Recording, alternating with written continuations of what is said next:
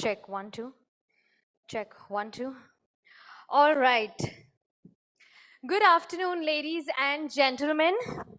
Namaskar, my name is Priya S. Shrimankar, and on behalf of AdGully Network, with immense pleasure, I welcome you all to the second edition of DATAMATIXX Summit and Awards. Can we begin this summit with a huge round of applause? All right, I think this applause was good, but I think that you all can still do it better. So let me hit the rewind button and let me repeat that one more time. I welcome you all to the second edition of DATAMATIXX Summit and Awards. Can we please begin this summit with a huge round of applause? Come on, everyone. All right, so well, I must say that when I was taking a good look at the pre-function area, the mood seemed rather too buoyant. I don't know if it was the lunch of Sahara Star or it's the theme that we have that's centered around unlocking business growth with AI and data performance. But whatever the reason is, I'm elated that all of you are here present with us this afternoon, this galaxy of luminaries, visionaries, industry experts and business heads, and be a part of some very, very important and pertinent discussions we will have throughout the day. But before beginning with the sessions and getting to the program, like I said, I saw some amazing energy in the pre-function area, and it's time we bring that energy in this room as well. So let's begin this summit with some warm greetings being shared with your neighbors. So is everybody with me? No, I don't think so. Is everyone with me? Yes or no? All right, so like I said, it's time to bring some energy in this room. I will be giving you all just a minute. What you all have to do is you have to quickly greet each other with a handshake, hug, namaskar, whatever is comfortable. There are a lot of people in this room who know each other, some who don't know each other. So let's make an attempt and get you all on the same page and platform. I will be giving you all a minute. So let's begin. 3, 2, 1. Come on, everyone. Try and greet each other. Can we have some music, please? Try reaching out to as many people as you can in this room. Come on. This room is full of people. This room is full of possibilities. So let's make the most of it. On my left, I don't see people moving. Come on, everyone. Let's bring some energy to the house. All right, let me see how many of you all are actually moving. Come on, everybody. Try reaching out to as many people as you all can. All right, I'm giving you last 30 seconds.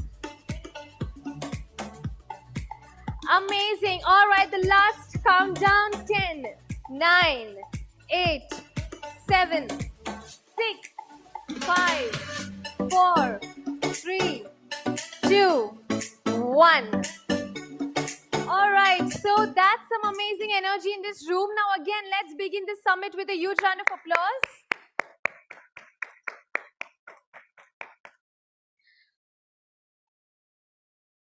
Check.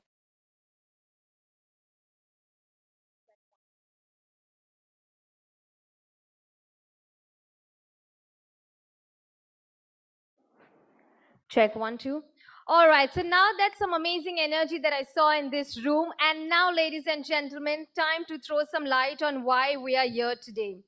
Ladies and gentlemen, the world is becoming more and more data-driven with endless amounts of data available to work with. So, what is the role of data analysis? Is it important? Absolutely, yes, it is. Data analysis is done by people across industries, used by small businesses, retail companies, in medicine, and even in the world of sports. And we can safely say that it is a universal language and more important than ever before. While on the other hand, AI has been leading the headlines consistently and definitely for good reasons. It has already transformed industries across the globe, and companies are racing to understand how to integrate these emerging technologies in their businesses and organizations.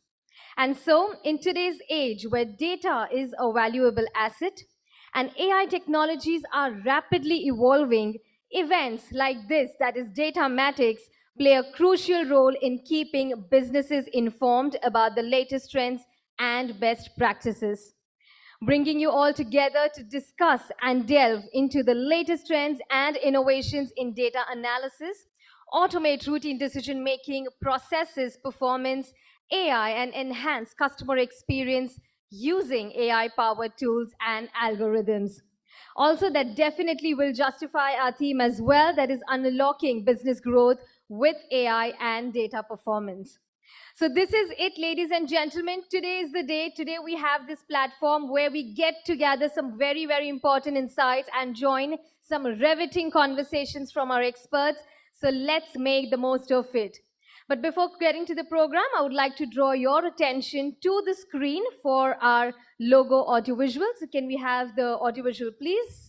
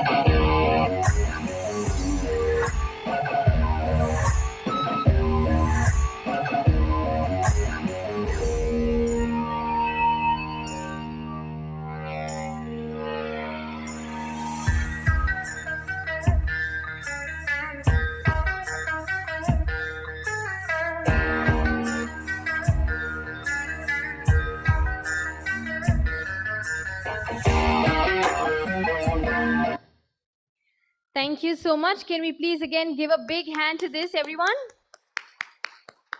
And now, before getting to the program, I would also like to take this opportunity to thank our partners and sponsors for their overwhelming support for this edition.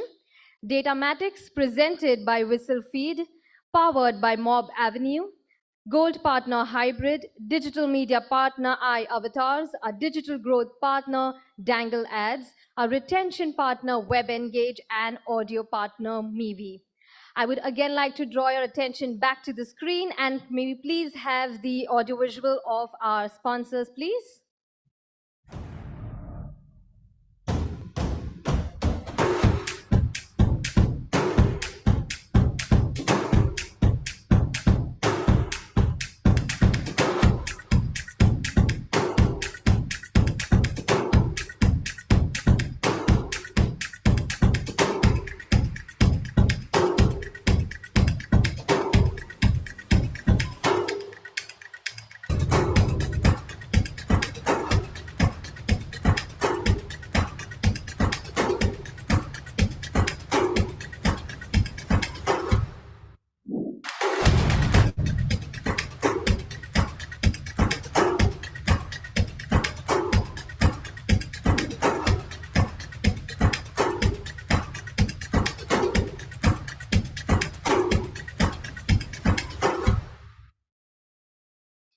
Thank you so much. Ladies and gentlemen, all our partners and sponsors definitely deserves a big round of applause. Come on, everyone.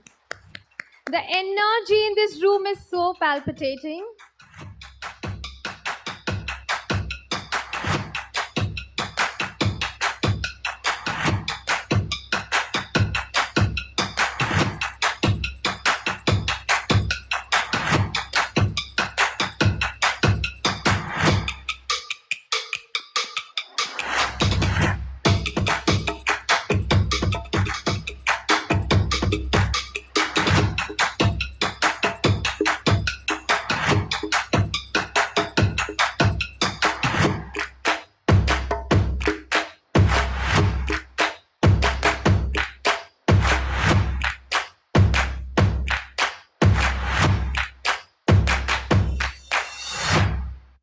Hybrid is a global full-stack programmatic advertising ecosystem.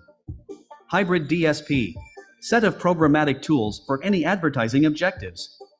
Vox, AI vision platform, spearheading innovative and visual advertising formats. Hive, in-house programmatic solution for mobile app developers. AI-powered, human-guided, get a personalized quotation.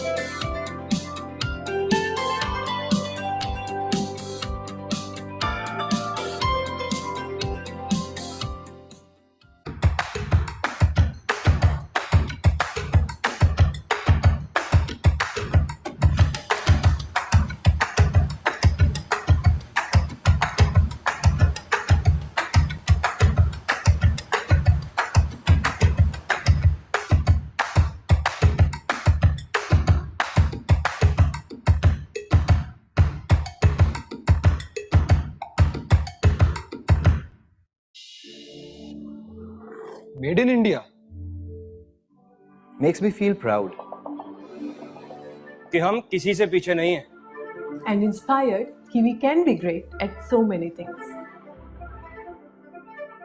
but can we really manufacture in India? We all want to buy made in India products, but it's tough to find good quality. Most things are either imported or assembled here. Yes, because researching, designing, manufacturing and marketing in one place, it's crazy. Crazy? This is what people called us when we told them we wanted to set up an end-to-end electronic manufacturing company right here in India. and we thought highest quality products at value pricing. Let's do it.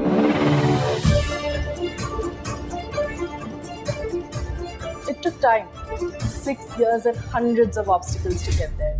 But we became what we set out for. The first audio manufacturing company that makes in India. I feel so proud that we no longer have to be the back offices of the world. We can also lead. Our people are learning new skills and getting jobs. It's only going to get better from here. इसीलिए जब हमारे लोग आत्मनिर्भर तो हमारा देश आत्मनिर्भर. Today, Mimi stands for giving India world-class technology by forefronting innovation, advancing tech, and reimagining design and quality like never before. So that we finally and proudly change the question from, can we make in India? To, why can't we make in India?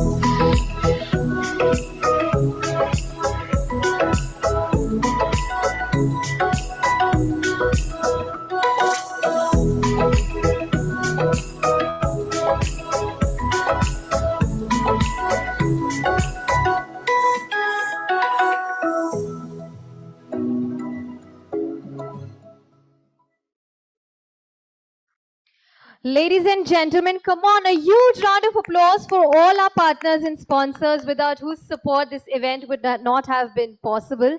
Come on, everyone. The energy in this room is so palpitating. I can't believe this. Come on, once again, a huge round of applause. Wonderful. On that note, I would also like to inform you all that we have a very, very interesting hashtag for this summit, that is hashtag DATAMATIXX and hashtag unlocking business growth for this event. So we can take the conversations from this stage outside the walls of this ballroom to the larger audience. So I would request you all to please share all your key takeaways, all your experiences that you get to share on your social media handles. Please tag us at @Gully. Share all your updates on Twitter, Instagram, LinkedIn, and Facebook. And do not forget to tag us at @Gully. And please keep the social media buzz going. And now let's get the ball rolling. And it's time to begin with this program. Ladies and gentlemen, please join me in welcoming to set the tone for this program, the founder and chief executive officer at Gully, Bijoya Ghosh. Come on, a huge round of applause for her.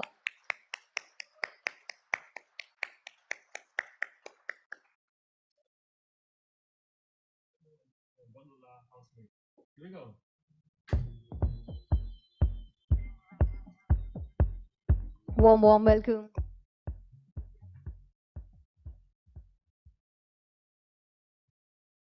Thank you, Priya. Good afternoon, everyone. Uh, Good to see a full house despite the rains.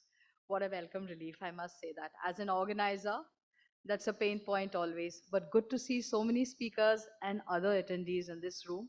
So good afternoon, everyone. Welcome to DATAMATIXX 2023. I stand before you today with great pride and excitement to discuss the dynamic intersection of data, digital, and artificial intelligence. Three pillars that are reshaping our lives, empowering businesses, and transforming lives. In this fast paced and interconnected world, we find ourselves in the midst of a data revolution. The sheer volume of data generated each day is staggering and overwhelming, and it presents both an opportunity and a challenge for the businesses across all sectors. As we gather here today for the second edition of DATAMATIXX, we recognize the significance of data as the foundation of any successful digital transformation journey. As we navigate this data-driven digital world, we encounter an even greater frontier, artificial intelligence.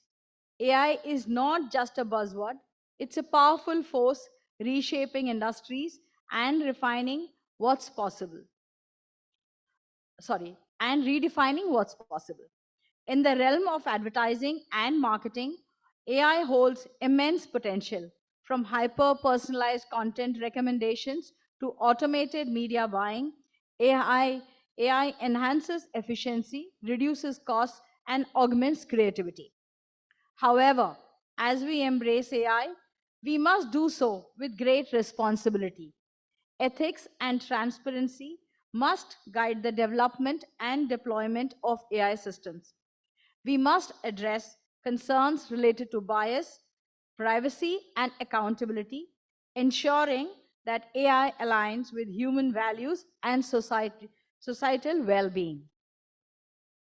All of us believe that these technologies have the power to elevate the media, marketing, and advertising industries to newer heights. As we progress into the future, let us forge ahead together, collaborating and sharing knowledge. Let us be the pioneers leveraging data, digital, and AI to make a positive impact. Let us remember that innovation is not just about technology, it is about empathy, creativity, and understanding our audience's needs. Let us embrace the possibilities of data, digital, and AI revolution with open hearts and minds. Together, we can shape a brighter future for our industry and the world beyond. Thank you, everyone. Thank you for being here today. Before I get down from the stage, I want to thank the sponsors who've helped us in putting this event together, who have supported us in bringing this together. And I want to thank my team here for putting up such a good show. Thank you, everyone. I would, uh, I would also like to invite Mr. Nipun Kaushal, Chief Marketing Officer and Head CSR Yes Bank, for the opening address. Over to you, Nipun, sir.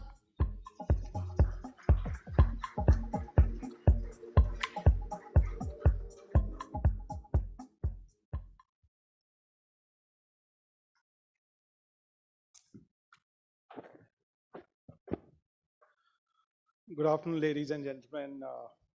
I know, after seeing such beautiful videos and such fantastic sound, it kept us awake after such a good lunch.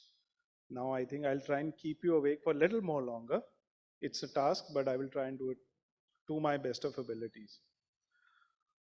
So this entire session is going to be on data, how you leverage data, and we have some fantastic agencies who are doing some great work on data. I would like to bring in the perspective from a marketer's point of view. One is how good he is leveraging technology, how well equipped we are to leverage this technology. Am I being put right from where I've been happy driving car in Mumbai to straightway onto the German highways or something? Am I really equipped to manage these kind of data? So my views will be only from the marketer's point of view. And I'm sure this room is full of a lot of geniuses, people who understand this field much better than I do. And maybe that can leave some thoughts for you guys, how to explain us when we are looking at doing a digital marketing campaign, or how do we like to leverage data. Having said that, I don't know how many of you actually know Yes Bank has a market share of nearly 40% of all the UPI transactions that happen in India, which runs into few billion transactions every month. So that's the kind of data that we collate, whether it is NEFT or IMPS. We are the market leaders in that. To get in, so entire Bharat Pay, Phone Pay, the backend is by Yes Bank. So we are flooded with a lot of data. But what question comes to my mind is, because I remember people say data is gold, data is diamond, data is the new fuel. But the fact of the matter is, what is the quality of data? As a bank, I have a certain quality of data what I get. How much of it from regulatory standpoint can I use? Because you have a lot of restrictions on that. And second is, what quality of data? And in my previous organizations, I remember we used to always get certain set of data where if the date of birth wasn't mandatory, there were quite a large chunk of people who were more than 100 years old.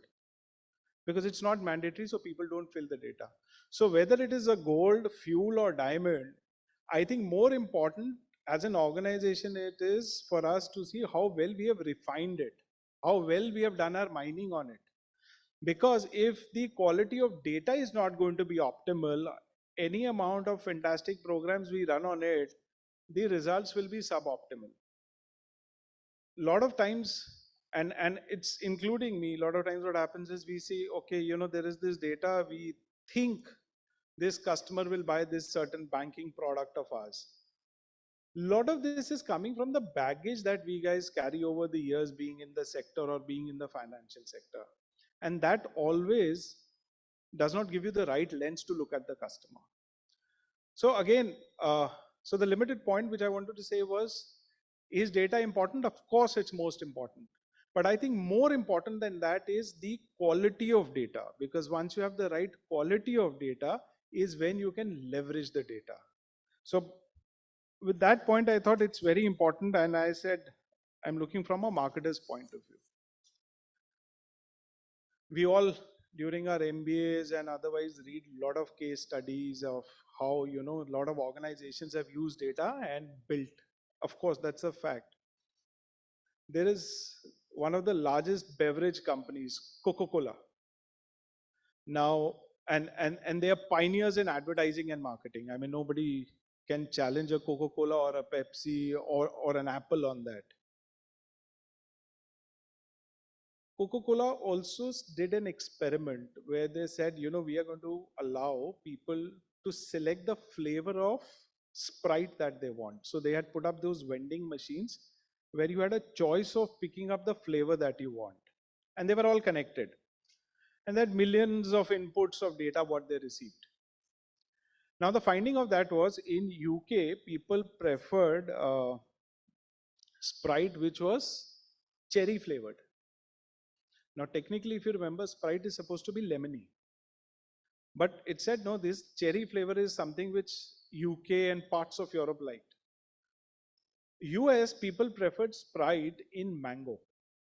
Now, you have a rich amount of data where the consumer has fed in, and the decision for a product team could have been the easiest thing is, okay, launch cherry Sprite in Europe and mango Sprite in US. And they did that. But it was not there on the shelves beyond 2 months. Today also, if you go, you would not find a cherry flavored Sprite anywhere or a mango flavored Sprite. So again, data is important, but how you leverage it and whether you want to leverage it also or not. There are certain insights that you get, but then I think that's the job where you would have to take a call. It's a data input available to you to take a larger call. But at the same time, Spotify cracked it, and you have that Spotify Wrapped. More than 400 million people using it.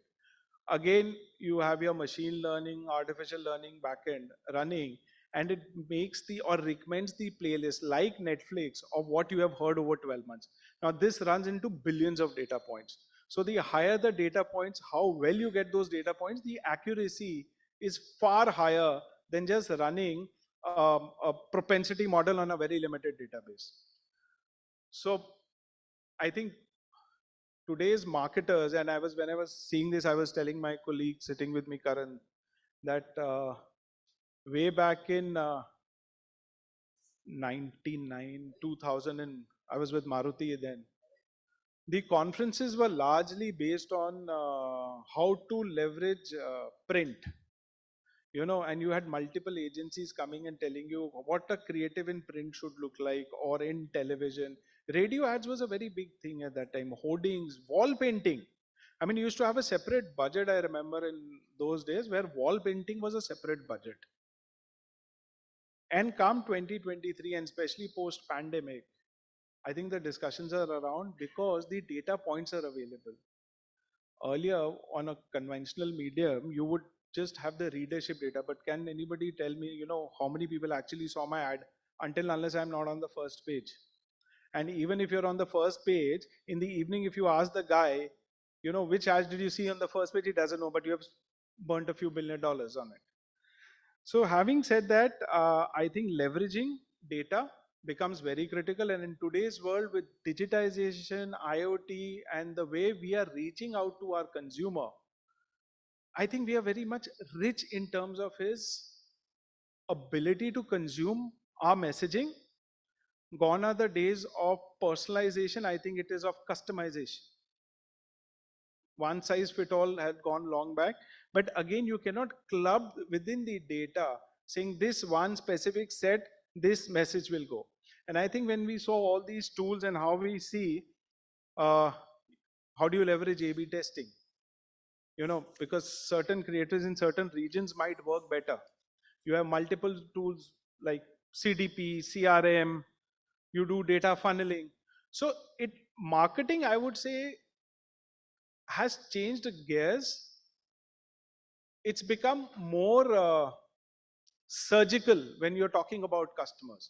And it's not only about a certain set of products or financial services. If you see, it goes across to every other product, whether it is a tangible product like automobiles or a consumer durable product, to services.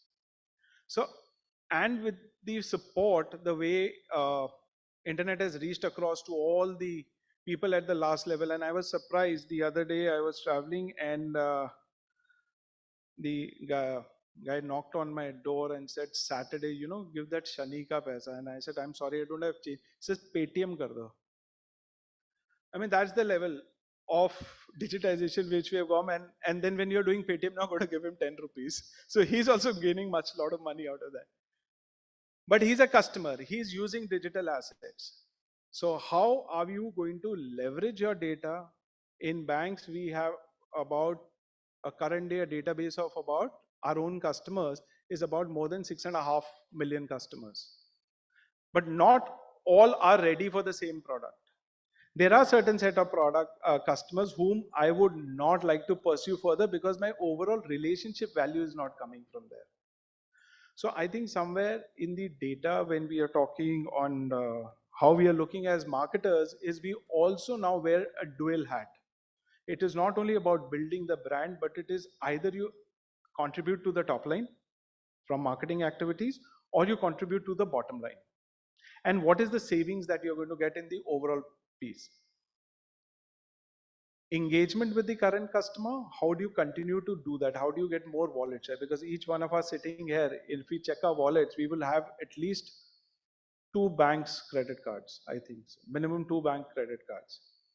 We all might have at least 2 to 3 accounts. The number of banks is not growing, but the number of consumers who are banking is growing. But at the same time, you have a very larger pie which is eating into the same pocket because I want the higher wallet share.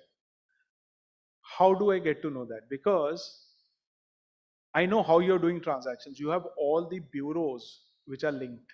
So I know exactly what's your financial credibility. Now, what product to offer? What is that you like? Taking an example of credit cards.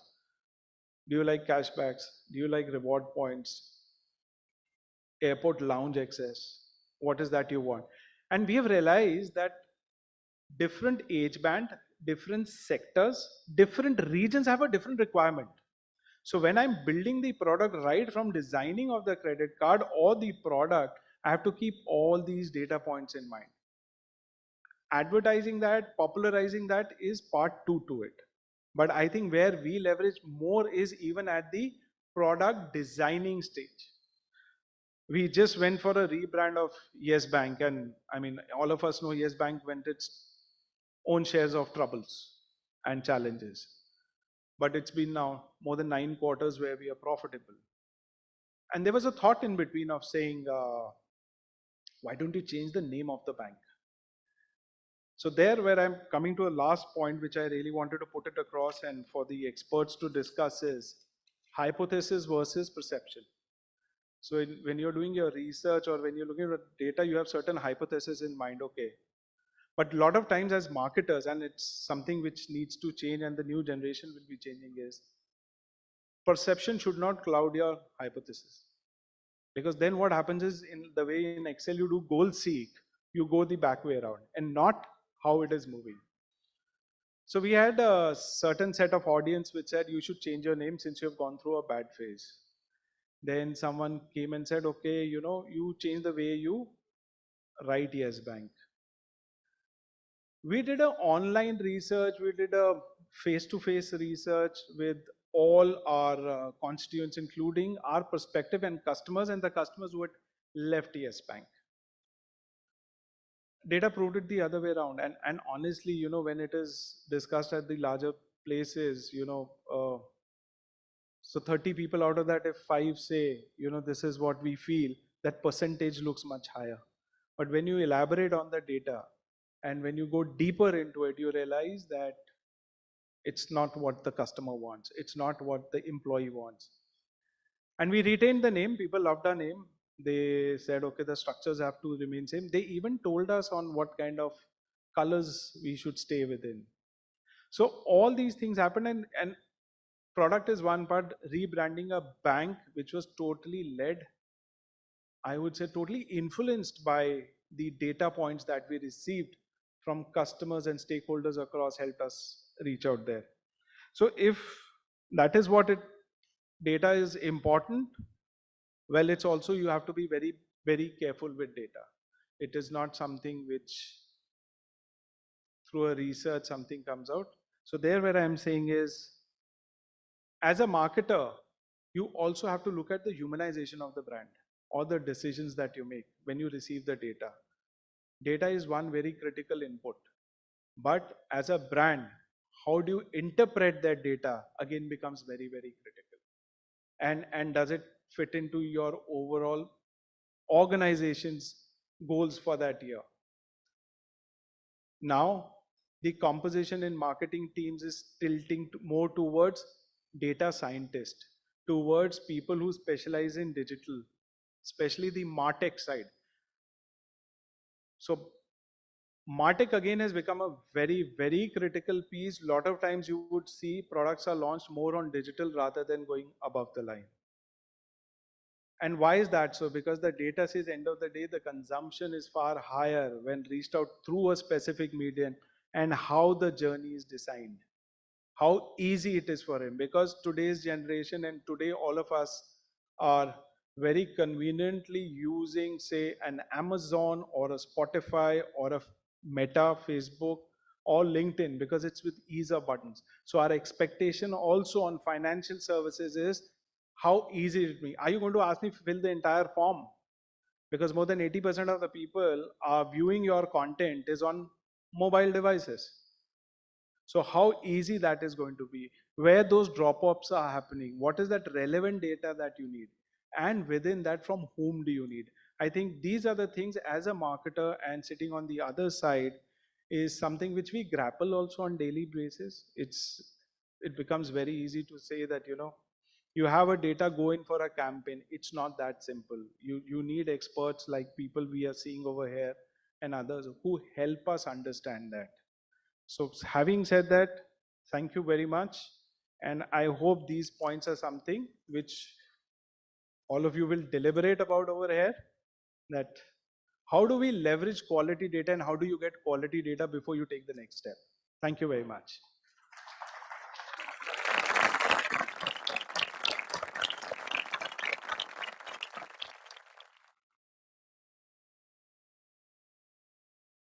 Mr. Nipun, for sharing your address with us. I would like to invite on stage a representative from Team AdGully to please felicitate our speaker. Come on, a huge round of applause. Thank you so much for sharing those right examples with us and for setting a brilliant start to this summit. Also, I would like to thank Bijoya for your address as well. Well, ladies and gentlemen, it's now time to head to our first very, very panel discussion of this day. But before that, we begin with our panel. Just a quick reminder for you all to please share all your key takeaways on your social media handles with the hashtag DATAMATIXX and hashtag Unlocking Business Growth. You can share all your key updates on your social media handles. Please tag us at AdGully on Twitter, LinkedIn, Facebook, and Instagram. Keep tweeting, keep gramming, and yes, please keep the buzz going. All right, ladies and gentlemen, like I said, it's time for the first panel discussion of the day. But before I get to invite our speakers on stage, let me set some context for what is in store for this panel. Well, the key to better decision making is data. Effective leaders rely on data to make informed decisions and drive meaningful outcomes for their organizations. However, the process of unlocking data-driven insights is no small feat. Well, we all know that, and hence, it is said that adding data science to your business practices can make a marked difference in productivity, decision-making, and product development.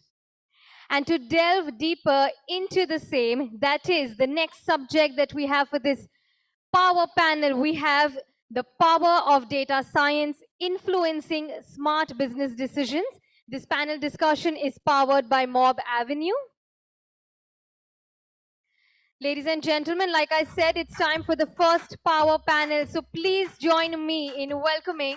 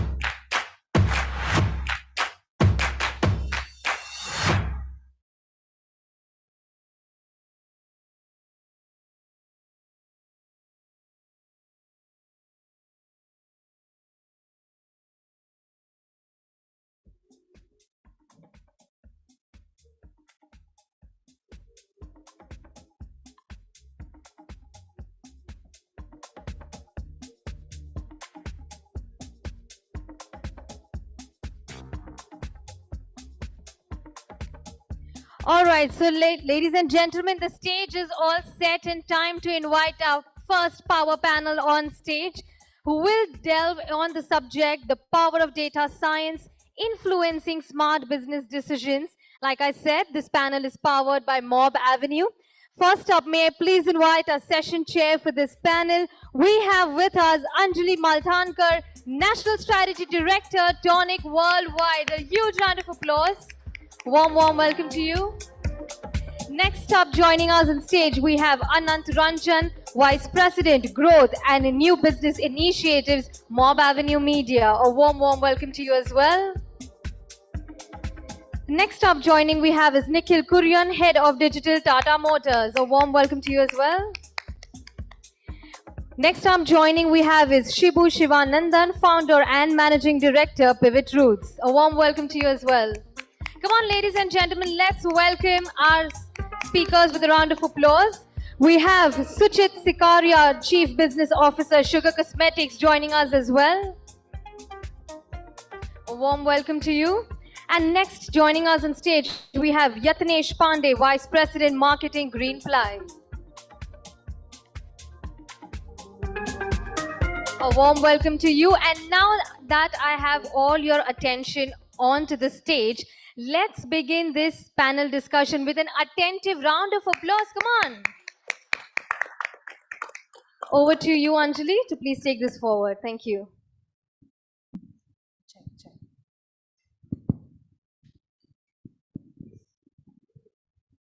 Thank you. Hello, everyone. Can you all hear me? Yes, I can. Yes, great. So we'll start with the power of data science and how it's influencing the business decision-making process, right? It is today the key essential thing. It is the new essential for decision-making for any business and brand building overall. In next 45 minutes, we will talk about the importance of data science and decision-making. We will talk about the future of it, the limitations, and some really interesting case studies. We'll start with actually the question, the importance of data science today in business decision-making.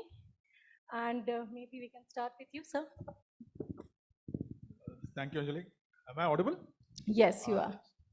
So I'm Anant Ranjan from Mob Avenue. So we are basically a platform for acquisition, retention, growth.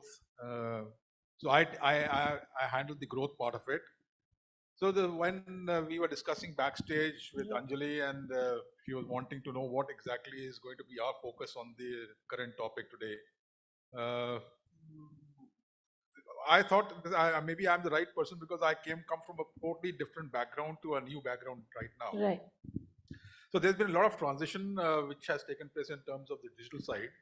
And there have been a lot of legacy brands which were very reluctant to get onto this segment, right? It took a long time years. I remember in 2011, we had started off the first, not the first one, I would say the second or third e-commerce company. And it was very difficult for people to be educated in terms of digital side. Now, of course, the brands which are now coming into the picture in terms of having a certain percentage of their business dedicated towards digital side is what is creating ripples now. And I would say this digital side has enabled a lot of brands to take the right decisions in terms of their merchandising, in terms of their finding out the target customers, in trying to find out what are the colors that are required by the customers. So it's on a holistic level, I would say digital side has really opened the eyes of the brands. I would say it's going to be for a long time to come. Right. Would you like to see? Am I audible? Yes. Yeah. So my name is Nikhil and I represent Tata Motors. So I think, see, an industry which is as, when you buy a car, it goes through, months of research. You're not going to change a car every few years. It's, every 4 or 5 years. So in such an industry, where does data come in for decision making? I think it's in two aspects. Okay. And one is, conventional research goes into designing cars. What do customers want in cars? But I think today data is really unlocking through social, through very passive listening, insights into how you can design products, even something as So right from designing to exactly. So I selling. think that's the power of data. And the second aspect to decision making, and I think what we were discussing just before we came on, is actually if we can design and set up models which will ensure that your decision making is already validated beforehand, then you don't need to spend time day to day looking at things which can So very it well. makes it more efficient. Exactly. Interesting. So I will probably join some of the insights that both these guys spoke and what Nipun also spoke. The basic crux is understanding the data and what is the insight that you are going to build on it. And honestly, if you ask me, data science or data analytics is something which goes from the research space, as as small as what Nipun was mentioning about how the brand name didn't get impacted, to the bottom of the funnel, which is the conversion optimization as well. Data is very important and critical at each stage. It is more important for brands or agencies and advertisers to understand what is the kind of insight that we should be deriving and what should be the business outcome of that decision, whether it could be either to change the product, change the marketing strategy, change the cohort, change the landing page, change the analytics or the attribution. For me, when I look at it, I feel that this is at the core of the business, and now everybody has started to understand that decision making has to be more data led than probably a gut feel. Even that hypothesis that we brands or marketers actually build is lot data driven. When we go for a pitch now these days, even for a UX pitch, we actually showcase data, and everybody wants to know that what was the insight, what was the data which led to this insight, and which is leading to the strategies that you guys are talking about, right? Right. So I feel it is at the center and has to be at the core, and every marketing decisions has to be data led. So it's a full funnel. You're It going to is. be needing It it, is. It in, is. in Like entire funnel. even small examples of how a button or the color of a button on an app or a web, uh, the design and the color of it is also data led. Understanding from some of the work patterns. So that's how minutely I feel that data is or has to be engraved in all decision makings. Interesting. Anything that you would like? I think from our perspective, when I say our perspective, I mean a brand that caters to women as consumers in a very complicated beauty space where we operate with about 400, 500 SKUs just catering to makeup. Yeah. Uh, Data science, data does two things for us very importantly. One, it removes subjectivity at an individual level, and it aggregates subjectivity at a mass level. Uh, Individual level being us, the people who are driving the business, it's very difficult to keep our biases away, and I think data helps us do that, so that we don't impose our view onto our customers. So that's taking away subjectivity at an individual level. Uh, on the other side, it is very difficult to understand consumers because every consumer of ours is behaving very differently. Whatever intuitively we think will work doesn't work. What we think might not work works. Every day the preferences are changing. And in that scenario, it is very difficult to keep moving forward in the best possible way. And at times, aggregating some of those trends, some of those individual subjectivities at the consumer level is really helpful. And I think that's where data also helps in trying to bring trends, insights from a large number of transactions, large number of behaviors that we record for our consumers.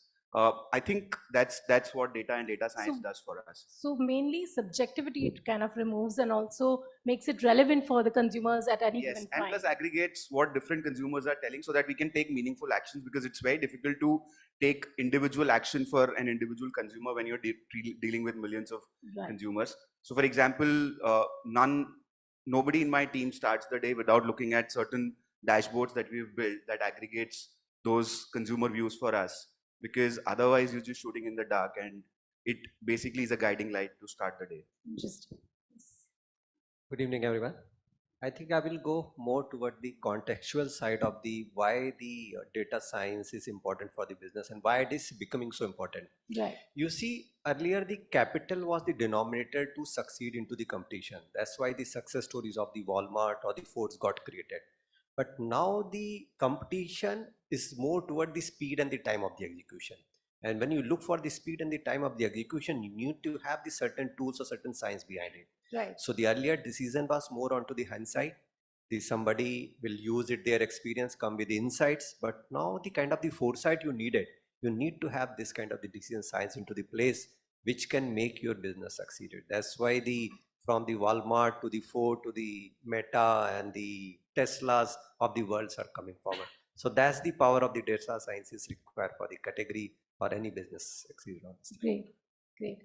So it's always very interesting to see any phenomenon from the perspective of what happened earlier, right? If we were to kind of understand data science and how it's applicable today in business decision making, can we talk about what is the life of decision maker today with respect to data science, and how has it changed after the advent of data science? So what would it have been before and now?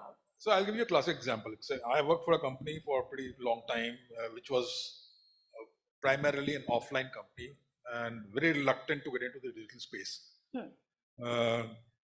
The primary job of decision making there was because, like Suchit mentioned, 500 SKUs. This company had 18,000 SKUs to maintain. Wow. And maintaining that 18,000 SKUs, you had a person who used to handle the merchandising. They were called merchandisers, right? Of various categories and then subcategories. And then they had stores, physical stores, spread across Pan India. Now, the biggest challenge was each store is different, each city is different, the consumerism is different, the behavior is different, the footfalls are different, the traffic is different, right?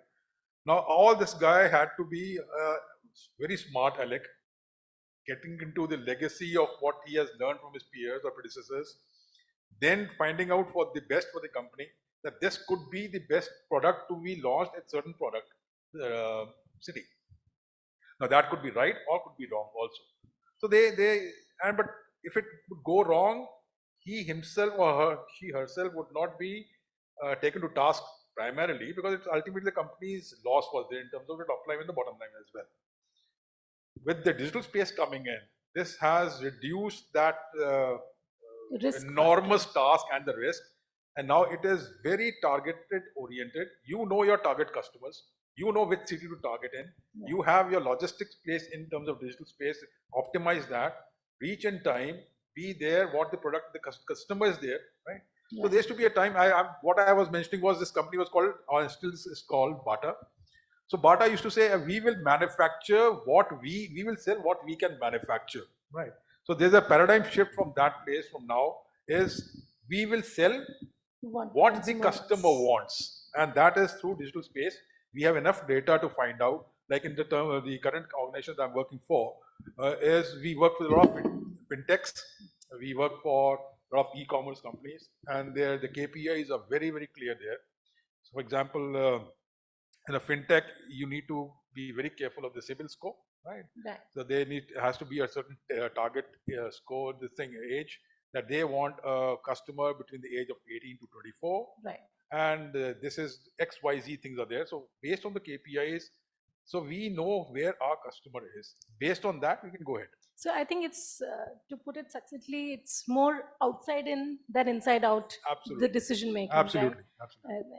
Interesting. Any case studies that we can talk about when it comes to using data science for decision making? Anybody who wants to go? Of the examples probably of how we have done and what kind of success stories that we have seen. We have created a movie box office prediction engine, which basically looks at internal data, external data, data from probably aggregators coming in. We take some of the older data and we are able to predict even before the movie actually releases in terms of what could be the predictive box office collection for the first 2 days, which is the most important thing, and then the next 2 weeks, and then there is a decay.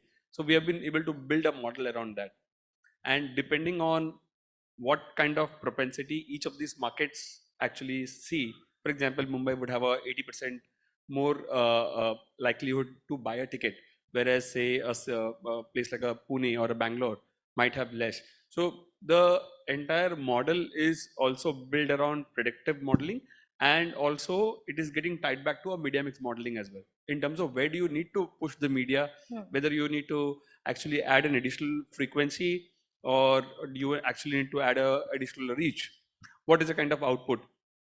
Similarly, we work for another CPG brand where when we were trying to optimize the website, the marketing campaigns, we realized that the ERP system can be actually bettered, right? So again, data analytics played a very vital role in terms of a very small aspect which is called as a route optimization. Right. About 10 trucks, what is the game plan? So that entire model is built around game plan in terms of how attribution works. It's also a game plan, right? What should be the best route if you have about 10 trucks circling around Mumbai and the regions around it? What should be the route that each of these trucks should take? And we were able to optimize roughly about 50 to 100 hours like for each of these projects, right?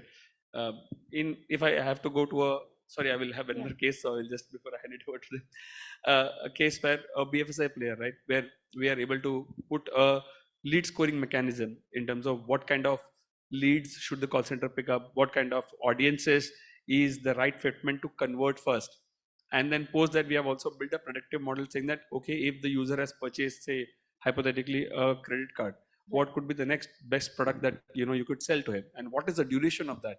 So I think these are some of the use cases that at least we have seen and we have experimented, and we've got success in that. Collections to literally finding the correct route for the truck, to actually talking about the we keep talking about media a lot, saying that media is a thing. But Right. Google and Facebook already are running a hell lot of data science and all the platforms. Yes. I think one of the things which I want to put it here is data science is not just the use case study or success case study. Some places it's become the necessity also. Right. I'm seeing is into media planning. He mentioned about this, about the media prediction, about the box office. Last 2 decades of the media planning, I'm seeing it. Even some time back, I was sitting with my team. It's becoming so cumbersome. Without putting a science behind it, you cannot do. Even now there are the 500 plus news channels are there. Earlier, which was the most simple genre to do the media planning. So whether it's the media planning, whether it's the displaying the communication to the consumers. Right. Now earlier you do the once campaign in a 2 year, but now there is a 1 to 2 content in a month, and then out of that we do all kind of the digital planning and do the different the customized creative. So the data science is becoming using these models are becoming the more and more necessity Essential. rather than just showing it to just these are the success criteria. So I don't think it's a one-off. Now it's becoming the everyday the part of our planning of the media, developing the communication, showing the product to the audience. So those way we are moving forward. Yeah. Plus, I think it's all trackable and ROI driven, right? The offline part of it was not trackable. Of course, ROI driven it was, but challengeable. On the digital side, everything is trackable and everything is ROI driven. No, but Anant, here I will say it is not that easy also. I will again give you in the context of the media. Now the syncing the data, what is the points of the rating of the TV, and what is the measurement matrix of the OH, and what is the measurement matrix of the digital. I am the one consumer who is moving in the city, who is watching the TV, going to the OTT and all. So it is not that easy also. Now it's evolving stage, but it is as the more and more points are adding, it is becoming, I think, somewhere is a cumbersome also for a marketer to see and how to sync in all this data. Maybe there must be some models are getting developed. But look at the beauty of it that in the digital side, you can run campaigns, digital campaigns. You can use any UTM parameters, but you know where your customer is coming from. So that segmentation is, and very focused segmentation is where you can attack as a customer. Yes. I was leading to more in terms of, yes, I think data science is the new key trend, essential. Everybody wants it, but I think I'll just give you the example of social media, right? And I told you that we have so much of free research that anybody can use if you're able to digest that data and sort of like make it into some way that you can consume it. But I think that's where the challenge is, because social data does not marry with a company's, say, CRM data, for example. And as so long as companies or agencies or whoever it is has data in silos, you will not be able to make head or tail. And that is where, for example, I mean, customers are one, But maybe even in terms of agency structure, we'll have offline agencies, digital agencies. Planning is never integrated, but a customer would be driving, seeing a billboard, you will be back home, going through social media at the same time, watching TV in the background. I think we need to come up with ways in which we look at customer experience at the core and see how, with the relevant data and not having all the data points but nothing talking to each other, that's the kind So of it shouldn't ecosystem. be fragmented. It Exactly. has to be holistic. Yeah. Yes. Well, there's a lot of discussion which happens around CDP as a concept, right? And people think that it's just one of the hype, but it is one of the most critical things. What Didish and what Nikhil is also talking about, it is critical. If you have a CDP in place, then all we are trying to talk about is understanding the user journey, getting them back to a central single currency, and then from there the model actually will work fantastically. Right. Silos will never work. Yes. Yes. So, see, I think one thing that I definitely want to share with the audience, and we are the audience as well, is while in discussions like these, models, predictive algorithms, etc., get talked about a lot, I think the beauty lies in doing simpler things, and that's as he was saying, is more day to day than just doing those one-off things. One example that comes to mind is, I mean, anybody who's seen a DTC business even slightly closely will agree that there are three things that if you balance those three things, you'll have a successful business, and those are CAC, AOV, and LTV. Okay, if you balance those three, I mean, you've hit the holy grail. And I think we've used data, I'll not call it data science per se, but data extensively to understand what AOV works for a new consumer, what is the right CAC for the right AOV to CAC ratio, what kind of offer combinations at what AOV, or what product combinations give us what kind of repeat purchases and hence LTVs. So that is a history that we've built over the last 2 years, saying that what are these various combinations, what are these different triggers, and what is the trend if, let's say, you got somebody at a 700 first order AOV at a CAC of, let's say, 300 versus you got somebody at 600 at an AOV of 1200. Is there a variation in lifetime value, repeat purchase, etc.? And if yes, what's the product composition of that better performing cohort versus somebody who doesn't exhibit a good return or a repeat? So I think those things really help us in defining what to go for when there's a certain, so there are times when the business objective is to get as many new consumers in, whereas at times the objective is to do it more profitably, etc., and hence rely on repeats better or better quality consumers. And that history organized in a very usable, readily available manner helps us tremendously in day-to-day decision making, and I think that's one of the examples. It's very day to day, is what I'm understanding. Yeah. Can I ask one question? Yeah.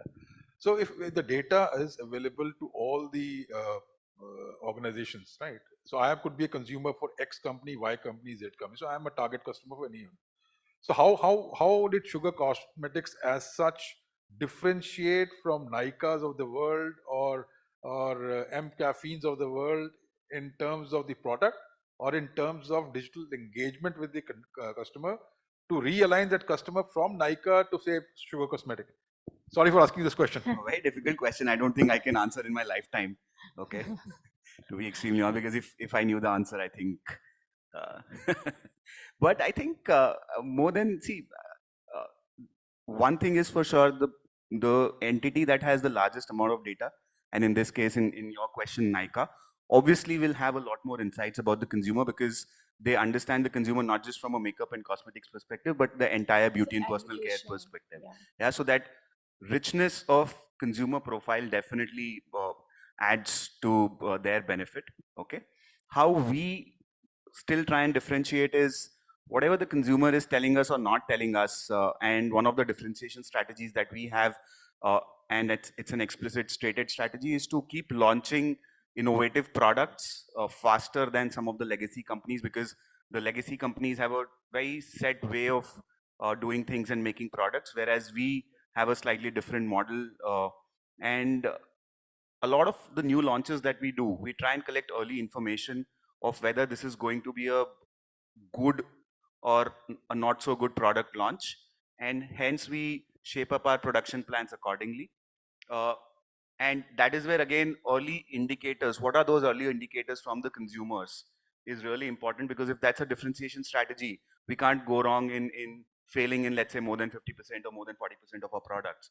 And hence building those signals on various channels, various platforms, and getting that information early helps. That's one example how we try and do it, but yeah. I'll talk to you offline. Okay, great.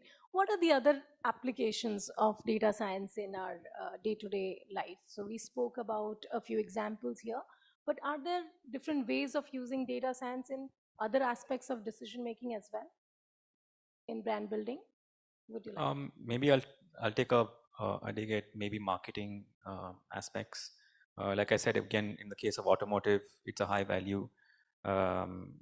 You know, on a monthly basis, we have millions of people who come and visit the website. At the same time, they'll be going to XYZ brands. Right. So you can imagine the kind of universe. So I think where data science can come in from marketing standpoint, especially for high value items, is how we can understand the customer better and assign values to this customer. Because unless we do that, you can imagine the kind of overexposure and the burn across the funnel. So I think that could be one use case where we're able to assign values. And how do we assign values is where I think data science comes in. Because looking at historical data, who is my existing buyer? What do they look like? Even within that, again, a car is something that you'll own for 4 or 5 years. Service is a big part where the car industry makes money, the dealers make money. Right. So this is again a model where can I predict when he or she needs to change the tire? When is the next service due?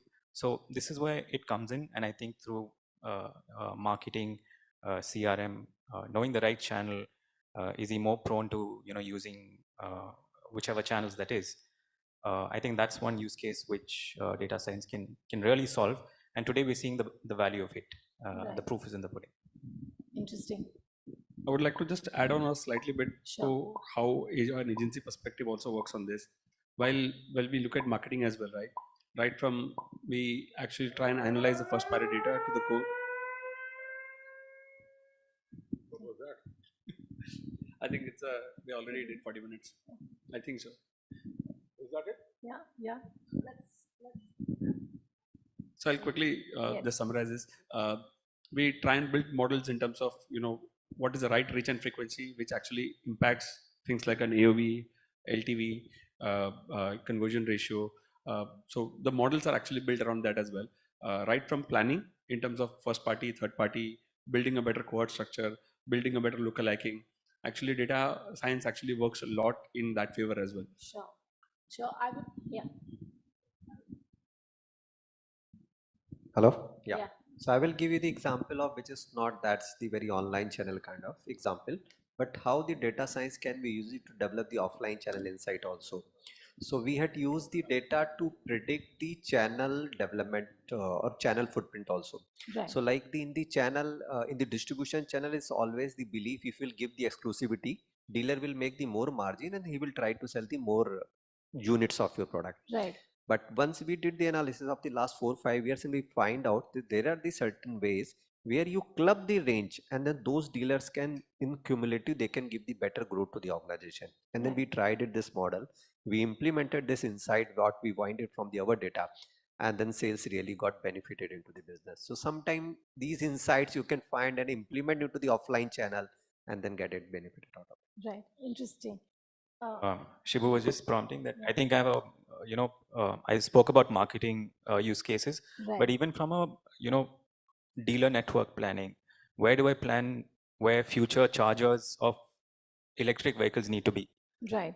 I think we were just discussing, and I think it's a powerful example of how data science can fuel such big decisions. And it's not intuition based, it's not on legacy Subject, yeah. database, it's actual users. And this is being possible because today cars are also connected. We have data, how much kilometers they're driving, where they're stopping. Yes. So Where to go for lots charging, of all of that. Right. So what's the future of data science in decision making? I think that's more or less the last question. Of course, I think the future has to be making decision making much more faster. So I think speed and decentralization. Uh, I mean, it cannot be just those nerdy, geeky data scientists sitting in isolation and churning out very complex models and presenting data in a very complex manner. It has to be something that everybody in the team, in the organization can use readily at the click of a button at their fingertips. I think that's the future, because otherwise we'll keep complicating it unnecessarily.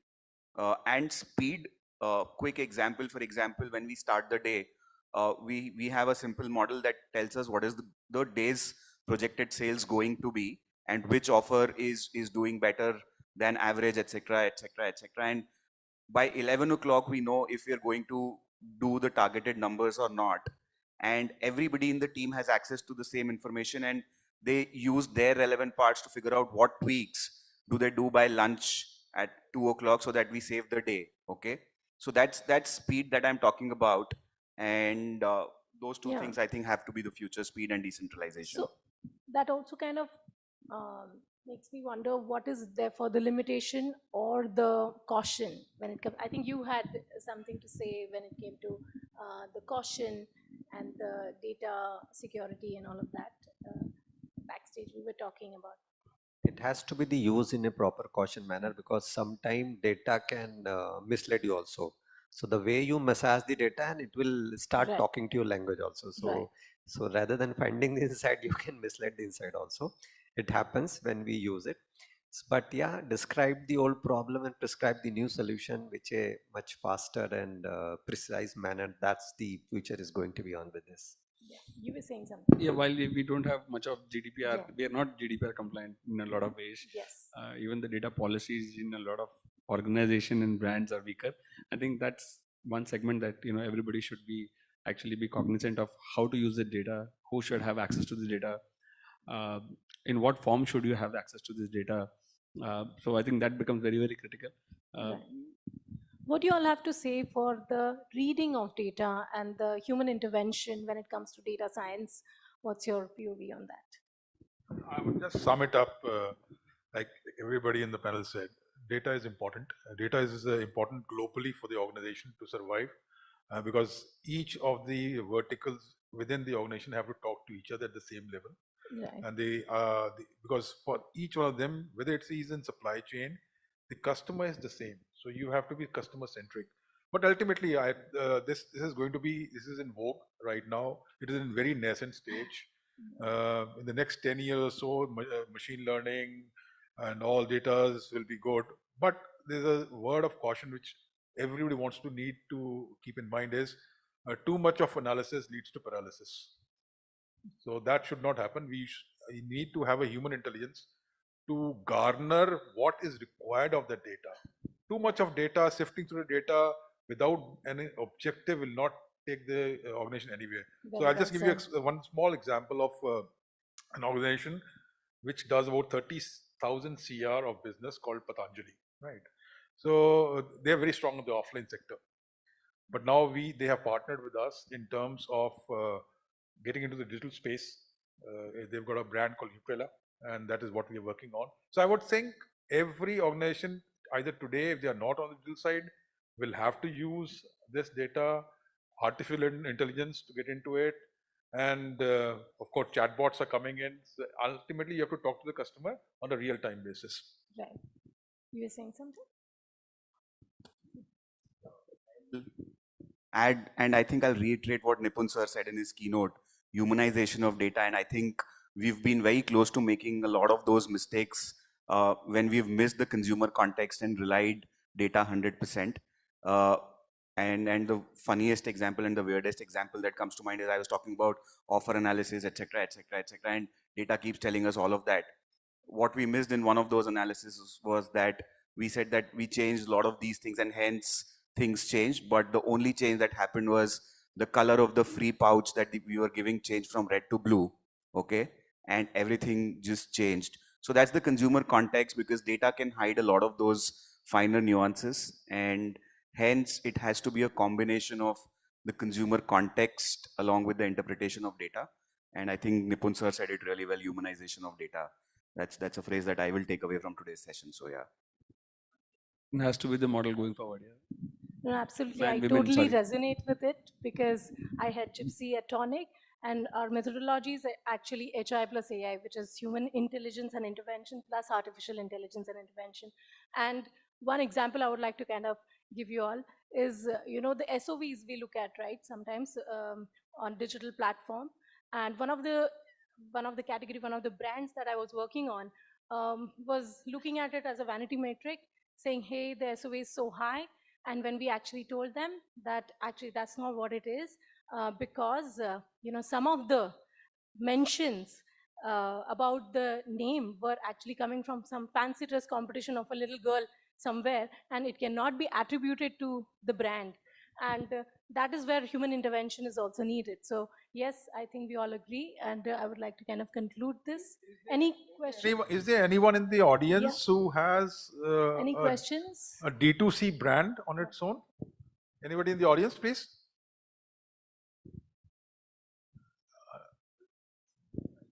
Okay. Yeah. So any questions? Anybody? We can just take one question and then. Great. All right, so if you all have any questions, since we're running a bit tight on times, you all can please connect with our speakers offline as well. So first up, a huge round of applause for this power panel. Thank you so much, Anjali, for leading that conversation, and to all our speakers for sharing your key points on why data science is important for businesses, and also sharing some very interesting case studies with us. Thank you so much. And on that note, I would like to invite on stage Priya Mishra, Marketing Manager at Gully, to felicitate all our speakers.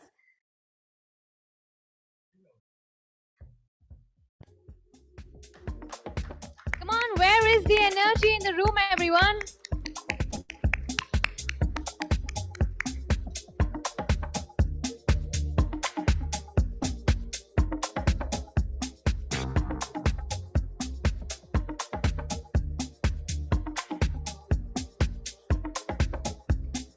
Thank you so much. That was a power panel, a first panel discussion of the day.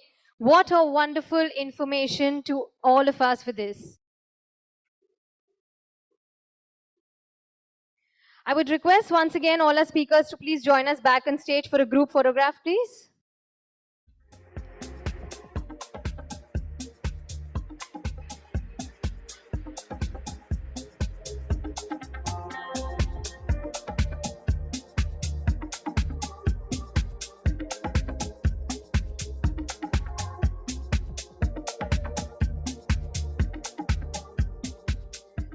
Thank you so much. All right, ladies and gentlemen, time to march forward to our next session for this day. Well, we all know that there are two very important factors for an organization. One is growth and the second is profitability. However, there is always a deliberation for businesses and organization of what is more important, whether it is growth or profitability. Well, I can say that this is same as the question, what came first, chicken or egg? We all agree no organization can survive without growth or profitability. But the moot question is, what is more important and what should an organization focus on first? But who better than an expert to share her thoughts with all of us on growth versus profitability? What is more important for an organization? Our speaker for this session would be joining us virtually. Ladies and gentlemen, please join me in welcoming the co-founder and Chief Marketing Officer, Midula Devabhaktuni. She'll be joining us virtually.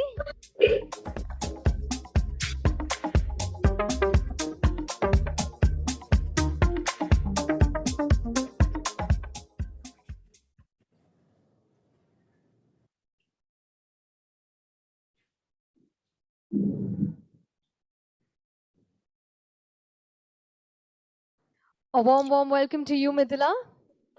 Thank you so much for the wonderful introduction, and I'm very happy to be here.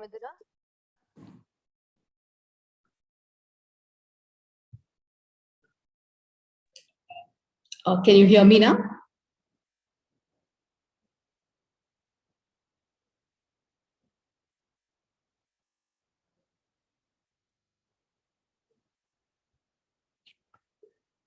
Can you hear me now? Hello?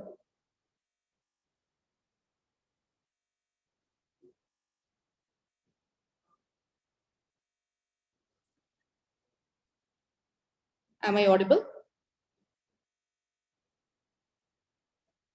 We can't hear you still. Let me rejoin back. Yeah, I think you are audible now, Midula. Okay, great.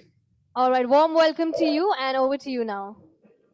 Thank you so much for, I'm very glad to be here. So the topic I've chosen is growth versus profitability, especially, with the funding winter around the corner. This is a question I've been constantly hearing. Should an organization focus on growth? Should an organization focus on profitability at the cost of growth? And there are several viewpoints around this. And I would like to talk a little bit about how we do it at MIBI, and also how I think it should be looked upon by different businesses and be evaluated. So MIBI was set up in 2016, and we have been a profitable company since day one. While we were also very particular about growth, we have grown at a CAGR of around 75% year on year since then. But how and why did we make this decision? MIBI is a consumer electronics brand. We are a pioneering audio brand, to be very precise. And we are in a segment where the customer, the lifetime value or a the return rate of a customer is quite low.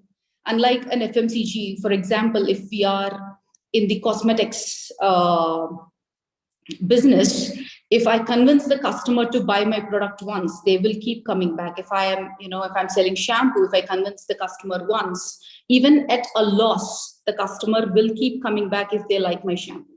But if I buy a speaker from MIBI today, if I buy an earphones from MIBI today, I will not probably require another product in the next 1 year. I will not probably require even a cross-selling product in the next at least a couple of months. So selling at a loss in a segment where the LTV is quite low and there is not a lot of retention never made sense for us. So we always made sure we were a profitable brand. But then there is also this huge question: how do we grow in this competitive market? Where the market is growing vastly and the customer's interest changes day on day. How do we grow? We focused on 4 different factors for that. The first one being product differentiation. We've identified what is it that we can offer the customer that is not existing in the market today, or what is it that we can offer the customer that is better than what is in the market today. I'll give you a couple of examples. MIBI is one of the first brands to introduce this category called mini soundbars, because in India we have a segment of population that does not want to spend 10,000 rupees even on a soundbar when they are purchasing a TV for the cost of 12,000 rupees. So we've identified this segment and started making a soundbar that is smaller in size, but also in wattage, but available at a price point of just 2,000 rupees. So for a customer that's buying a 12,000 rupees product, it was a great add-on. Another example would be, we are the first ones in the world to introduce a gaming TWS with a dual RGB lighting. So we always keep coming up with how can we make a product that is differentiated from the market, which would allow us to keep our profits while still growing at a very fast pace. Then there is quality differentiation. MIBI was started and continues to operate with a mission to make premium electronics for the needs of Indian consumer. So in order to differentiate that, we've gone ahead and started our own manufacturing in India. We're the first audio company to start manufacturing in India. And this helps us control the quality of the product that goes to the customer, and also helps our team to take all the learnings of our previous products and develop a product that is better than before. Another factor that we rely on is service differentiation. India as a market is not great on service. We've identified this early on and have come up with this policy, again, first in our category, to be a 1-year warranty replacement policy, no questions asked. And also we've then developed a service where the customer doesn't have to get in touch with us to get their product repaired or replaced if there is an issue. It's all done by our system, as simple as the click of a few buttons, and your product will be picked up and delivered back to your doorstep without having to go through that hassle of talking to somebody, convincing somebody, and through that pain of waiting for a lot of time. This whole process gets done in a span of just 7 days. So these are a couple of things. There is, again, internal optimization was very crucial for us. We've moved all of our manufacturing to India. This allowed us to save on a lot of additional costs, cut down intermediate vendors, and still give the customer a better product at a valuable pricing. Implementing a lot of these ways, we figured out how to be profitable but still grow, because India as a country, which is a major misconception, is that India is a very price sensitive country. We believe India is a very value sensitive country. If you are offering the customer much more than what they can get at a 20% cheaper product, but at a very valuable price, that is when it will help us really grow. So those are my 2 cents, and how maybe we are, being profitable while still growing at a very good CAGR.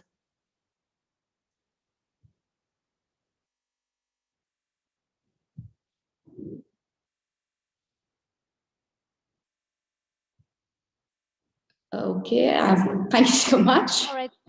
Thank you so much, Midula. Can we have a huge round of applause for sharing her insights on growth versus profitability? Anybody in the audience, do you all have any questions?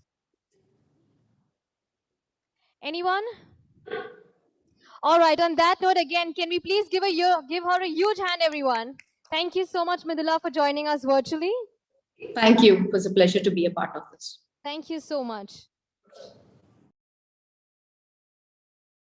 All right, so again, before we move to our next segment for the day, just a quick reminder to everyone. I don't see anybody having their cell phones in their hand. Can you show me your cell phones, everyone? Can you put your cell phones right up in your right hand, everyone? Do you have your cell phones? Yes? I would like you all to please share all your key takeaways on your social media handles, especially on your LinkedIn accounts, also on your Instagram account, Facebook, Twitter, and do not forget to tag us at @Gully. You can share all your key takeaways with the hashtag DATAMATIXX and hashtag unlocking business growth. All right, on that note, ladies and gentlemen, we now have a very, very interesting fireside chat coming up that focuses on the subject, the future of programmatic advertising, advanced audience targeting, and beyond.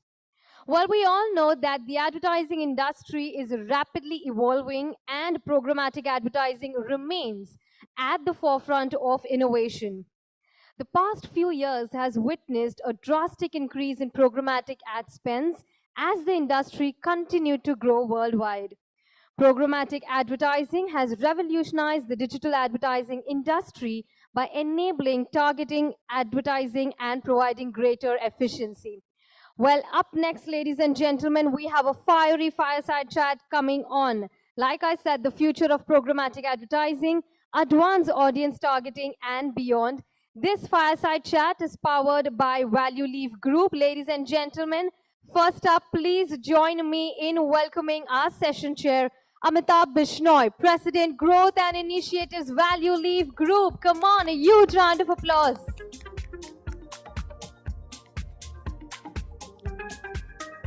Do we have Mr. Amitabh Bishnoi in room?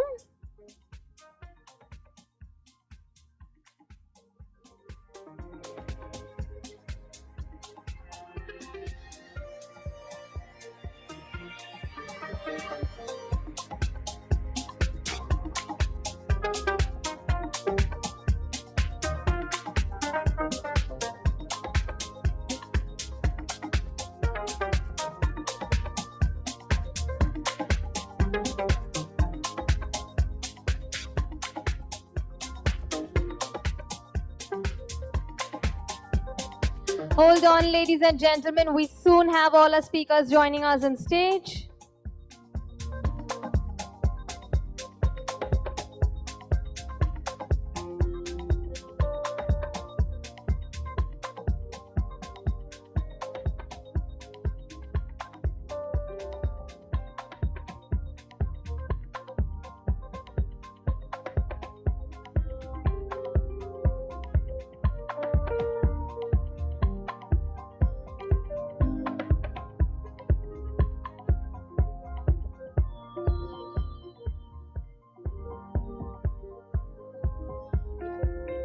All right, ladies and gentlemen, we have our esteemed panel join us in this room who will speak to us about the future of programmatic advertising, advanced audience targeting, and beyond. This session is powered by Value Leaf Group. Ladies and gentlemen, please join me in welcoming our session chair, Mr. Amitabh Bishnoi, President, Growth and Initiatives, Value Leaf Group. A warm welcome to you. Well, next up joining, we have Devi Prasanna Pradhan, AVP Digital Marketing, Loan Tap Financial Technologies. A warm welcome to you as well. Come on, ladies and gentlemen, where is the energy? Next up, we have joining is Siddesh Kerkar, Lead Marketing and Alliances, Aditya Birla Finance, Udyog Plus. A warm welcome to you as well. And next joining us on stage, we have Varsha Khandelwal, Vice President, Digital and Marketing, Quantum Mutual Fund. A warm welcome to you, Varsha.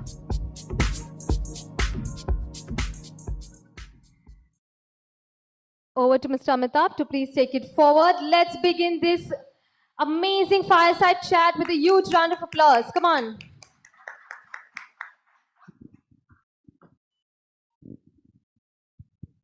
Hello, everyone. And thank you, DATAMATIXX, for inviting us all over here.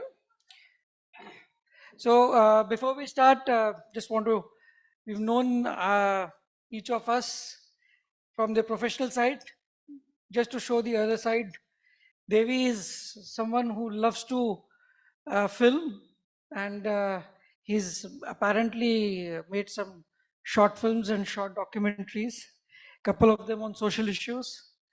And here we have an avid traveler, and Varsha is a proud mother, a lovely homemaker, and a fantastic marketeer.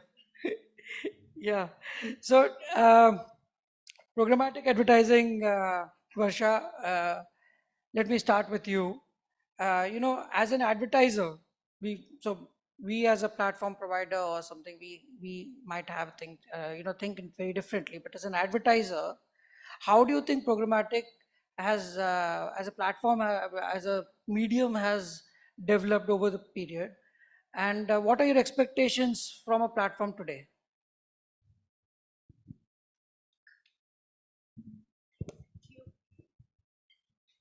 Check. Okay, thanks. So I think deeper adoption of smartphones was an early indicator of acceptance of programmatic in India. While I think today we are undoubtedly in an era where we believe in programmatic everything, advertising, I think, then just becomes a subset in some sense, right? That said, the evolution has been great, phenomenal. Key points to cover, I think, ad formats, from being only digital now to visuals and audio and native, etc. We get more placements to cover, omni-channel. Then with real-time bidding, we kind of get data-driven. We are able to kind of efficiently target people, bid real-time, and kind of get data-driven insights because of the advancements in the tool, right? I think one of the concerns of advertisers has been also, in some sense, early stages ad frauds, where we thought there was bot traffic. That, with the advancements in technology, has kind of been taken care of. Most importantly, I think programmatic has become more affordable. Therefore, then more and more people can kind of try it and meet their ROI targets. So yes, the evolution has been phenomenal, And I think both branding and performance, it kind of helps meet both objectives. Perfect, perfect. So let me come to you, Devi. Speaking about performance, she's speaking about cost effectiveness. We are seeing a strong shift that's happening from mere branding to a performance-based advertising. So how do you think programmatic is actually helping you out in that, and is it proving to be a better ROI model format for you? Yeah, actually, so like right now I'm working with fintech, and before this I've been working with education. And at least I know that these two industries are the ones where, uh, like with other industries, if the customer has intent and has the means, then the customer can be converted. But education and especially lending are the ones where even if the customer is um has high intent, has the means, there is a good chance of that person getting rejected. So this is where the whole ROI thing becomes very important. And earlier when we used to buy inventory, let's say for example, if I want to buy Times of India inventory, or for that matter any publisher's inventory, I'm not sure about the intent bit. I'm not sure if my lead is going to be qualified. No doubt there is a good reach, but eventually what uh, the whole conversion game again has a chance of getting reduced when it comes for processing. So this is where the whole ROI things becomes more important. And with this, the whole programmatic approach where we are able to, find the good fit with the intent, good fit with the context, it becomes more, at least we know that to some extent, we are getting more qualified responses. So this is how probably there is this improvement in ROI, and this eventually helps. Down the funnel, this is very helpful. Thank you, thank you. So, yeah, I completely agree with you. And there are multiple platforms. In fact, I can speak of WhistleFeed itself.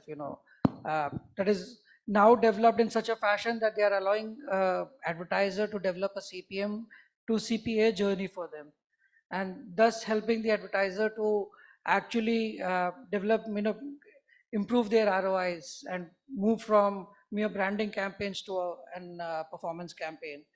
Siddesh, he was mentioning about intent audience, right? So how do you think programmatic platforms are evolving themselves to get you a better intent audience? I think intent, this one particular word, this is something which everybody is chasing. Uh, right from the start of digital marketing, when it all started in India, everybody wanted to understand what is the way in which I can identify the intent of the audience. There was a lot of pressure on platforms like search engines where the person was searching for something, and then there you know the intent of the user. But beyond that, not every particular product is something which people are searching for, and hence finding that right intent is very important. Through programmatic, we have been able to identify that intent in some way.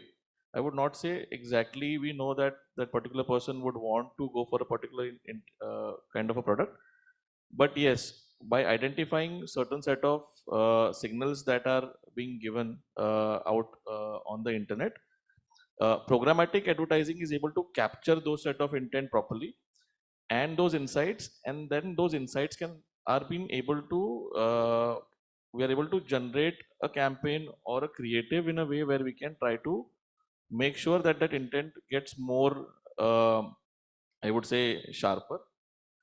Programmatic advertising has helped us to reach that level where initially when I was trying to show ad on a discovery channel where the audiences have just come to discover something, uh, showing him a generic kind of advertisement to precisely telling him that this is something which is available in the market, or this is something that I have with us. So why don't you try it out once? So getting that consideration is something that programmatic is actually driving. Uh, Wonderful. Yeah, I completely agree with you. And I also would like to add that apart from that, there are various, as Varsha mentioned, there are various ad formats that have come up. there are pencil ads that have come up. There are tile ads that have come up. And they themselves, the inventories themselves are also actually designed in a manner whereby they are helping to get an intent audience.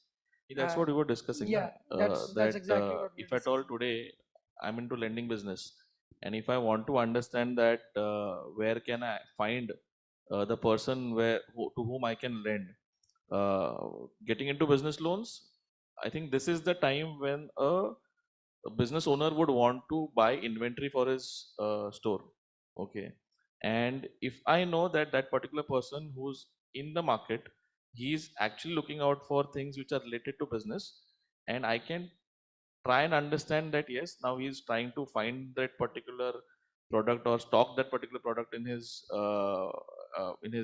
inventory. I can show him the right set of banner ad or the creative and try to get him then and there itself. Now that is something which programmatic has brought on the table. Absolutely, absolutely. So this is something that I think many of us over here have been, discussing, and it's a point of discussion almost everywhere. Um, there was a time when it still is in India, whereby uh, cookie was the driver for following the individual, searching the intent and taste and behavior, and psychographically analyzing the user. And we have seen that impact GDPR and CCPA in a big way. So the cookieless world, how do you think platforms are actually adapting themselves to this world? I think this question can be open to all. Whatever, I think everyone should speak a little on that. Yeah, maybe I can start with this.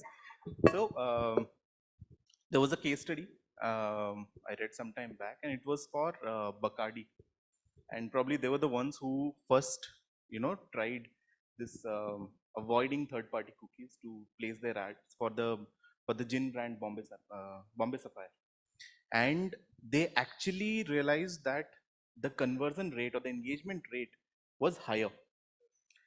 So so yes, because with third-party cookies, we have this that we will be able to get so much such and such data signals, and we will be able to pinpoint our advertisement, and we'll get the exact customer that we are looking for. That actually doesn't happen. And when the ones that are collecting first-party cookies, I think that is far more superior in terms of quality of information that is collected. So I think when that is being utilized, that that has a very good chance of giving better conversion. So yeah, so this is my thought on cookieless world. I think I'd agree because first party data obviously has higher, they have subscribed themselves, right? So it's definitely a better conversion, definitely a better converting audience versus a third party. But I think this debate on a cookieless world would be somewhat similar to when DMP started in some sense, right? And we've lived through it. Apple has already done whatever it needed to, and we have again survived it. So again, I don't, it's not a fear in some sense. I'm sure we'll get through that. I think this is, according to me, going to be the golden era of marketing, where collaboration is going to play a very important role. Each and every brand, each and every platform is trying to collate data together. First party data, sabke paas hai. Now it's just the finding that right partner and trying to create a product with that partner is important. And that is where the cookieless world is going to see its growth happening. Today, if cookies were there with me, I was just trying to use those cookies to show that user a creative and try and see that he converts for what I'm trying to offer him. But tomorrow, if I am able to get into more details by collaborating with a partner and trying to get much more information from that partner and say that, hey, this is, I know now this particular user, he is in market for this particular thing, or he actually has been buying a certain category of products from you guys, and You also know much more details beyond his demographics and psychographics. You know his transactional details as well, and all those set of things. So can I create a product for him, and then can I show him a richer ad which will make him or give him an experience that he always desired for. So that is where the cookieless world is according to me going to benefit. That's absolutely correct. I think all have. So there are, there are multiple platforms that I know. I keep integrating also with from the platform perspective of it.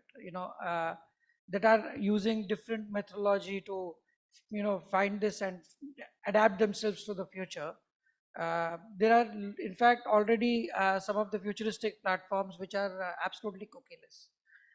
For example, again coming back to WhistleFeed. So WhistleFeed as such is a cookieless platform that we know, and so the whole idea of coming back to tracking how to get an intent audience and what could be an intent audience and how can you develop a particular channel by tracking the IP address and all the other aspects of it is something that I think most of the platforms would have to evolve to. We've so I've worked in GDPR and CCPA markets earlier, and when this cookieless thing came to happen, we saw the programmatic advertising cost jump up to 7x overnight. And there were certain performing, like you were mentioning about the education industry. In India also we see during the season times, a particular keywords bidding actually shoots up extremely high. If especially those kind of this thing, the pricing was going absolutely high. So there has to be a different format, and I do know of some platforms which are now completely cookieless, and their methodology of getting the intent audience has totally changed, and that is where the platforms have now evolved themselves from turning out to be, instead of a branding platform, getting into a performing platform. So that is something that I personally see the programmatic future, and that is where the programmatic is going into. Uh, I having think said, yeah. meanwhile, brands have started creating cohorts on first party data, right? So to ensure we are juicing out the maximum, it could be a one-on-one cohort or a one size fits all to kind of juice out maximum conversions. So while that happens, this is something brands are already doing. In fact, I was actually speaking to one of a tool which is an inventory management tool. It's a SAP, it's a POS platform, I would say. Now these people know that they have some 1 million plus users already with them. They know what kind of product is actually kept in the inventory of a particular store. Okay, now as a brand like HUL, if they want to specifically target a particular product, saying that I'm launching a new product in the market, and while I'm launching this new product, I want to reach out to the end use the retailers who are actually going to sell my product. And if this person is able to or this tool is able to tell them that out of those 1 million users that I have, there are some 50% of the users who are actually selling the competition product with a similar kind of thing, and they are actually doing it really well. I think there you can actually just target those cohort and try to see what you can do. You can even get into things like getting into surveys to understand why that particular product is getting sold, and so on and so forth things. So cookieless world is not something which is going to take the intelligence out of marketing, but I think it's going to make it more intelligent and easier way to go to the customer. There is one interesting thing we have done, although that this is still an experiment. We have created about 130 pages for different loan usages. Like for example, like people take personal loans, but what they use it for. Like we have got a page where we talk about you can get a loan for a used two-wheeler or a used bike, or you can get a loan for paying off your rental deposits. Now Now this is on my website in my blogs, and let's say we see that uh, a lot of people are coming and reading the content on how to take a loan for a rental deposit are coming from Bangalore. Now I know that if I have to target people in Bangalore for a personal loan, what kind of publishers I should go for. Let's say Gurgaon people are reading how do I purchase a second-hand two-wheeler using a personal loan. Then I know what kind of publishers I can go for in Gurgaon. So we can, now these things can be used, but then yeah, because data is available, third-party cookies हैं तो चल रहा है. Yeah, but that's how it is, na. He just mentioned that he has data of people who have taken loans. Okay, now if you have people who have taken loans, and if that data, I know there is a person who has just now taken a 2 lakh rupees ka loan, a 3 lakh rupees ka loan, and he knows the intent for it. Brands can use that same intent to show that particular kind of a product to the user. Just a second hand bike अगर OLX है या कोई और है which is trying to sell those products, you utilize the data and show the ads. That's what I was saying. Ki collaboration is something which is going to be very helpful in this cookieless world. Yeah, so uh, we will discuss. This is something very interesting, and I'm sure we have to discuss this. Many people, I'm sure they'll be interested over here to discuss this as well. But I would again like to come back to a point that Varsha was mentioning. You know, she was mentioning that there are multiple ad formats, multiple mediums. So I would add that too, as there are now multiple mediums, right? So there is OEM, there are keyboards, there are of course the traditional websites, web pages, audio. We are having a session on CTV. So there are multiple mediums and multiple formats. How do you think programmatic platforms have actually adapted, integrated themselves with these particular mediums, and uh, do you see any difference in the ROI to traditional websites or publishers vis-a-vis to the new mediums? We can start with you, Devi. One thing that is very noticeable is that when we go, for ads or kind of integration with this OEMs, say, or maybe the CTVs, first, जो cost का वो commercial quotation आता है, you think कि हमें add करना भी चाहिए कि नहीं. Now this is a big thing that programmatic has actually, enabled कि how we can still, this is still accessible, and we can, think of a ROI that's still in my control. So I think one big thing is the whole accessibility part.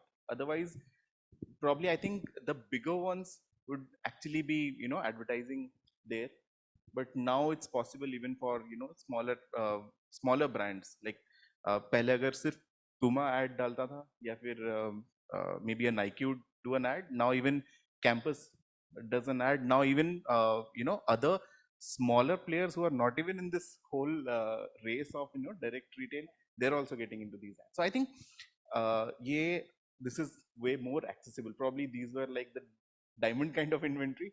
Now it is more accessible. That is one big thing that at least I am seeing that this is changing. And apart from that, the whole context bit. So be it streaming, be it the audio platforms. We again coming back, like we know what this audience or what this person is interested in.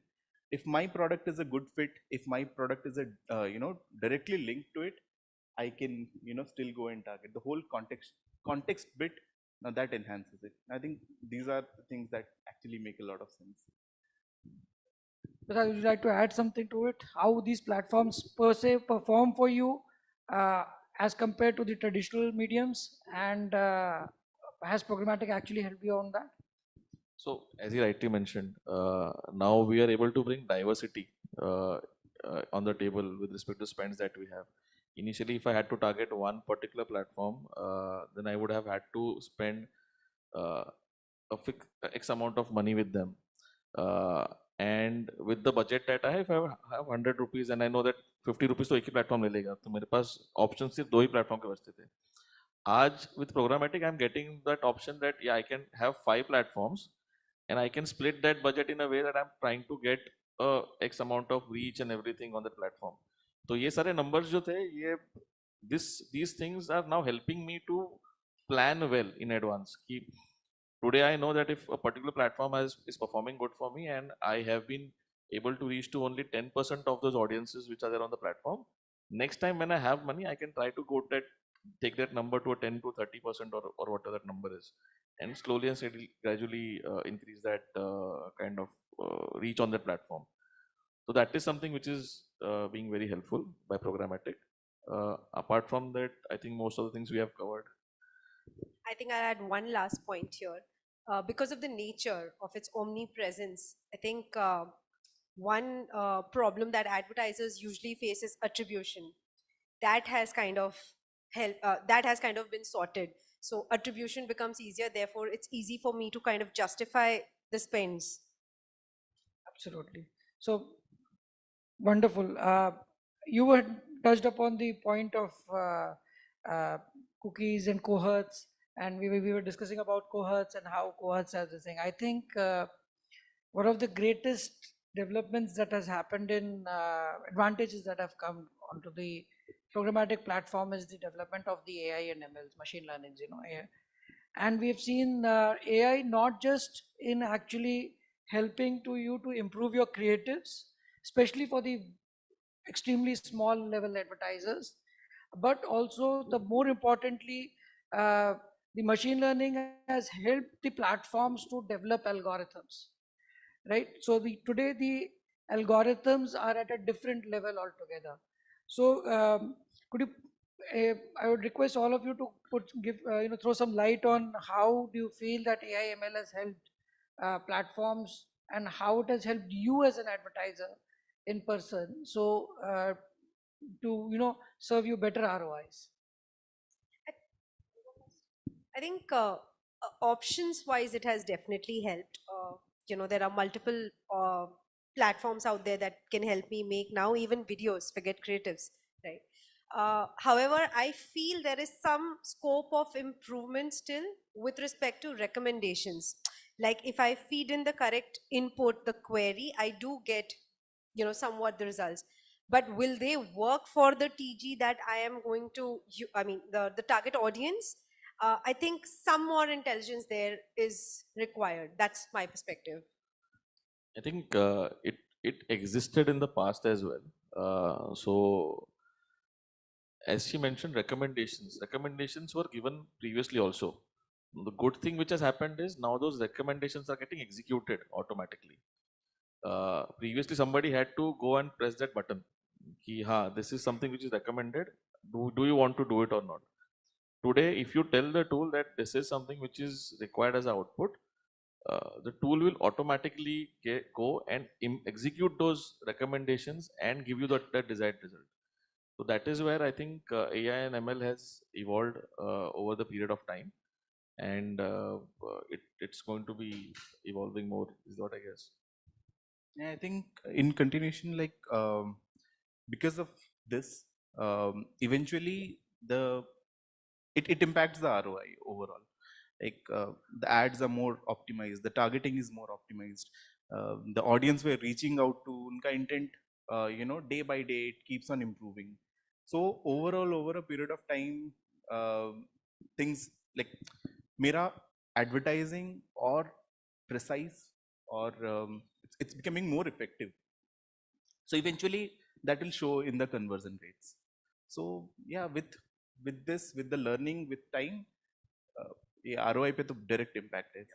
So I would just like to add here, So for example, there was almost every platform they have multiple algorithms to help their advertisers, and what has happened, what I feel has happened more importantly from the front end creative aspect, which itself, yes, I completely agree that there is still a scope of improvement on that, but it has helped the platforms improve their targeting for the advertisers and improve their cohorts much better, and they keep improving. So for example, if we are looking at for example a personal loan targeting that if you are doing, the AI and ML will keep improving its own algorithm, like he mentioned, to ensure that your targeting is more precise and your ROIs simply shoot up. That definitely, I think, from the platform's perspective, it is really helped the platforms that way. In fact, it has actually helped from a way that previously being at agency side, clients suddenly एक screenshot भेज देते थे. अरे ये ad तो मेरे को targeted तुमने किया है. This is something which is not something which supposed to target to me. I think after AI ML that particular percentage has come down. So That is a absolute correct. So what, even when we do media planning, fortunately and unfortunately, I would say, because the planner, a human is always kind of starts with his own biases, and that is something that actually has helped him a lot. It has helped a planner a lot. So I completely agree with you. Good for, but then good old days, yeah. Yeah. So I think programmatic is one area where we see huge potential. What I can, if I have to sum it up, there are 2-3 things that have really come out in this discussion. Number one is your accessibility of omni-channel and segregating your budget, and somehow getting you out of that inhibition of not being able to use a channel or a medium because of a budget constraint. That is one thing. I think all three of you have already have spoken out in this thing, and cost effectiveness is something that programmatic ensures, and I think it will continue to ensure. And definitely the shift that is happening from branding to a platform, to a performing platform. So that is where I completely agree with all of you, where the future of programmatic is moving along. Anything that any of you would like to add on? Thank you for everybody. If we have any questions, we can we'll be happy to answer. I think someone has a question over there.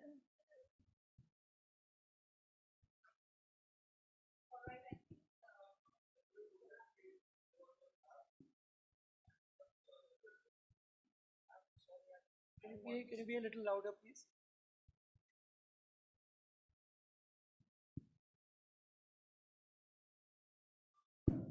Yeah, thanks for the insights. So we spoke about the AI and the trending technology. So how do you look at in the ad campaigns and all in the due course a couple of years from now?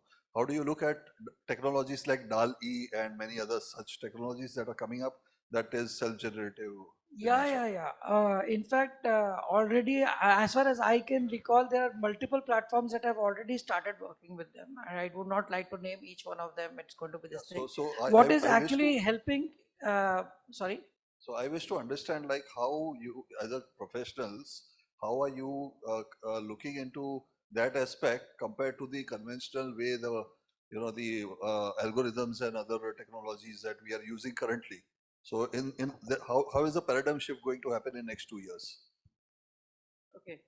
See, first and foremost, the platforms will have to move to a cookieless world, number one, right? So the targeting, the delivery, the cohorts will completely change. The way they target a consumer today by following behaviorally, that is completely going to change. Now, for that, every platform will have to have multiple algorithms to ensure a good delivery, good targeting, good ROIs. And the generative technology that we're talking about, generative AI ML, is so important for these platforms, because unless until you have a generative technology, your algorithms will not improve. So there is, I already know, I think I know many platforms who have started working with them. Many are already using it. That's fair. It is available. Yeah. Now, how are you going to explore this? This is what I want to So- How are understand. we, as an advertiser or as a Yeah, platform? as an advertiser, I as a think let me company, yeah, advertiser That- answer. so I'm a how are platform actually person. that's So going to one be thing I would just like to add out here is, see, DATAMATIXX. programmatic is not just limited to the place where you have shown an ad to a user and then you are just trying to bring him to the website and then again he's going out. Programmatic is something which has to be used with respect to the complete funnel. So if you are showing an ad to a user, he's coming to your website or your app, you need to also make sure that the rest of the journey that is going through, that has to be integrated with all the other softwares that you have or the tools that you have. Simply to put forward, programmatic along with something like a CDP platform can actually help you convert the user better, because that user today has come to you, and we all know out of the 100 users who come to our website, hardly 5 to 10% user convert, and rest 90% are not converting. Yeah, So maybe that is because today we have that limitation. But once this, these technologies they know exactly the insights of whom to target, so whom not to target in the past. So that is where probably the conversion ratio is likely to go higher, and that's what I want to try and understand. How See, can today- that be explored? Today, especially in CX and ORM, when we talk about, people have already started using ChatGPT APIs and all to generate these answers, and they're working well. People are using it to write these complex emails जहाँ उन्हें समझ नहीं आता था कि how do we express ourselves. So A/B testing हम करते ही हैं अभी भी creatives के साथ.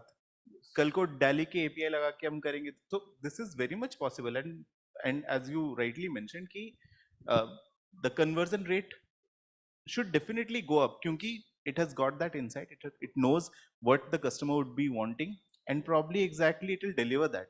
Yes. So this is very much possible, and we would be happy to try that out. In fact, that's something which we are trying also. So we're actually doing integration with Tally already, where we are trying to push one of our plugins through them.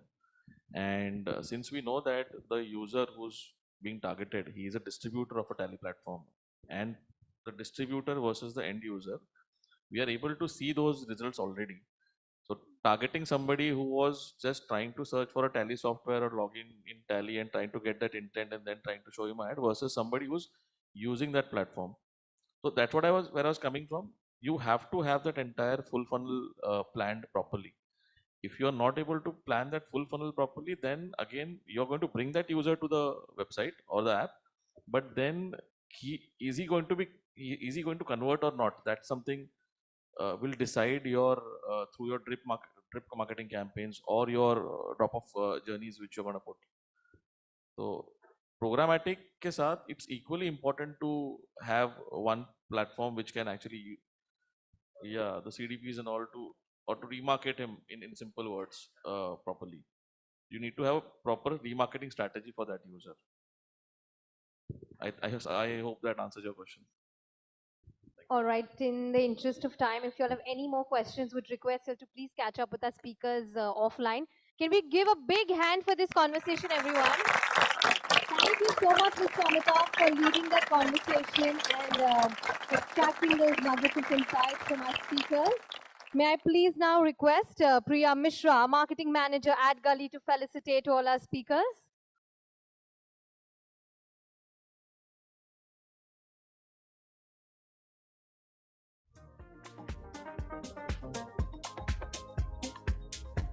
Thank you so much for that fantastic conversation. Request you to please take the center stage for a quick photograph.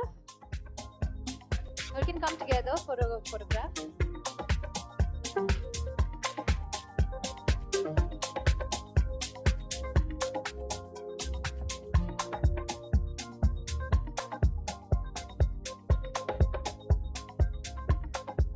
Thank you so much for your valuable insights and your time for this summit. And now on that note, ladies and gentlemen, we next have a very, very interesting subject where we just saw that we had a very interesting fireside chat on stage that focused on the future of programmatic advertising, unleashing the power of advanced audience targeting and beyond. Well, we all know that programmatic advertising has continued to evolve and innovate. And also, well, in our just done fireside chat, we saw some great insights on the future of programmatic advertising. And now it's time we take this conversation a notch higher to the evolution of programmatic advertising, unleashing the power of advanced audience targeting and beyond. Well, we have a spellbinding panel coming up, so gear up and please put your hands together for our fantastic lineup of speakers we have for this session. First up, to spearhead this conversation, may I please invite on stage Nupur Shah, Vice President and Digital Lead, West and South PhD, India. Please give her a big round of applause. Next up, joining her on stage, we have Chandrasekhar Nayak, Senior Vice President, Value Leaf Services. A warm welcome to you. Next, joining us, we have Prasad Pimple, EVP and Head Digital Business, Kotak Live. A warm welcome to you as well. Next up, joining, we have Shashidhar Sharma, Practice Leader, Programmatic Group at Nexus. A warm welcome to you as well. Come on, ladies and gentlemen, where is the energy? And the next speaker joining on stage, we have Vedvyas Badri, DVP Programmatic, LS Digital. A warm welcome to you as well.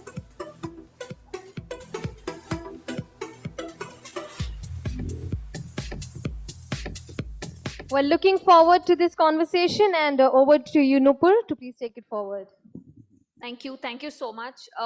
Very excited to be here to talk about programmatic, on the kind of journey that we've had as in programmatic for India as a market, and what holds for us in the future. And with me are these lovely gentlemen. If we can just have a very quick introduction for all of y'all, that would be great, and we can get started. Hey, hi everyone. I'm Prasad Pimple. I head digital business at Kotak Life. Prior to Kotak, I have worked with other insurance company as well as the telecom companies and banks, and happy to be here with this good panel, and excited to have this conversation ahead. Hi everyone, my name is Vedvyas. I'm from Logics of Digital. I've been working on the programmatic front, I think, since the start of my career in digital. It's been over 13 years now that I've been working on the digital front, that too on programmatic. So, and thank you for the opportunity, Adgali, to be part of this panel to discuss the evolution of programmatic and data.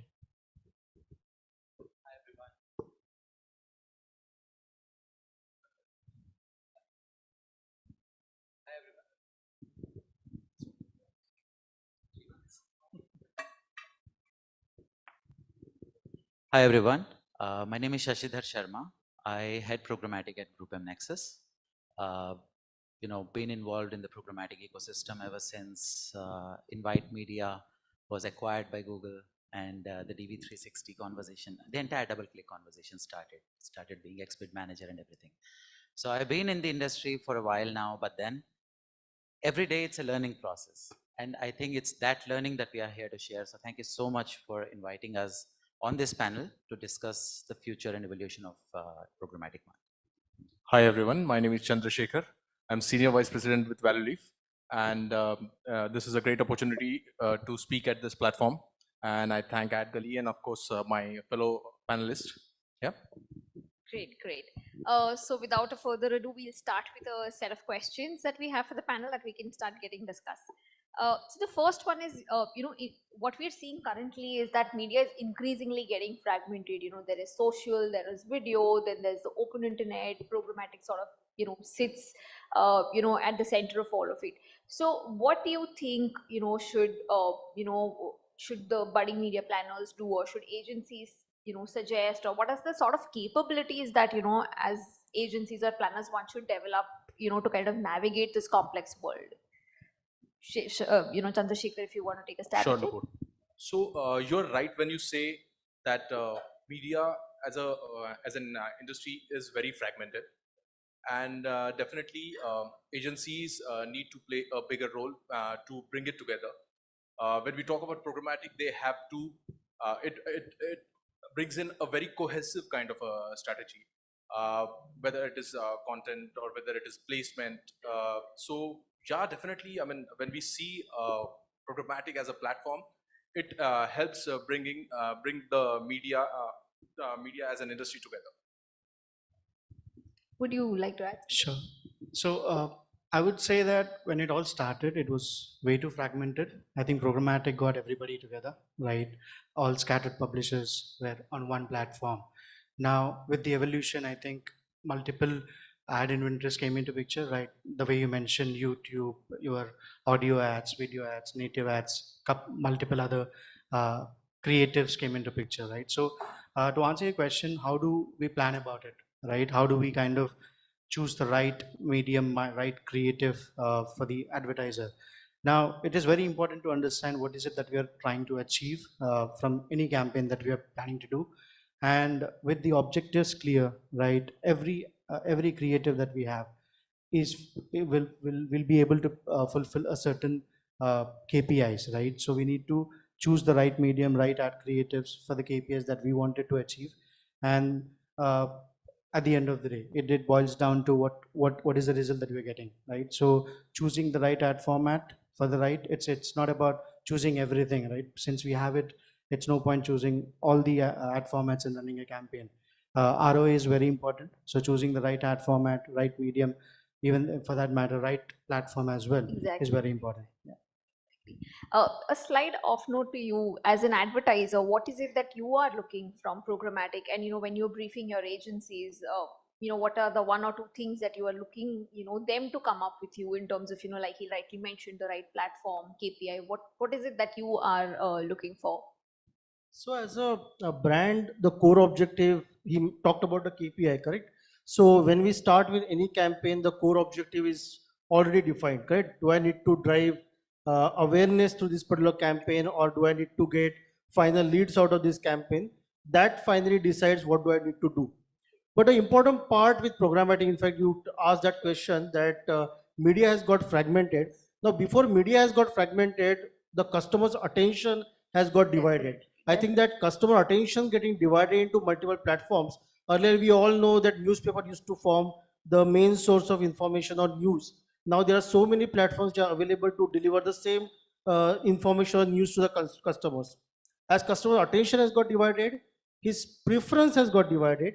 As a customer, my preference might be a text which is printed in the physical newspaper, might be more interesting, whereas for somebody else, news on the television might be more interesting. For somebody, it might be on YouTube, somebody might be on Twitter. So from that particular perspective, his preference or choice for the source of information, that has got fragmented. And on top of it, the entire media which has got created because of this ecosystem, yes, programmatic has helped in multiple ways in terms of bringing all those things together. As a brand, what we look for and what we like about any programmatic platform, there are a couple of things, or maybe 3-4 things. Sure. One is the advantage of doing a full funnel marketing.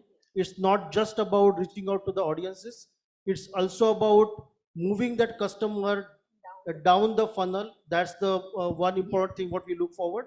The second important aspect of programmatic is the avoiding the wastage. Earlier, what used to happen, that same set of customers are going to multiple platforms Been as hitting per them their at a choices. certain, Yeah. So that was causing a lot of unnecessary wastage, unnecessary frequency which was going onto a set of customers. That has got significantly reduced. And the third, another important part is the right targeting. Uh, if I go to one single publisher who doesn't know the type of customers he's having right now, then it becomes very difficult. And for a brand like life insurance brand, not anybody and everybody is eligible to purchase the product. Correct? You need to have some Certain financial criteria, eligibility, yes. medical eligibility, age eligibility. It adds that filter on top of overall media availability what we have, a filter for a customer cohort. I think that's what as a brand we look for, whether my awareness campaign is going to the correct segment, correct cohort. That's what we look forward to. Second thing, once I've got that awareness, can I convert it into consideration to a purchase intent and finally a lead and then the further processing. So that's how as a brand we end up looking at programmatic as a platform. makes total sense, because all of the things that you mentioned, wasting, avoiding wastage, getting the right person, and then getting the right person to come down the funnel. Essentially, that is what, advertising was, and it was, very, very scattered up until, we started having these programmatic channels and technology that could, kind of get, everything on the same page. So some very, very valuable inputs from you. Anything you would like to add, Shashida? No, I think most of the conversation has already covered, the aspects that are required. But then, from a programmatic ecosystem perspective, I would also say that a keen focus on measurement and attribution to tie together all of these aspects is something that is key. That is the basic element. This fragmented ecosystem, the reason is this fragmented is because we are not able to tie together narrative, right? And that narrative will be tied together when we have the right measurement tools, the right attribution mechanisms in place to help us show that ROI and actually show the goal that we have achieved. What role has programmatic played in the ecosystem? Because at the end of the day, programmatic is part of the larger marketing mix, right? The entire marketing strategy that was devised, what part did we play in there? Once we are able to show that properly, I think the fragmentation by itself would come down. And it would also empower us, it will also enable us to make the right choices for our future campaigns, for our future brand strategies. Exactly. If I were to just ask you, a further deep dive into this, at a prima facie level, what we do is, when we usually are reporting, we report at a, media metrics level, we report at a clicks level, if we've got for clicks, impressions, if it's a reach campaign, and so on and so forth. So how do you think should measurement evolve in that, since you brought about a very important topic of measurement and attribution? So how would you tell somebody like, a Prasad saying that, what, this is the actual impact on the business because of the 100 rupees that you spend on this platform? Well, to be fair, the partners that we work with in the programmatic stream, they're doing everything they can, right? But then where are they handicapped? Because they're not playing a fair game, right?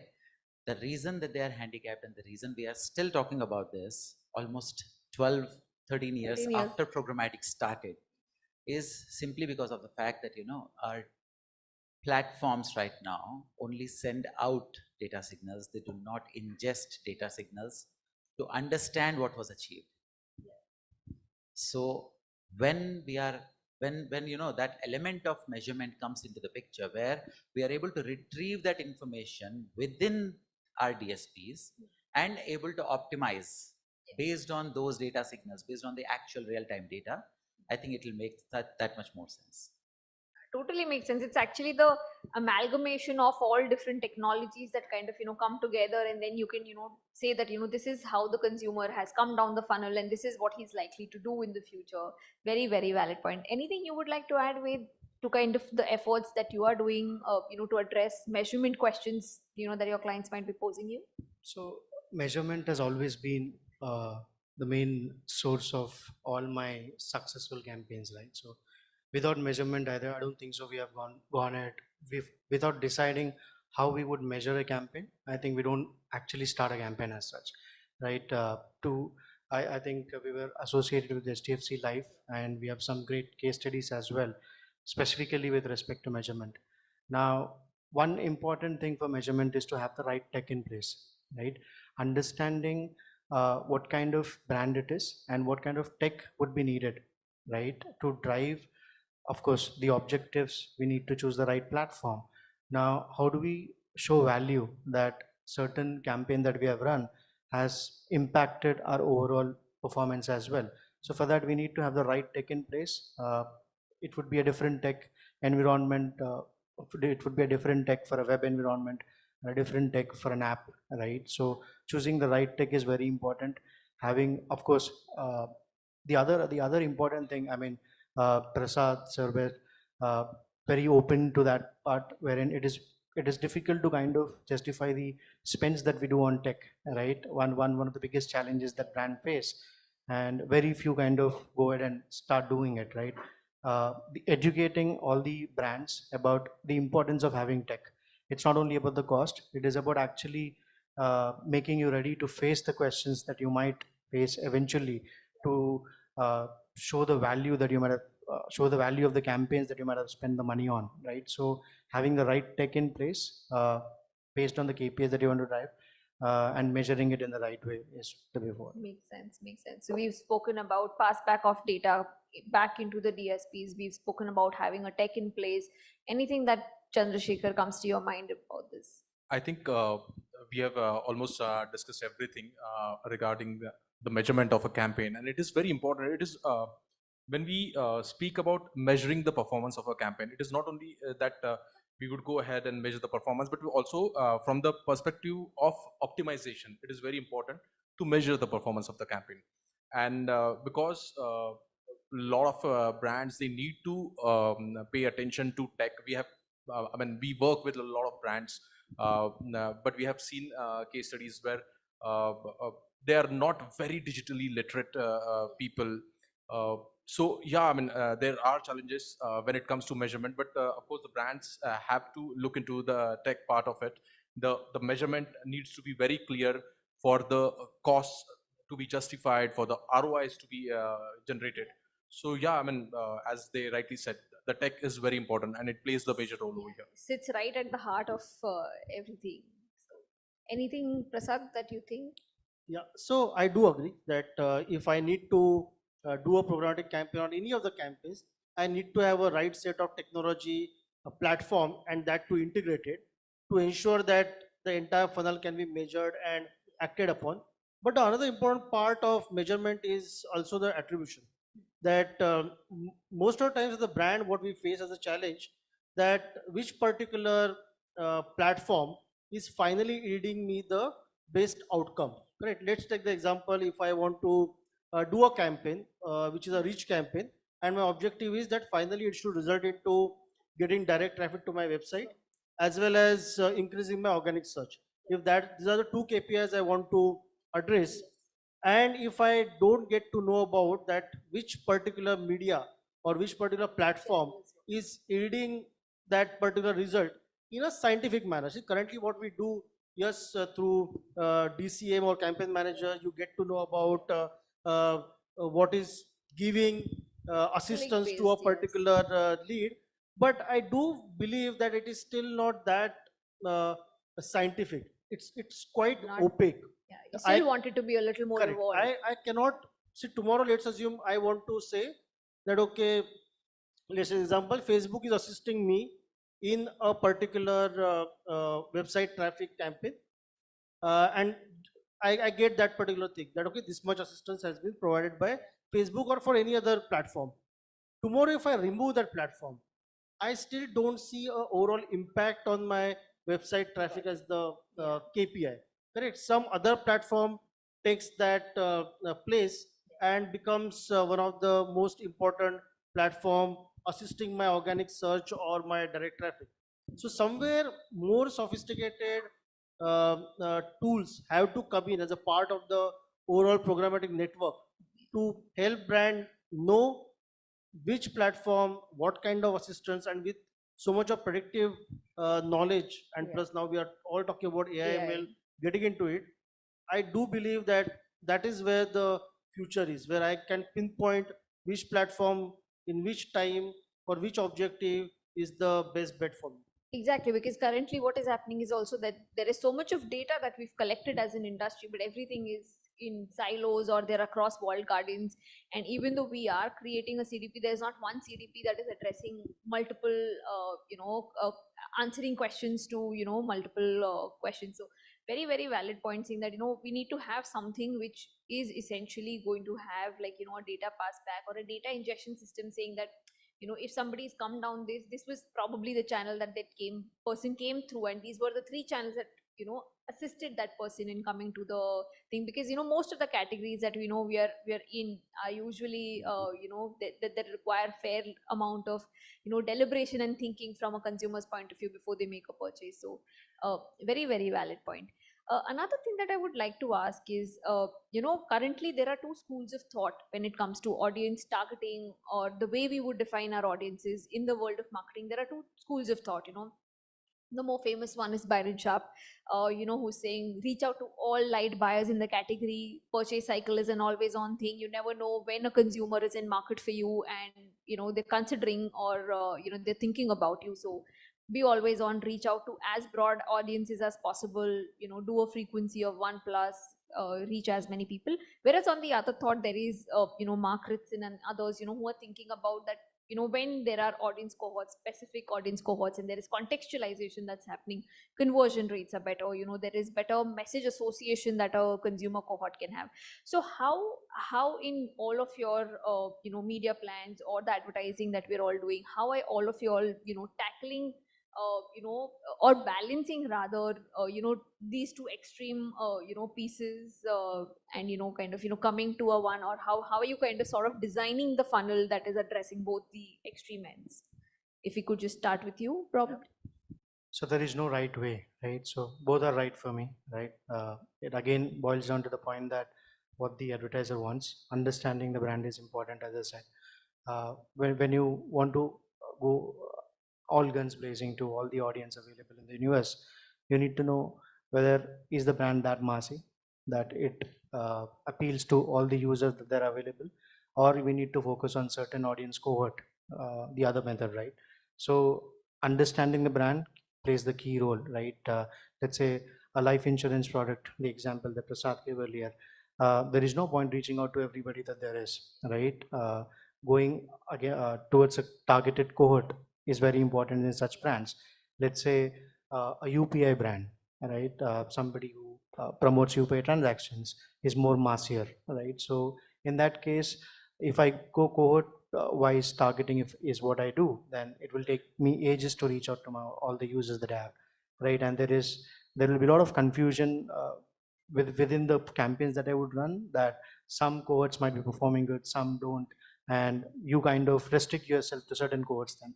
So for a massier brand, it is always good to go with a broader audience. But again, it boils down to what kind of monies that we have, right? So we have to have a targeted approach. Let's say if a brand is in the path of growth, going targeting the right geos, right, where they are more they have good infrastructure at, or let's say they're more available on. So we need to choose the right targeting, the right geographies based on the budgets.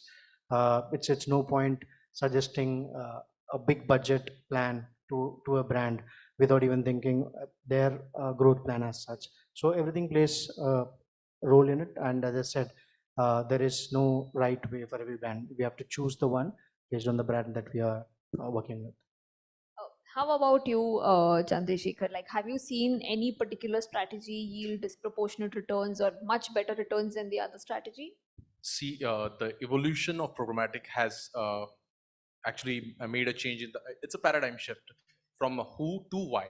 So earlier, when marketers used to target based on who we should be targeting, whether the particular demographics of a TG and all, and that now it has shifted to why, like who has the right intent or intent at that point of time, whom we should be targeting. So both the models are of course equally important, but coming from a performance marketing agency, I lean slightly towards the Mark Ritson model, which is cohort-based targeting. The whole idea of programmatic is to reach, to convey your message to a customer when he has a high intention. So obviously, when you do a cohort-based targeting, it is more focused, and that is what the programmatic is known for. I mean, I'll give you an example. Recently, I was watching a review of Kia Seltos. So Kia Seltos now has a lot of new features, and it's a smart car. So they have ADAS in it, and one of the features they have is suppose you are driving a car for a long period of time, and let's say you have some kind of a fatigue. So they have a camera placed over there, and what it will do is it will sense if you are tired, and probably you might be feeling sleepy. So it will just alert you with a beep, and it will prompt you to the nearest coffee shop on the screen. So again, these kind of targeting would be part of the future programmatic, where the cars will also come in the picture. I'm sure everybody understands here that AR and VR are going to come in the picture very soon. So I definitely lean more towards the markets and models. Makes sense. I think it's also what Wade mentioned, right? It's very category specific. If it's a massy CPG brand selling shampoos, reach out to everybody. But if, say, for example, you're selling a car or selling a life insurance, there is a particular segment that you should have. Anything you would like to add? Absolutely. I mean, again, this is a statement that is getting repeated often, that we agree with both the statements, both the principles, both the approaches. But then you actually hit the nail, bang on the head when you said that both of them have different use cases, depending on the category, depending on the brand, right? So that is what I would say, that if it's a car, let's continue with this example. If it's a car, and let's say we are trying to target someone. Is everything all right? Was that an alert for a coffee break? Yeah. So if it's a car, what usually happens is, let's say we are trying to target people to buy a new car. We would definitely be, not be looking to be always on in that aspect when we have a clear idea of the users who have purchased a car recently.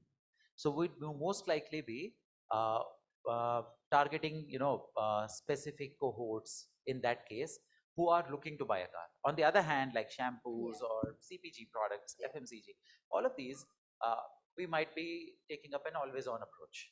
Yeah. That being said, I would say that it is equally important to have a bit of both. And the strategy here is to define what percentage of precedence does one of these approaches take. So depending on the brand, depending on the overall strategy, one of them, we might say that 10% of my budget goes towards keeping it warm, alive, keeping the campaign going at a slow burn, right? And the remaining 90% might be focused on the actual conversions. This is an approach that I would recommend. But then again, nothing is blanket. This is marketing. Exactly. It's always right and it's always wrong.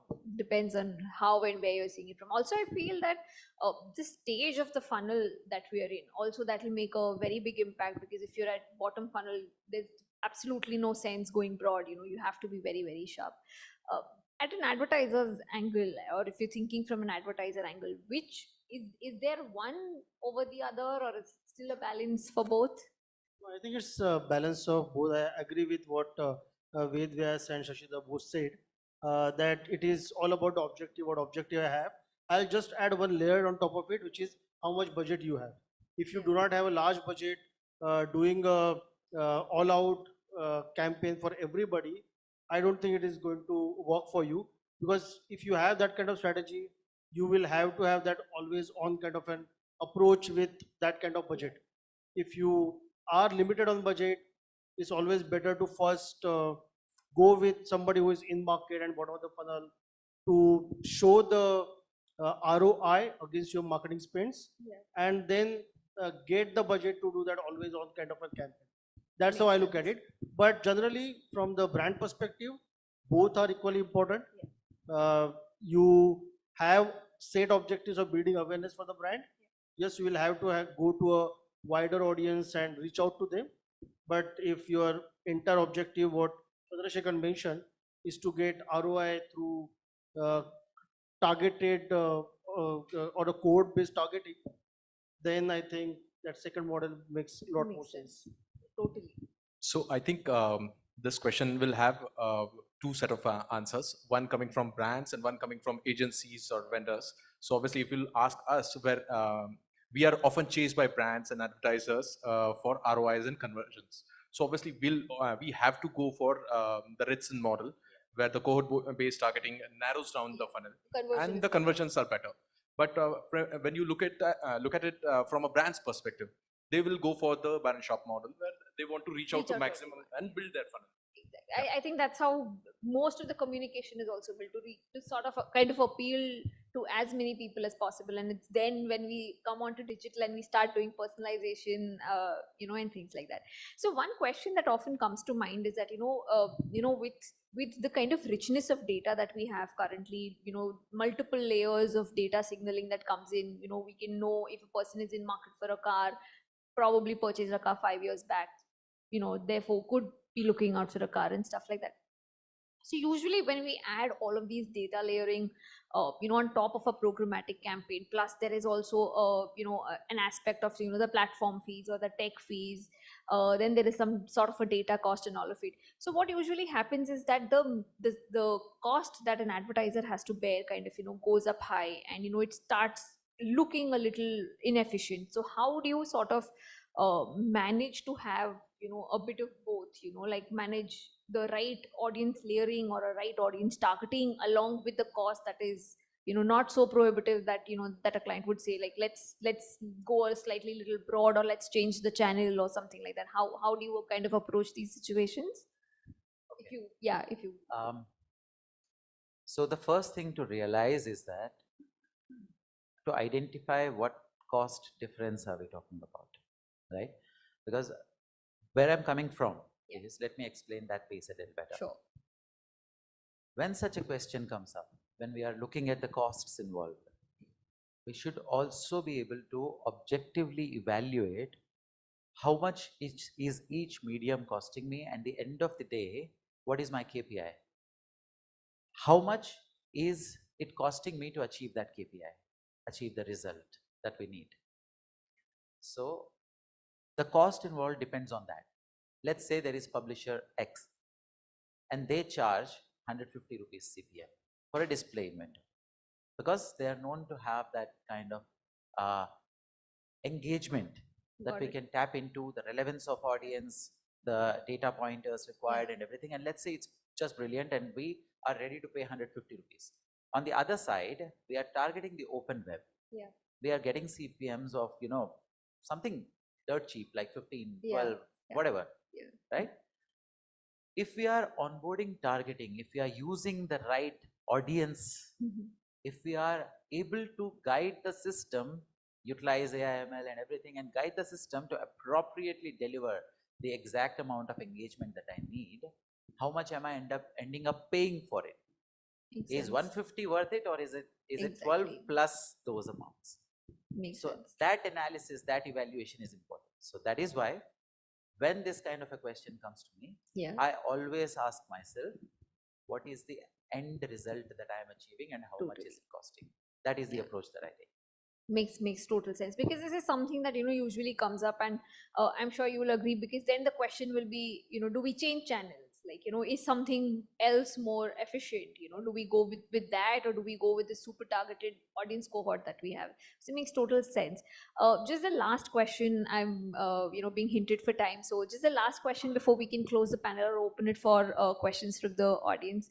While there are amazing benefits and amazing future options that programmatic gets, there is also an ugly side to it, where a lot of traffic, a lot of engagement, etc., that we get is non-human traffic, fraudulent, or brand safety becomes a very big challenge, because despite exclusion lists, suppression lists, etc., there are always certain cases where brands usually come. So what are some of the things that that you do, sort of to kind of address it, or make sure that the advertising that you sort of do on programmatic is absolutely brand safe and viewable from a human perspective for your advertisers?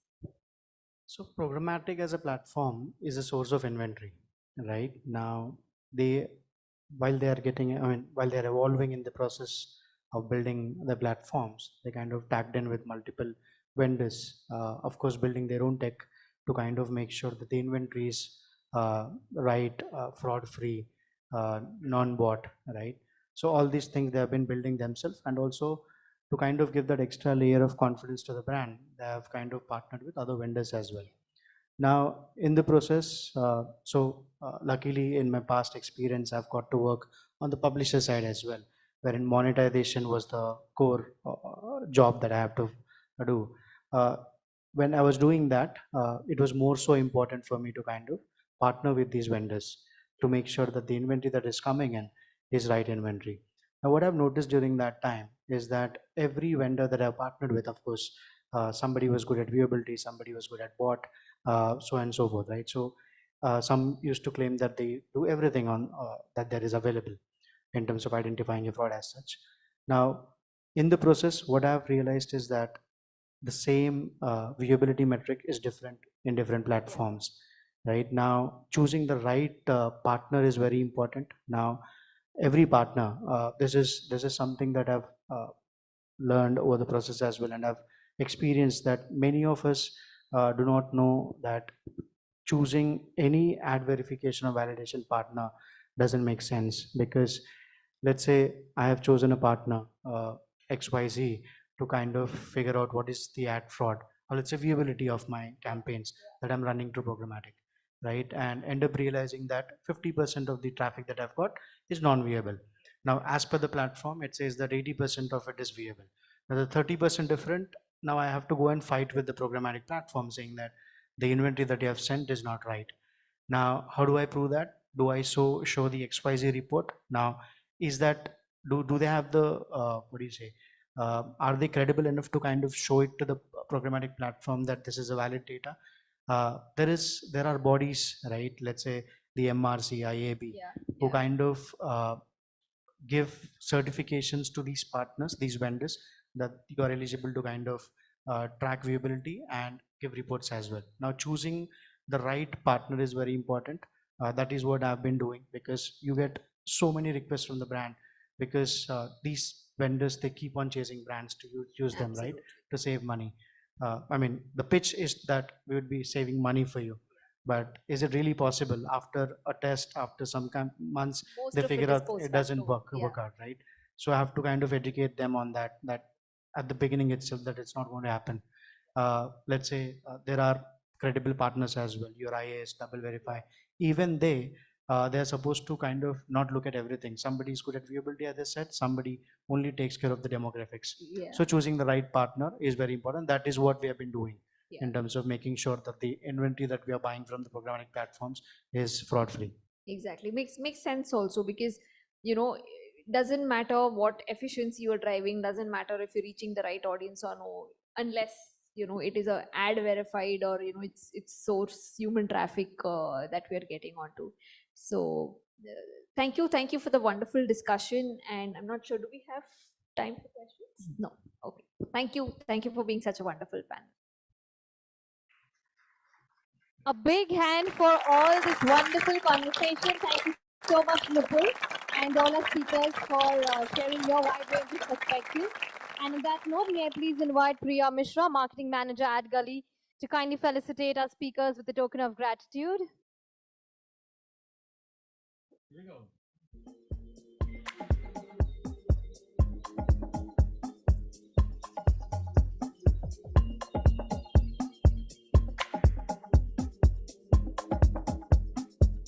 Well, thank you so much for your valuable insights. Would request you to please take the center stage for a group photograph.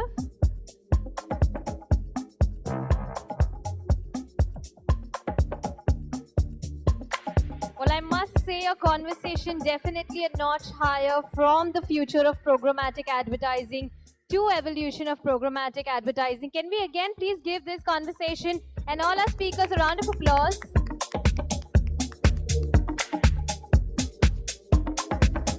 Thank you so much.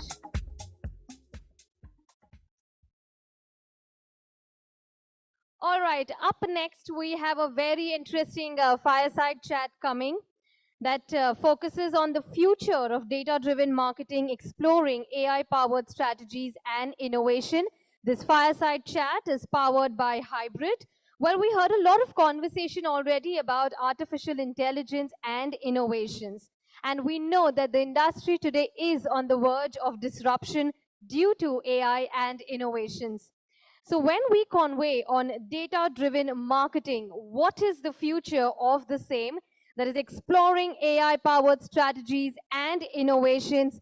Let's hear it from my acclaimed speakers joining us on stage. First up, ladies and gentlemen, please join me in welcoming, to spearhead this conversation, we have Mr. Aniket Pawar, National Sales Head at Hybrid. Can we please welcome him with a round of applause?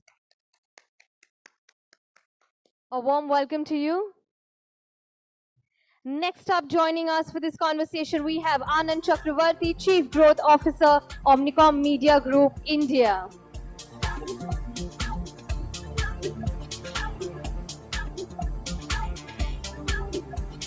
A warm welcome to you. And next speaker joining us for this riveting conversation we are about to witness on stage, we have Sapna Desai, Chief Marketing Officer, Manipal Cigna Health Insurance. A warm welcome to you, Sapna.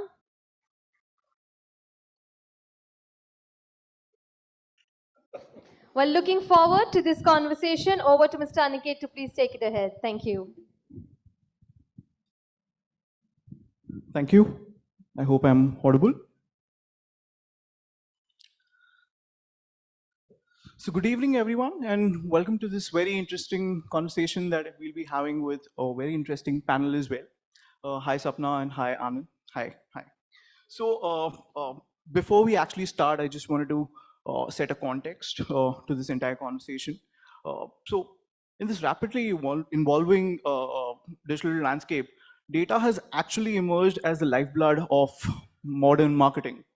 The strategic use of data-driven insights has revolutionized how businesses engage with their audiences, make informed decisions, and optimize their marketing efforts.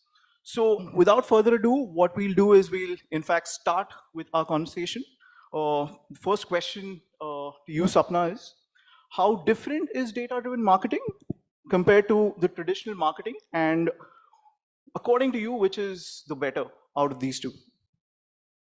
Good evening, everyone. Really glad to be here in this crowded room. Just a little background before we kind of have this conversation. I lead marketing and digital sales at Manipal Cigna. We are a health insurance firm, and I've had an experience across services, largely I can say telecom, BFSI. So I'll talk from that experience, in this room. So coming back to your question, difference between traditional and whatever we call new age marketing. I think the way I would like to kind of think about this is that, take it first at two steps. One at the consumer level.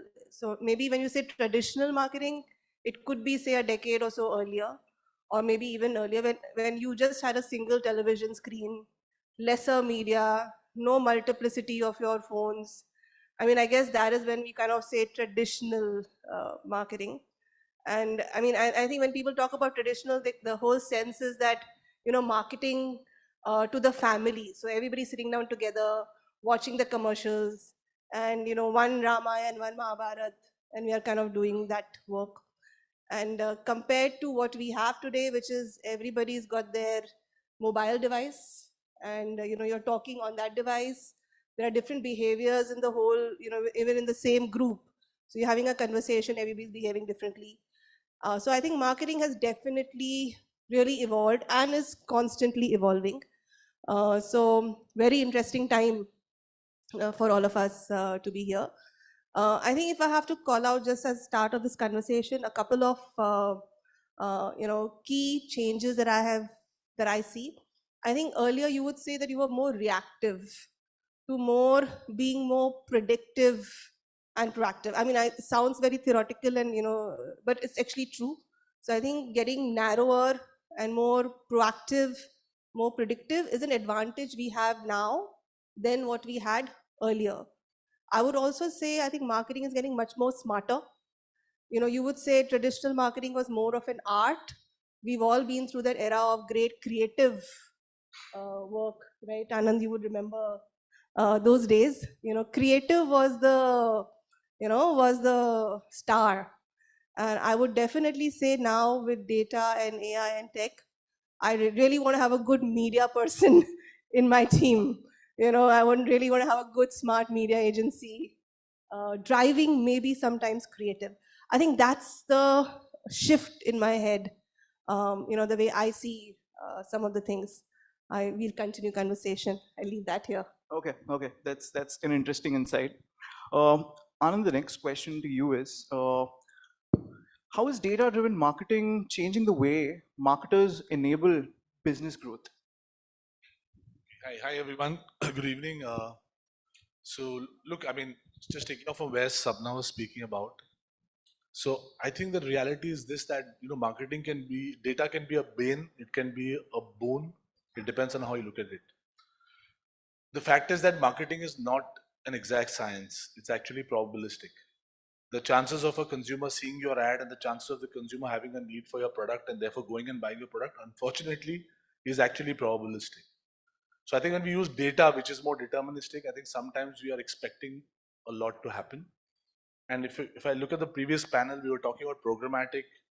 So it started about talking about how to target the right audience, and then the conversation went into viewability of ads, etc., etc.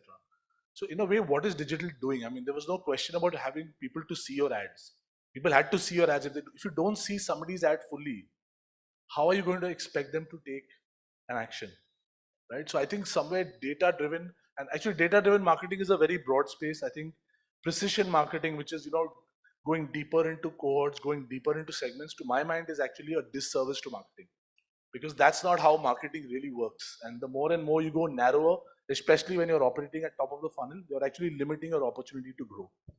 So I think since you're talking about growth and data, I think depending most categories, and we spoke about this, 8 out of 10 people are either medium or light users of the category.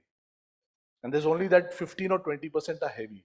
So the moment you use data to segment an audience and target users of a category or frequent users of a category, when you're doing a top of the funnel campaign, you're already limiting the opportunity. So I think if you want to unlock growth, sometimes too much of data use can actually be an impediment versus being an advantage, right? And it depends on the category, of course. It depends upon, like somebody rightly said in the right panel, it depends on how much budget you have, right? So I think different companies at very different stages of evolution are using different tactics. For example, most startups start their journey with performance marketing operating at the lower end of the funnel.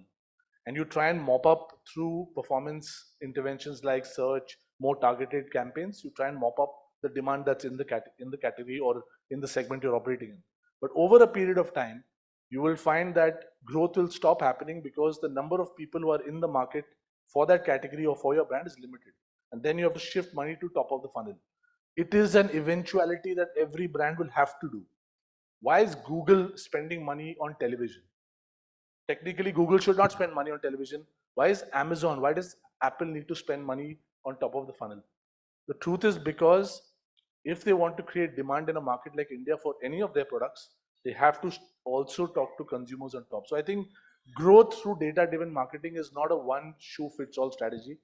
It depends on your category, it depends on what life stage the company, the business is in, and what are your ambitions for growth. Okay. Fair point. Anand, I also understand for the fact that when we talk about data-driven marketing, AI also plays a very important role in ensuring that we are kind of talking to the right audiences, but also there's an added responsibility on the marketers to ensure the data privacy and data safety. So what is your take on that?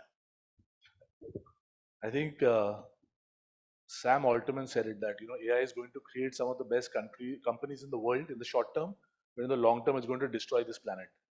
Right? So I think AI, the truth is that nobody knows where it's going to take us, and the truth is that as data protection laws become stricter and stricter, I think it's going to have an impact on AI models because their access to quality data will only reduce. And I think that's when it's going to be challenging to trust all AI-driven platforms because you may not have enough of data. I think today, if you look at the ad tech space, there'll be hundreds of products all saying we are AI-driven. If you scratch beneath the surface and find out what data they were trained on, how long has the algorithm been trained, you start finding that there are no answers. So I think one of the things you also have to be very careful of as marketeers, as agencies is when you talk about AI-powered tools and tech, what really is behind the surface of this shiny object. And I would say 80% of the time you'll find that there is no real answer to why is that AI algorithm actually good at doing what it does. So I think it's early days. I think everybody's riding the wave. Suddenly generative AI has become the next buzzword. Everybody seems to have a generative AI tool. But like Sam Altman said in India, that you are never going to be able to create another ChatGPT because it's taken them a decade using billions of data points to train the algorithm. And for somebody to expect that I will build one generative AI algorithm overnight is not going to happen. So I think what I think is that yes, AI has a role to play. It will continue to improve, but I think it's still early days. A lot of the AI you're seeing, like Google and Facebook have been using AI for many years. So when you look at lookalike audiences, what is lookalike audiences? It's a classification algorithm they're using where they're looking at broad signals and then classifying consumers into cohorts. And it's very, very nascent, even with the data they have. Even with Google and Facebook and the data they have, those algorithms are still learning. So to expect a new ad tech platform to come and say, I've just cracked it, to my mind is to be taken with a sack of salt. Since we are actually talking about data and data-led marketing, Sapna, my next question to you is: are we optimally using data-led marketing and strategies? What are the challenges marketers face when it comes to the desired results that they need to achieve using such kind of strategies? Interesting conversation, and Anand, I think also put it very well. There's a lot of noise out there, and you're forever looking at, oh, okay, what am I missing out? So there's so much of FOMO that you see, but you're so correct that if you dig deeper and then you say, oh, really, this doesn't make sense. So I think that's there.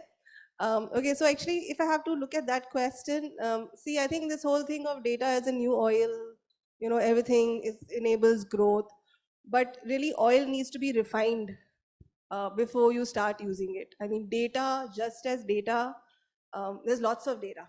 Okay, as an insurance company or any other e-commerce company, you have a lot of data points that you can measure. The clicks, the usage, behavior.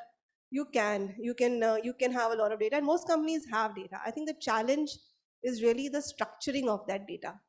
How structured is that data and how can you really use it? So it's like research. You can use research, right? But I'm just giving a very simplistic example. Unless you know what you want to drive, it's very difficult for data to speak to you. So I think that's one key thing. I think we need to know what we are going after. And the second thing is that in terms of challenges, see, we've seen some, where it has really improved. So there are two levels, right? The cost of acquisition and the cost of retention. These are the two key KPIs for any marketer today. At what cost am I getting the customer in? How well I'm able to retain them? Simplistic. I think definitely using smart data tools, you are able to reduce your acquisition cost by various examples I can tell you, but definitely greater than 10%, which is very high. And stronger ROI, CFOs are very happy if you use that well.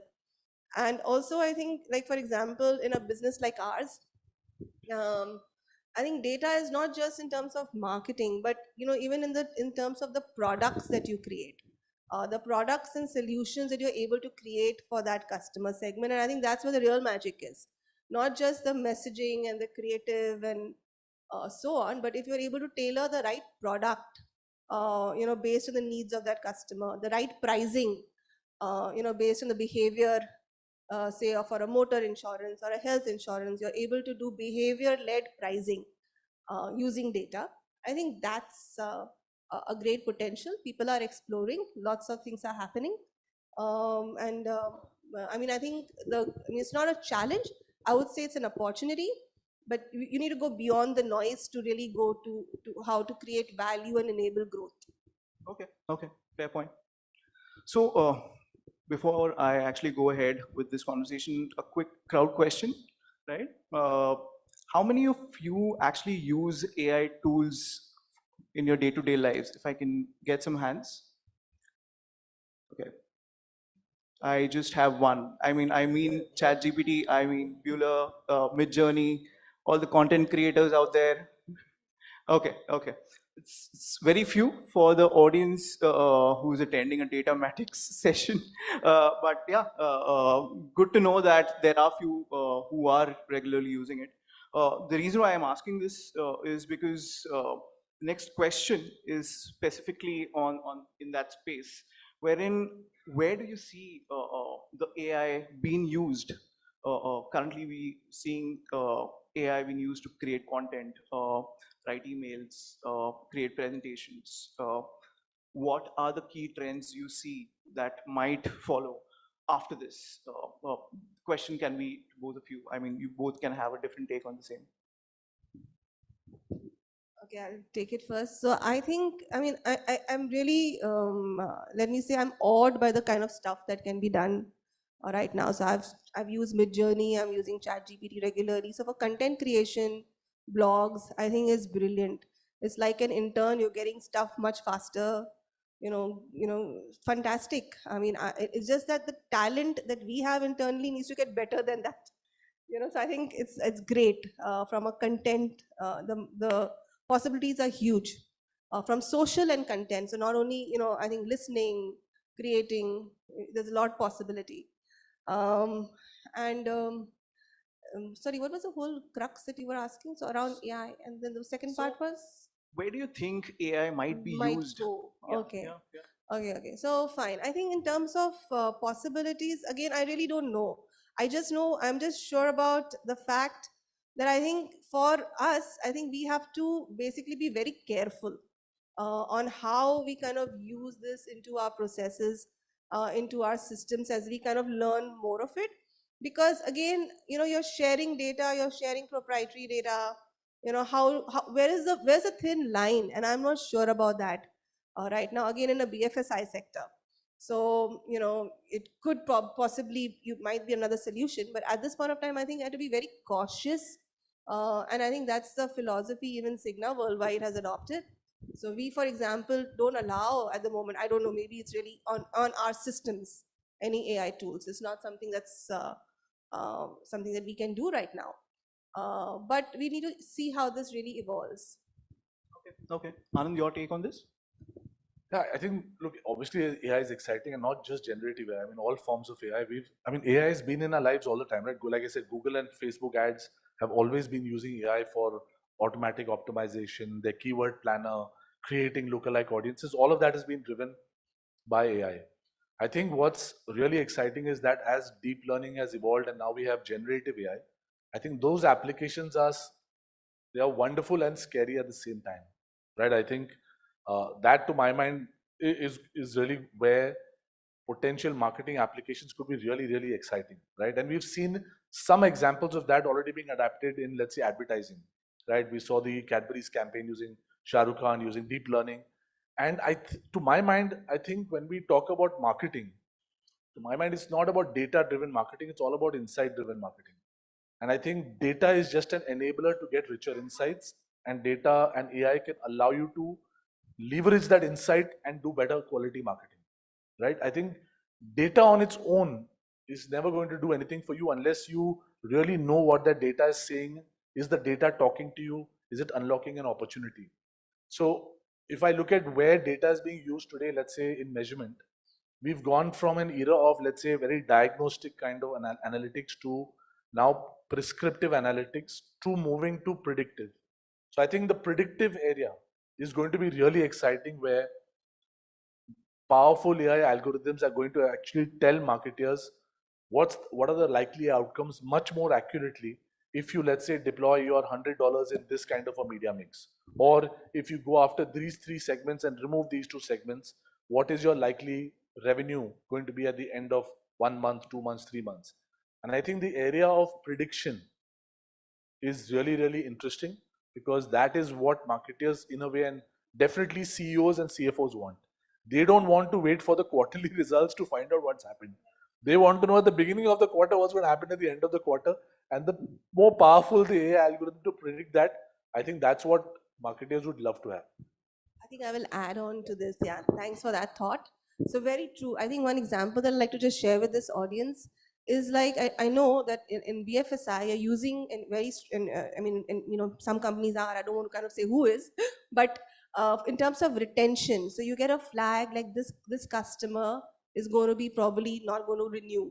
So and you can change tactics based on a scoring of renewability, using AI tools. So it's absolutely true. So how do you predict if in this room who's going to renew their policy or not? We know through some methods. Yeah, so that's a good example. The other one I can also think about is actually, at the call center, using voice technology and AI tools, you can predict like this customer is, at this level of irritation. So, and Cigna does it, assigning the telecallers based on, that experience. So yeah, the usage is immense. I mean, it all ultimately the investment will happen if there's a business outcome. So because these things are not, they don't come cheap, right? So the investment has to be linked directly to the ROI and the business outcomes. On a lighter note, I think also AI is going to destroy a lot of things. So if today if you go onto LinkedIn and you open a post on LinkedIn, it actually gives you a Gen AI tool saying our AI will help you write a post. So बाकी क्या रहेगा यार? I mean, they made knowledge a commodity now. So suddenly everybody is going to be writing and waxing eloquent about every topic in the world on LinkedIn. What have you done? You're killing knowledge, you're killing experience, you're killing creativity. Right? So I think how AI is used also needs to be really thought through, because after some time, I don't think the credibility of LinkedIn will exist if you're going to provide an AI tool to every person on LinkedIn so that they can use Gen AI to start writing posts for them. I mean, at some Question because ये आपने लिखा है कि AI ने लिखा है? Right? I mean, I'm sorry, on another lighter note. So I have a 18-year-old son, and he had to send a mail to someone. I said, "You please send the mail to me because this person I know." So he sent me a mail on WhatsApp. When I read the mail, the first thing I said, ChatGPT. So he wrote back very angrily. He said, "Trust me, Dad, this I've written on my own." Right? And he had actually written it on his own. So I think the other thing about AI is that you're going to stop wondering कि किसने खुद किया या नहीं किया, किसी और ने किया. So it's going to make the world, I think, a much more complicated space. I think it's going to create deficiency of trust, and there are going to be a lot more questions you're going to ask of platforms, ad tech tools, etc. Because you just don't know कि हो क्या रहा है. So the results of AI taking over, I'm sure the cliched question here is AI going to take away our jobs, right? I mean, I would just like to know how this might have happened in your individual organizations, or if AI tools have in fact replaced any specific individuals or any specific designations as such. So I could go there. Look, I think it hasn't. We haven't seen a direct impact of AI immediately. But is AI taking away jobs? Most certainly it is. I think those who say it is not going to do that and humans will work with machines, it's rubbish. You're seeing in many sectors, jobs are being questioned. Right? If generative AI can write, if they can write code, if generative AI can test code, if generate and approve code, then what are Wipro, Infosys of the world going to do? Right? American companies will no longer need 10,000 people sitting in Bangalore to write code, test code, and approve code. So the truth is, will it affect jobs? It will. I think that it's stupid to believe it won't. So I think a lot of people don't like to talk about it because then it puts the spotlight on AI negatively. And we have seen this happening in industries. I think our industry, will it get affected? I think what it's doing to our industry specifically, it is making people dumber. Because as AI improves on platforms like Google and Facebook, look, they are publishers, they want you to put more money on them. They're not here to make the world a better place. Let's be clear. Which means that they will create platforms that are becoming more and more intelligent so that anybody can work on the platform, set up a campaign, press a button and go to sleep. And they'll say our AI will do all the optimization, creative optimization, audience optimization, etc.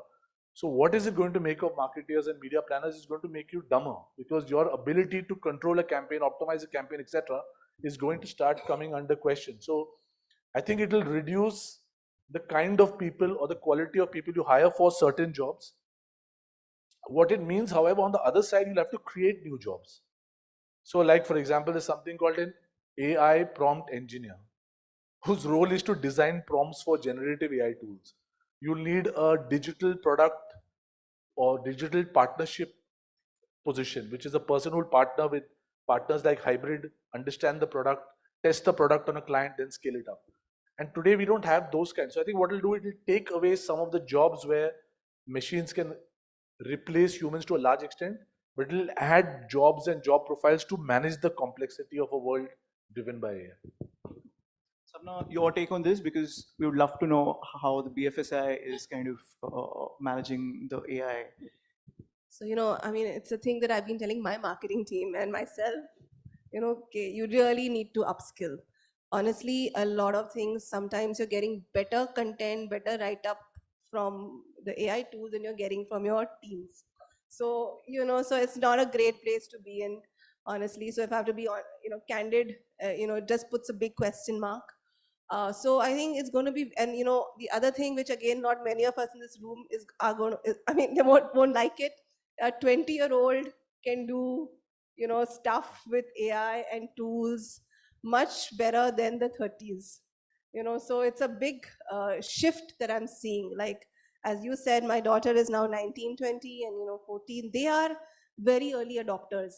And interestingly, they've been using some of these tools before they even started getting famous, and they just know it much faster, more intuitively than us. We need to kind of figure this out, and they're all coding. So, and coding by systems, building stuff. So they're more doers. I think what has happened in our, is that we've become, because as you said, become dumber, or whatever will make people dumb. I think it's something we need to really think about, because I think all of us need to kind of really, really upskill constantly, keep learning. I would say keep doing more than watching. So I think that's very critical. So AI can be great if you are using it. If you know how to use it, you are still very valuable talent. No challenge, because you're harnessing AI. In fact, will be great to have that person as part of the team. But if on the other side, if you're not using it, and the output is lesser than what you get, yes, there is a bit of a challenge. So I think the onus is on us, all of us, to learn, upskill, harness, and be doers. I mean, it's a challenge, but I don't think AI can take away stuff. Okay, so I still am not in that camp that that it'll take away, because again, it's like data. I mean, you have to know how to use it. So, and I think usage, optimize it, know. And I've seen how these prompts work, like you said. I think it's very important to know what you were going after to get the right output. So I don't think it'll take away stuff, but I do think we'll have to relearn a lot, and very rapidly. So I think that's my feel on this. I think we have some contradicting thoughts on this question, but I'll go with Sapna. I agree with you a little more. Sorry, Anand, for that. It's because we at Hybrid, we are the core technology is actually driven by AI, and I don't see that AI will take away jobs. Is because AI in our company is actually creating more opportunities for people to come join us and probably explore, learn, and probably benefit out of it. So at the end of the day, what we do is creating different kind of targeting parameters using AI. So Hybrid has a lot of different opportunities when it comes to I would say contextual targeting. So how does the contextual targeting actually work, right? We analyze using AI. We have the capabilities to analyze a complete page, understanding how a user is reading a certain set of content, and how can we target him with the most relevant kind of advertiser who is looking for such kind of users. So yeah, moving on to the next question. Just wanted to understand, and this is a direct question to Sapna, what are the possible business advantages of AI in BFSI as a sector? Very specific. See, I think I did mention this in my in some bits of the conversation earlier. So I think I have to quantify it. I think it can definitely bring your cost of acquisition, your cost of marketing down by 10 to 20%. So I think if you use that systematically, you're definitely going to be able to show stronger ROI on your business. I think that's one thing, both in terms of acquisition and retention. And I think that's one case study. The other things is how you can really use it to improve customer experience and loyalty, which is another very important part in the BFSI sector. So the moment of truth at the point of claims, at the point of underwriting, if you know the profile and if you know the cohort, you know how to deal with that situation, and the experience is better. So the stickiness to the product, real-time use, so data and real-time usage of data, into your processes. I think that's where the miracle starts showing up in terms of results. Okay, okay. Anand, from a agency perspective, just wanted to understand how are clients reacting to this change? How are clients? What are the demands? Do we see a lot of these brands coming to agencies like you, asking for AI-led solutions, asking specially to give them some innovations based on AI? I can specifically again talk about generative AI. Because I recently saw a very interesting case study by Mondelez, who actually created a happy birthday song, a unique happy birthday song, creating 4 different, I would say, AI tools, generative AI tools, and that was pretty interesting. So yeah, That's the bomb. yeah. Okay. So very quickly, look, I think there are different types of clients. Some clients want to do innovation because you want to be the first, number one, chalo, innovation karo, put it out for an award. I think eventually clients want to know how is it going to help them drive an objective. In most cases now, marketers talk to us about sales and revenue, right? So I think most marketers, their focus is very clear. Marketing is no longer about vanity metrics, it's all about sales and revenue, right? I'm sure Sapna will agree that that's the conversation you're having with the CFO and CEO. So I think, yes, is there interest in trying out new tools? Certainly. But I think there's also a bit of skepticism. So our recommendation to client is never, here's a wonderful tool, has a great story, let's use it. It's always test and learn, right? So you put in a little money, you test it, see whether it's working, then scale up a bit. So it's never, you're never going to take one new platform, which is a shiny object, and put lots of money on it. It doesn't make sense. Because one, you don't know whether the platform will work. Two, there are 10 other platforms waiting in line to be tested, all with equally exciting stories. And trust me, the stories that we're getting every week are more and more dramatically exciting.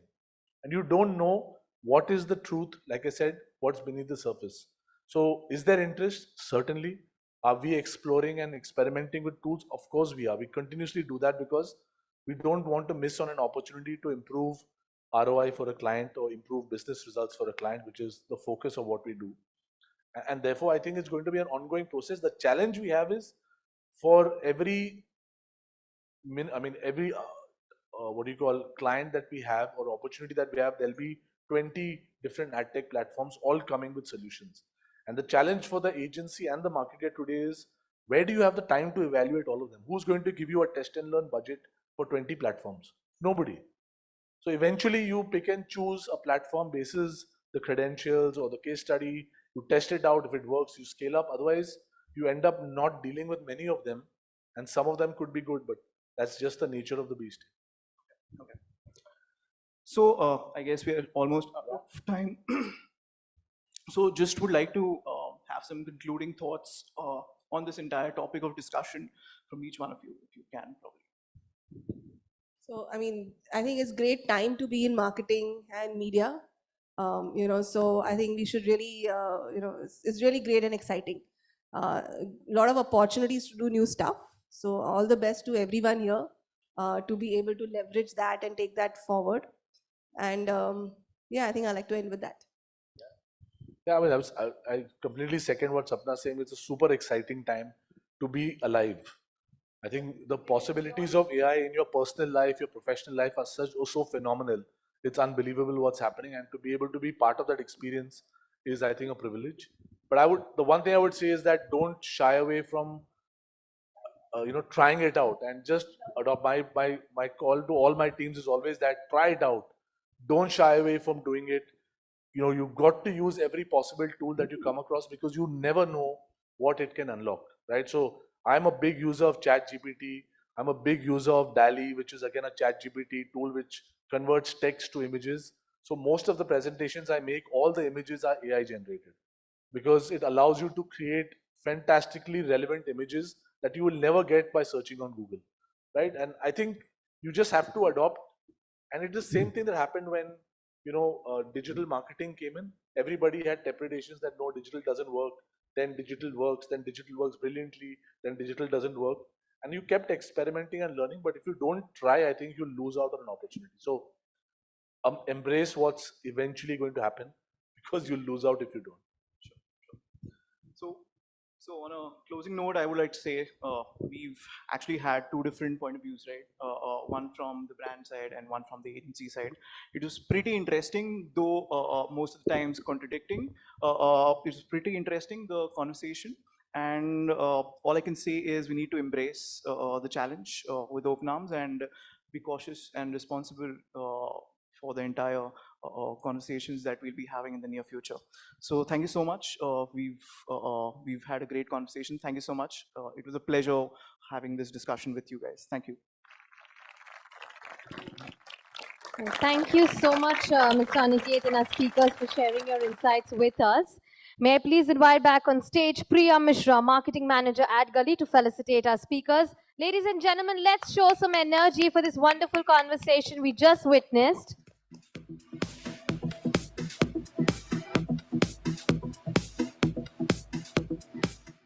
Request you all to please come together for a group Hybrid photograph. is a global full-stack programmatic advertising ecosystem. Hybrid DSP, set of programmatic tools for any advertising objectives. Vox, AI vision platform, spearheading innovative and visual advertising formats. Hive, in-house programmatic solution for mobile app developers. AI-powered, human-guided, get a personalized quotation. Well, thank you so much. And before moving to our next panel, again, I would like to take this opportunity to thank our partners and sponsors for their overwhelming support. DATAMATIXX presented by Whistlefield, powered by Mob Avenue. Our gold partner, Hybrid, digital media partner, iAvatars. Our digital growth partner, Dangle Ads. Our retention partner, WebEngage, and audio partner, Mevi. On that note, again, I would like to give you all a quick reminder to please share all your key takeaways and your experiences on your social media handles with the hashtag DATAMATIXX and hashtag Unlocking Business Growth. Do share all your experiences on your social media handles and do not forget to tag us at @Gully.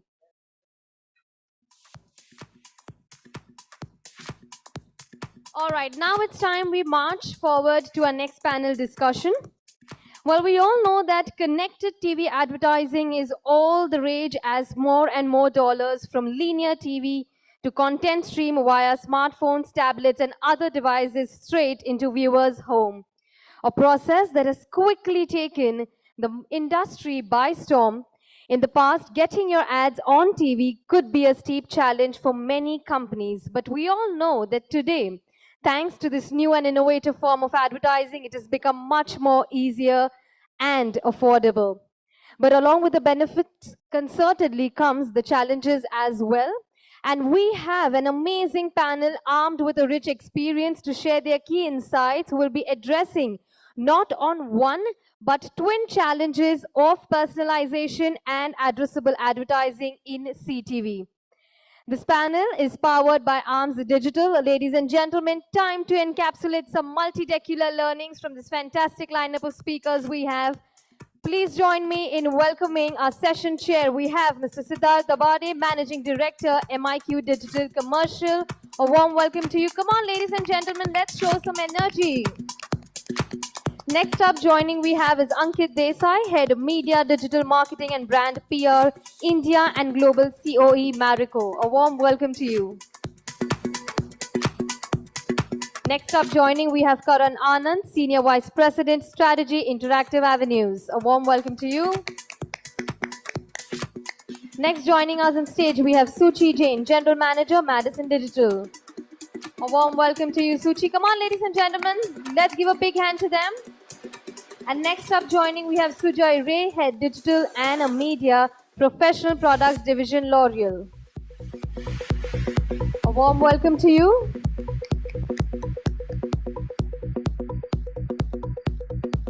Well, over to Siddharth to take this conversation forward. Thank you so much. Hello, can you hear me? Great. So I think connected TV as a medium is, all the buzz, as it was discussed in the beginning of this, panel announcement as well. So I think the opportunity is huge, right? Let me just set the context here. We are probably already having more than 35 million plus households in India who are connected and watching TV on internet. And of course, so there are many more people on mobile who are watching video and they moved away from linear TV to some extent. So the reach is much bigger than what we see only on connected TV right now in terms of the digital video branding addressable opportunity, of course. But what is exciting is that 9 out of 10 or 10 out of 10 TVs which are sold in India currently are all smart TVs, right? And our data costs are low. They will be low, right? Because the broadband penetration will increase as we go along as well. And so there are some estimates that in 2-3 years time we will have 100 million households who are watching their TV on internet, and that could result in a number which is about 300 million plus people in India, right? Which is a huge number. So it's an interesting opportunity. So the first question is to the marketers, to Marico and to L'Oreal, is that does connected TV come into your planning right now, or is it a medium which is not in your radar exactly? No, so sorry, am I audible? Okay. No, the quick answer to that is we are where the consumers are, right? So to the extent to which consumers are using connected TV today, it's very much part of the plans. And I think, as you said, the opportunity is huge. The interesting thing about connected TV is that today it operates in a niche, tomorrow in a mass, and both cases it'll open up very interesting possibilities. So yeah, it's definitely a space that we are very, very actively engaging with. Thank you. I think the short answer will be yes. And as I think Ankit has already mentioned, is figuring out where the consumer is. If the consumer is watching connected TV, the brands are very much there. So I think we are in a very exciting phase. And just to give you a parlance, like what happened in 2010 with smartphones, and then 2016 Jio happened. Now connected TV is happening, and with the broadband, I think next couple of years going to be exciting for us as marketers, especially with CTV around. And a follow-up question is that are you looking at this medium as a digital medium, which is typically looked at as a performance channel, or you're looking at it as a brand medium? It's unfair to say performance is digital and everything else isn't, right? No, but no, to answer your question, I think this is something that I've seen a lot of people get muddled upon. The fact of the matter is there is no digital and mass media. That divide is no, for consumers, it no longer exists. For them, they operate on a continuum. And I think as marketers, we have to make that journey, because otherwise we are living in our own, utopian world, which doesn't exist. So for us, there is no difference between connected TV or digital at large and other mediums. Sure, the treatment might be different, the usage might be different, and the objectives that we are chasing on each of these platforms might be different, but they're part of our media basket. In fact, Siddharth, I kind of echoed what Ankit just said. If you ask my mom, and I'm a cord cutter, right? I don't have any linear cable, etc. If you ask my mom what she's watching, she'll just tell you that she's watching one show or one channel. She doesn't know if it is connected or not, right? For her, it's only the content, right? So as long as we marketeers and the agency take note of that, where our audience is and what they're doing, we just need to plan for that, and not for the medium, not for the connected or not connected, like Ankit said. Yeah. Any thoughts on connected TV as a performance medium or a branding medium? I think as agency partners, we would not want that bifurcation ever to come in, because this is like in parallel to the classic battle of TV versus digital. So I don't think that's how it is. And like Karun just mentioned, right, that this is how it should be. And like how Ankit also mentioned to us, that for us, reaching out to those audiences are important, whether they're sitting through a connected TV or the linear TV or whichever address, whatever models you could think of, that is more imperative for us to plan for. My point is that I think we should stop looking at performance, awareness, funnels. Consumers don't look at it like that. It's us marketers who have been like historically taught in B schools that, okay, fine, there are these X models, Y models, these funnels, that funnels. Consumers are not going by the funnel. Consumers are not consuming media like that. So whether it is TV or connected, as he was mentioning just that his mom is looking at the content. So content is what consumers are looking for. The format of the content, the screen of the content, the screen size of the content is irrelevant. So I think as marketers, it's high time for all of us, because we also fall into that trap because there is a legacy attached to it. So we should start looking at it as that what is that which will help me reach out to my consumers in the best possible way, ensure that they get predisposed to the category or the brand, and probably ensure that they convert. Once upon a time, conversion used to happen by a pamphlet also, people walking into a store. You can say that that is performance media also in a way.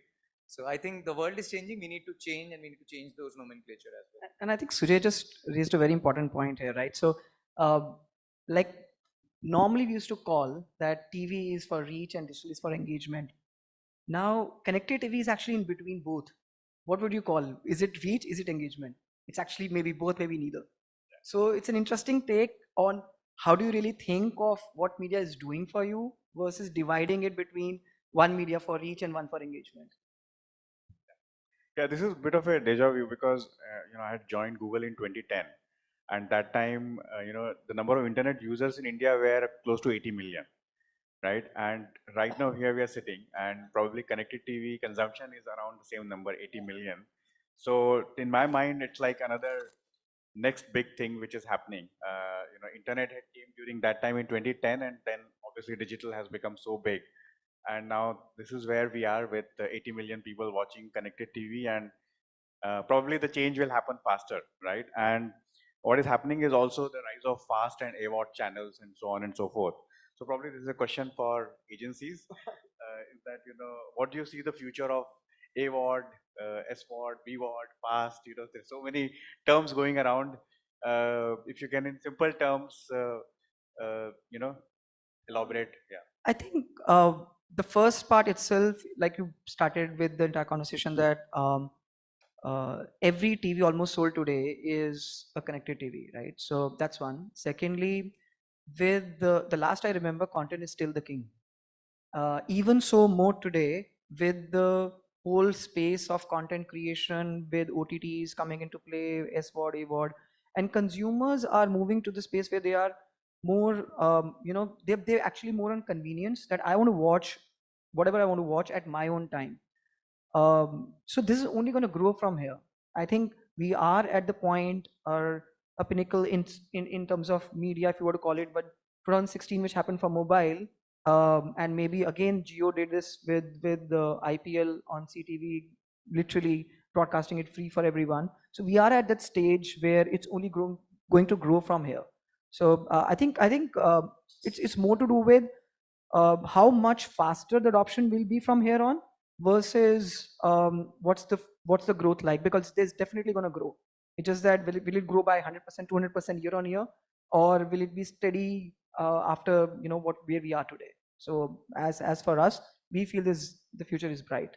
Right. Probably just one more layer to this question is that many times, if a lot of consumers are just subscribing, right? They don't have any ads, and that is something which is growing a lot as well. So what's your take on that? Because on linear TV, obviously ads will always come, but on subscription, I have a choice. Probably if I'm on Netflix or Amazon Prime, I'm not watching any ads at all.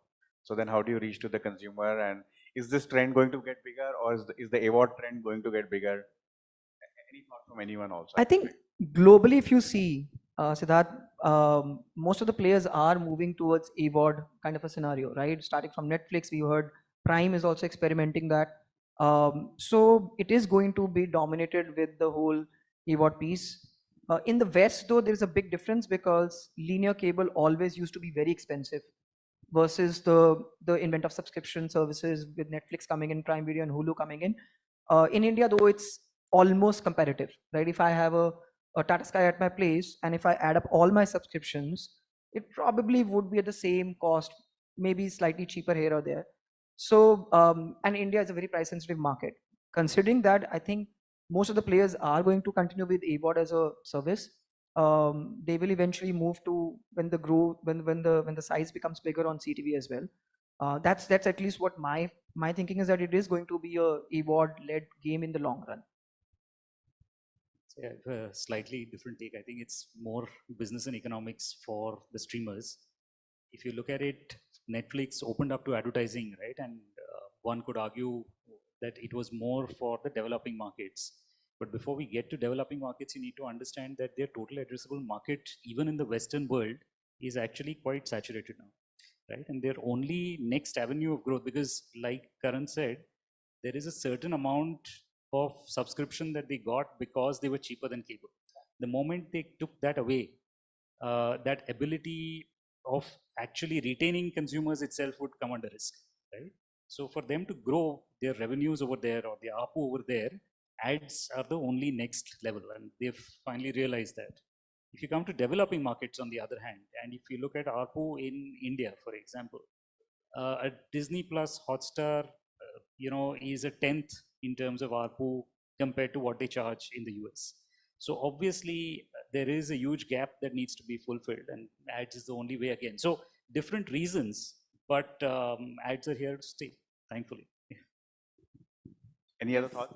If you were to look in a different perspective, you would see that there are 40 plus OTTs in our country as of today, right? And like Ankit and Karan both mentioned, we are a price sensitive country, and the way the Indians structure in terms of a family, or the way we live is in a joint setup where there are nuclear families, as compared to the West, where there will be individual husband and wife living together. If you were to look at that entire concept of sharing that login and who is consuming what becomes very important, and we are still largely TV connected. TV is still catching up for us as compared to the Western markets where it's already established. So for that matter, where we see price sensitivity with the low data cost, of course, with Jio revolutionizing that bit, and now the connected TVs or the smart TVs getting cheaper by the day, right? Because you have your local manufacturers, the whole Make in India is pushing things across with Vivo and all coming up, offering that particular thing. So it is becoming aspirational, but after a point in time, even that will not exist. And eventually what's going to happen is that it'll be basis segmentation for the people who can afford to pay for a subscription, who want to see the content without any ads the way, because that's what is leading them to be a cord cutter and not consuming TV the way it was consumed earlier, versus a set of people who are still catching up from tier 1, tier 2 cities, wherein you would see them still not, or having different levels of subscription. Like a Disney Plus Hotstar always had that layers, right? That by this you would be exposed to this, or you would get to watch a sports segment free, or you would get to watch this particular, or a Game of Thrones has to be at an award level, right? So all of those things will come into play depending on entirely how the whole economy moves in terms of offerings of data pricing, offerings of these solutions, offering of all these devices coming in place. So I think that needs to be considered as part of segmentation. So you'll always have those segments when it comes to our country with the population that we have, for sure. I have another dimension to add to this discussion is that, so we heard about the entire price tiering, price sensitiveness. Obviously, there is another angle to it where we are talking about that how consumers will mature over a period of time. And so what will happen in my view is that both the pies will grow, because at the end of the day, I'm just again using that age-old cliche, it's the content is the king. So what consumers are actually doing is that they are going for the content, and if the content is worthy enough for a platform or a price point, they are ready to pay that. So there will be times when a consumer will probably go for a 2-month subscription to watch a Money Heist on Netflix and close it, and they will go back to a Jio Cinema to watch IPL live. So it's going to be interesting. Yes, price will play, maturity will play a role, loyalties will keep on shifting because your content need to be good. The very recent example maybe I can draw is that people were saying that, hey, big cinema, movie cinema is dying. It's not dying because of consumer preferences are shifted. It is dying because there is bad content getting dished out by Bollywood. People are booking 3:30 a.m. show for Oppenheimer because it's a good movie, it's good content, and they are paying 5x extra. So obviously there will be a top tier of consumers who are going to pay disproportionately, and then there are bottom end of the consumers who are going to rely on these advertised support models. I think the interesting piece is happening is where whether TV manufacturers who are coming into play and they are bundling it, or maybe the Airtels and Jios of the world who are also bundling it for the consumers, because at the end of the day, they're watching it on a big screen. So that's gonna play a key role. Great, very interesting thoughts. Um, so, connected TV is obviously an amalgamation of what linear TV offers, but digital data as well coming in, right? So, and then there is also another angle that you can buy OTT directly, or you can buy through programmatic.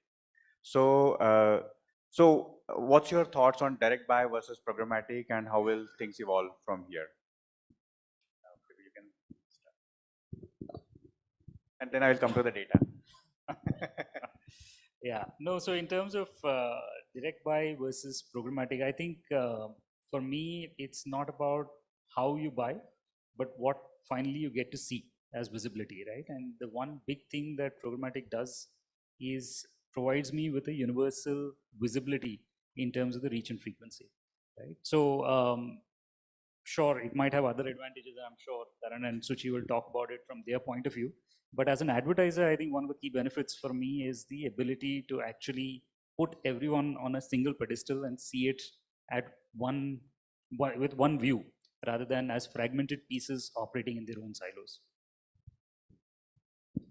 In fact, to continue to Ankit's point, of course, it's going to be like the typical way. It's not just about connected TV as a medium. Even without connected TV in place, for that matter, we would have a situation back then, 7-8 years back, when programmatic had just come to India, especially, where the conversation was that would you do that deal directly with the publisher, or would you want to do it programmatically, right? It's just that in this time of today, we are talking it in terms of a connected TV, where it's a device difference that has come into play. Of course, with programmatic, it'll always be the preferred medium over direct. But the whole challenge is going to be convincing the supply partners to come onto that particular phase first of moving on to programmatic and opening up the inventories to be available. That's the first challenge.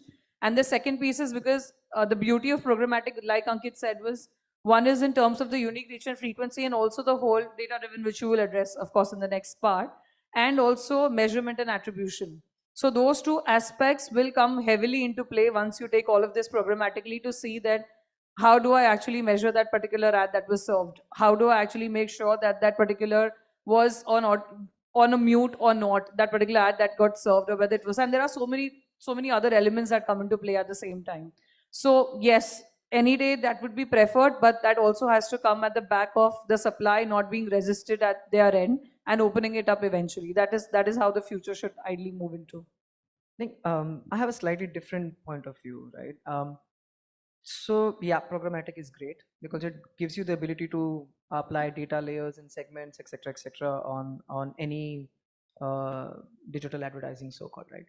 But when it comes to CTV specifically, the reason why it's so different is because when you apply programmatic, it's usually on a handheld where you have information of an individual. CTV, on the other hand, if you're looking at as a co-viewing household environment similar to a linear TV, it's difficult to identify audiences that as one-on-one, because it's household you're talking about, right? Unless and until someone tells me that, okay, this is the household who's doing XYZ ABC. That definitely makes sense to add that programmatic layer, but then obviously it comes with a lot of caveats and a lot of other things, and hence I feel it's a bit a gray area, to be honest. It's not the same as programmatic where you have one-on-one. You are talking to a household. Eventually you have almost 3 people, if not more, who are watching connected TV at the same time, co-viewing, etc. is happening. So I think there is a bit of a gray here. So as long as someone can provide us with the data of our household, I think I would go with the direct partner. My take is somewhat related, because as a marketer, I would also want to have that one view, but with a correct attribution. So maybe probably I shouldn't be mentioning that word here in this forum, but a BARC equivalent. But then I know that platform has its own challenges, but that is how TV planning has been happening in India. but something which gives that one consumer view, because obviously as the bottom line pressures will be there for all the marketers. So the whole idea is that how you get the maximum bang for that buck. So you will try and probably reach out to that consumer in the best possible way and ensure that you increase your reach with the correct amount of frequency so that there is lesser wastage. But I think it is still early days, at least when it comes to programmatic in CTV. There has to be a lot of work that needs to be done. It's like hardly couple of years things have started shaping up, but I'm very hopeful that platforms will evolve, and we might get to see and we might get to discuss probably the next time when we are sitting. I think I'll give you a balance to this, right? Of what Sujay is talking about. So in the US, unfortunately in India, we don't have the uplinking for any of the cable, satellite, or even Tata Skies for that matter. Some of them have just started it. In the US, it is prevalent, right? Because you do get an uplinking where you get a household level data. So the moment in India, we are at the stage where even the connected TV kind of reports back on the household data in some form or the other. Maybe linkages through the same Wi-Fi connection and doing a triangulation of the mobile phones which are using that same Wi-Fi, and then give me one view of the consumer, like just talking about, bang on, right? That's a eureka moment for everyone, because then you know that this household is actually buying into this product. This household is getting this. They just bought a new car or whatever that is. So I think hopefully we're going to get there soon.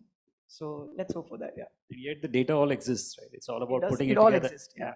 Actually, I was just going to come to that, that if you can capture that data, right, if your OTTs are able to supply that, and to your point, when households are that, so you would know that when a Nagin show has been aired, what sort of ad needs to be served, versus on the same particular platform, if another content which is not Nagin, of course, but it could be a Big Boss, or it could be a sport event for that matter. If you have that data consumption and the patterns in which you know that what happens is when the data will come into play to serve the personalized ads, that's how it should be ideally. So yeah. So now let me come to data as well, right? And that also addresses the addressability question and to some extent personalization as well. So what we have is probably a bit of obviously a broken ecosystem right now, right? Linear TV is one silo. Then you can buy directly. That could be one siloed approach as well, and it has its pros and cons as well.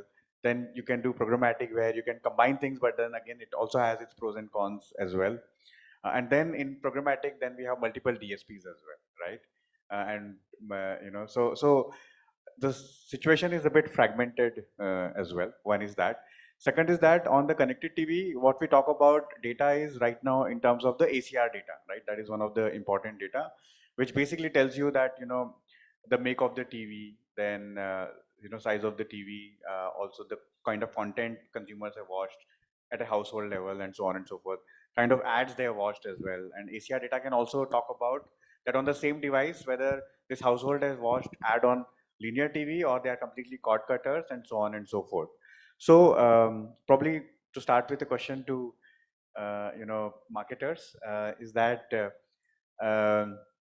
how do you really how do you do integrated planning, right? It's a tough one at this time. And how do you use connected TV data solutions right now? No, sure. So yeah, it is a tough one. Okay, no two ways about it. See, I think in the absence of any one panel that is fused between various mediums, you're going to struggle, right? It's always going to be probabilistic to an extent. And that's pretty much the route that most advertisers have taken as of now. So till we arrive at the the final destination, which is to have BARC equivalent, but BARC plus plus, right? In that sense, one has to find solutions of, and they could be statistical, algorithmic, whatever you call it, that help you layer mediums over each other, right? And once you start doing that and you start looking at reach incrementality across mediums, the next step is within each medium, what's the role that you're going to get each of these platforms to play, and that's really where the CTV play comes in, right? For us, I think it's a complex, piece of jugglery that we do, where we're trying to balance at one end who we are trying to talk to, this complex mishmash of ecosystems which we are trying to navigate through, and finally what we are trying to deliver as the task for the brand. And between all of these, we then figure out what our mix is, what our allocation is, and what is the brand planning philosophy. So yeah, so that's really where we are today. I would say in this case, because it's still early days, so test and learn is the mantra, and that is what we have been also trying as brands, where we are looking at some platform signals, whatever the kind of signals which are being provided by partners. We are leveraging DV360 to activate it. Obviously, we are relying on PII data to create lookalikes, to be as sharp as possible. So if it is not deterministic, some kind of probability is there that we are reaching out to most probably the correct consumer. But then, as I mentioned, it's still early days for us, but we are relying on data in some other manner rather than just literally shooting in the dark and just assuming that, okay, this genre of content, it is Nagin, so it might be watched by only housewives and nobody else. There are a lot of men who also end up watching Nagin. So yeah, that's the point. Yeah, I'll try and answer this question in two parts, right? The first one is kind of in the favor of the agencies, especially the media agencies. I think outside of the Doordarshan area, fragmentation is there ever since the cable TV kind of came in, right? Right from what 900 plus channels or whatever the numbers and thousands of websites. So the more the fragmentation, the better it is for the media agency. Otherwise, why would any client hire a media agency, right? So yeah, I mean that's what agencies are actually getting paid for. Coming to the second part, and it's a tough one to be honest. What I think what we have done is we've gone away from the whole scenario of understanding by mediums, because what we believe, at least at our end at IPG, is that consumers today have it's very difficult to get their attention. So we are actually relying on a metrics called attentive reach, and all the channels, all the mediums, all the touch points, etc., are ranked on that attentive reach. So that actually helps us a lot, and that data is infused by multiple factors, right? Some from the direct panels which we have, some from the data providers who will provide us with the data, and it's a fusion of multiple things coming together, which helps us in understanding that for an audience, for a brand, and where they are in their journey, how much of attentive reach is important and what mediums is actually giving them the attentive reach. So that helps you in classifying the entire touch points, be it CTV, be it let's say a linear TV, be it any part of the touch point. Because what we feel is attentive reach is more important, given that audiences today are not attentive at all. And look at our behavior itself. While we are watching linear TV, we could be on our mobile phone. While we are consuming CTV, we are on our mobile phones, and vice versa. So we've used some bit of fusion, which is panel, which is data from programmatic, so data from VAC, some data from other pieces, to form our own methodology called as attentive reach. I think on this one, from our end, we would say that integrated media planning approach is what fits best over here, because of the fact that, like we are saying, that while this is connected TV, there is a lot of insights and data that will already be there in the offline manner, that we have to understand that how the consumptions have been happening on linear TV so far, and how those can be integrated into the connected TV, which sits as of today, because a linear TV channel will have a dispersion all over, and you will not get the option of selecting a particular set of audiences based on what sort of a TV do they own a 35K TV, or do they own a 70K TV, or what are they the ones who are already on a 4K, which is a 1 lakh plus, right? That sort of segmentation will never come on a linear TV, but that sort of segmentation comes on a connected TV, where you can get that data back from the provider. You could understand that whether they've had that subscription, where they're signed in that. And I think integrating both becomes very important to finally arrive at what media objective we are finally trying to achieve. And eventually that's how the plan should ideally move on, wherein we say that we take elements from this particular piece where this all information is relevant. And when it comes to connected TV as a platform, that is the piece of information that is relevant, and then actually arriving at what needs to be done finally. So yeah. Great. I think we have covered a lot of ground, but we are also getting short on time as well. So probably last question from me. So two threads. One is on personalization. I think it's very, very important that creatives play a role, obviously. And then related to addressable market is also the measurement part as well. So quick thoughts on creatives and measurement. What you have in connected TV right now, or what you would like to have. So yeah, so look, for us, I think we've been running tests around creative efficacy for some time on digital.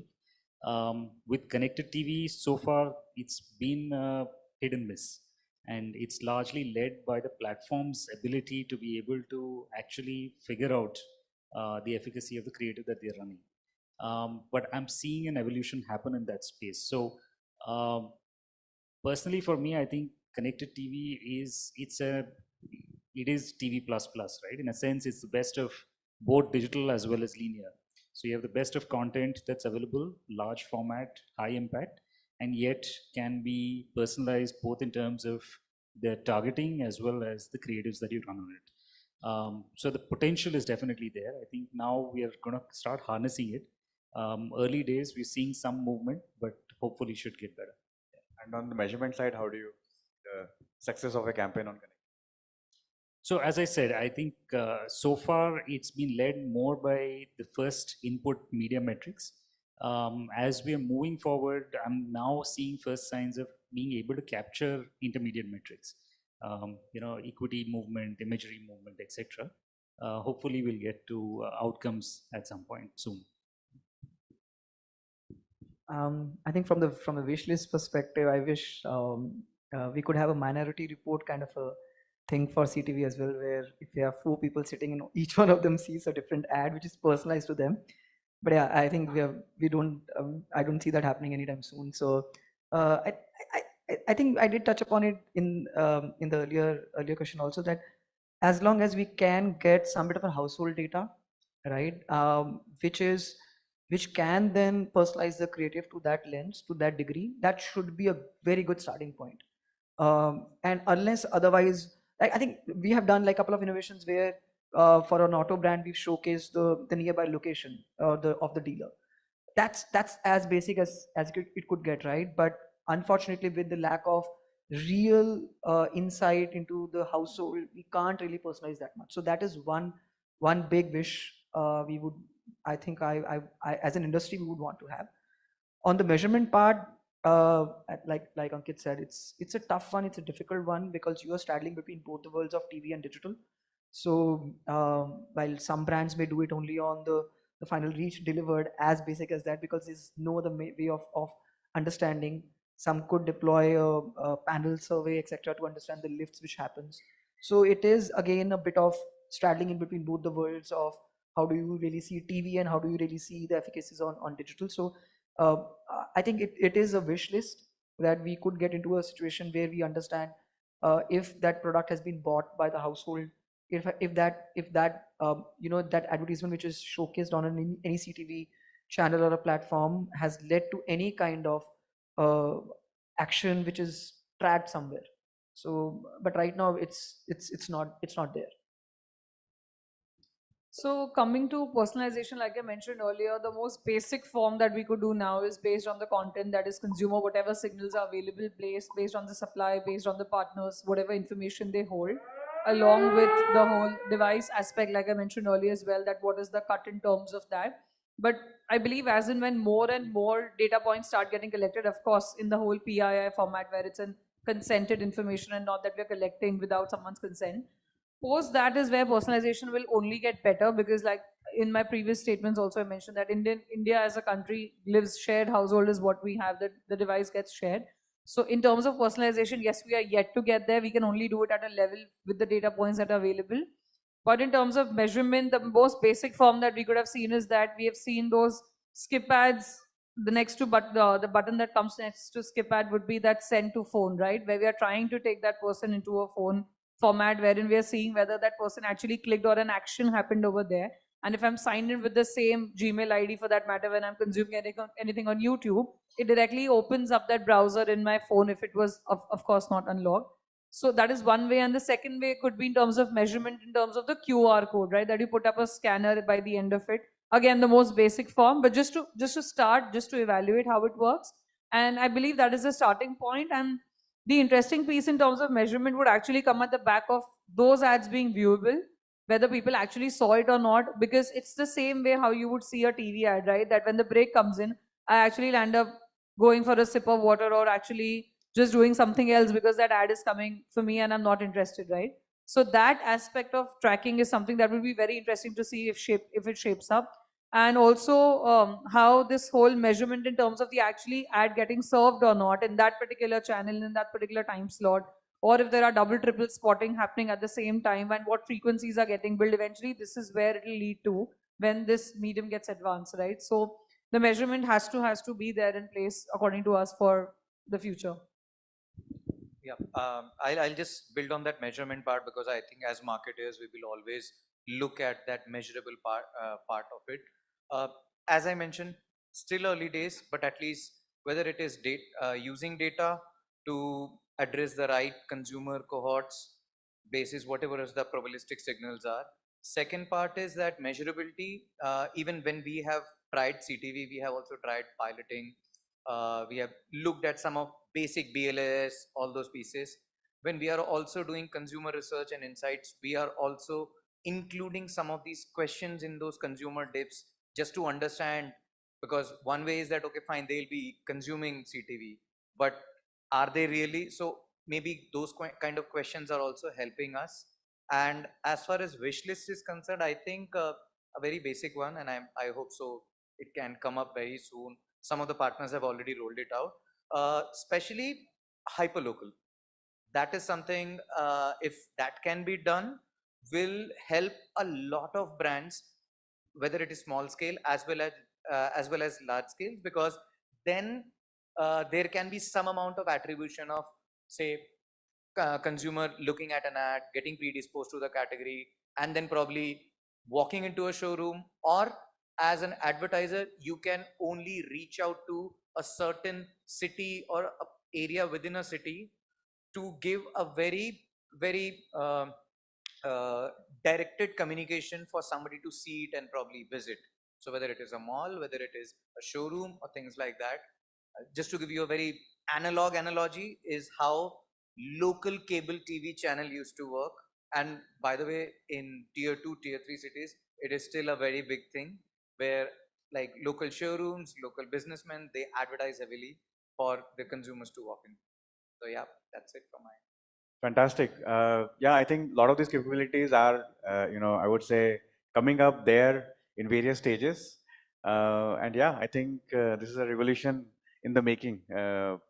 We'll all see how it pans out ultimately. Thank you. Thanks a lot.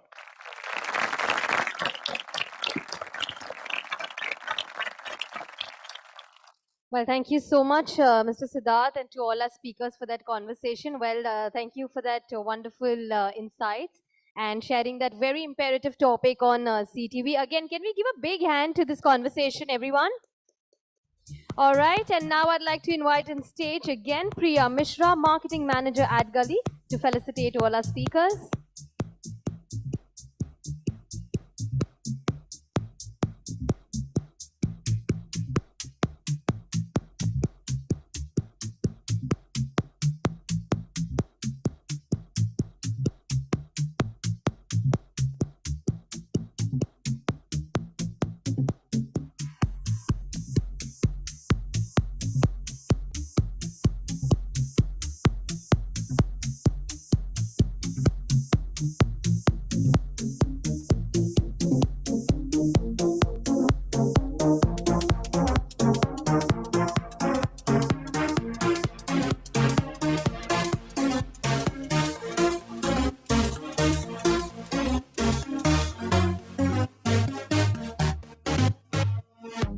It's open. It's open. It's open.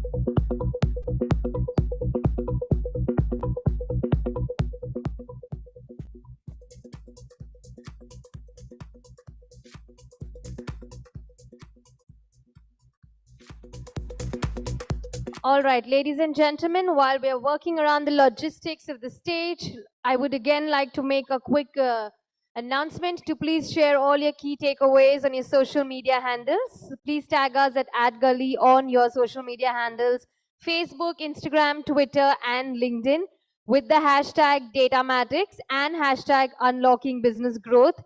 Do share your key takeaways there and keep the buzz going. And now time to march to another very special keynote address on a very, very interesting subject, ladies and gentlemen, which is the media dollars you didn't realize you were wasting. And to share some perspectives, please help me in welcoming. We have with us Nachiket Diole, Head of Sales India, Double Verify, to share his insights with us. Can we please welcome him with a round of applause? A warm welcome to you.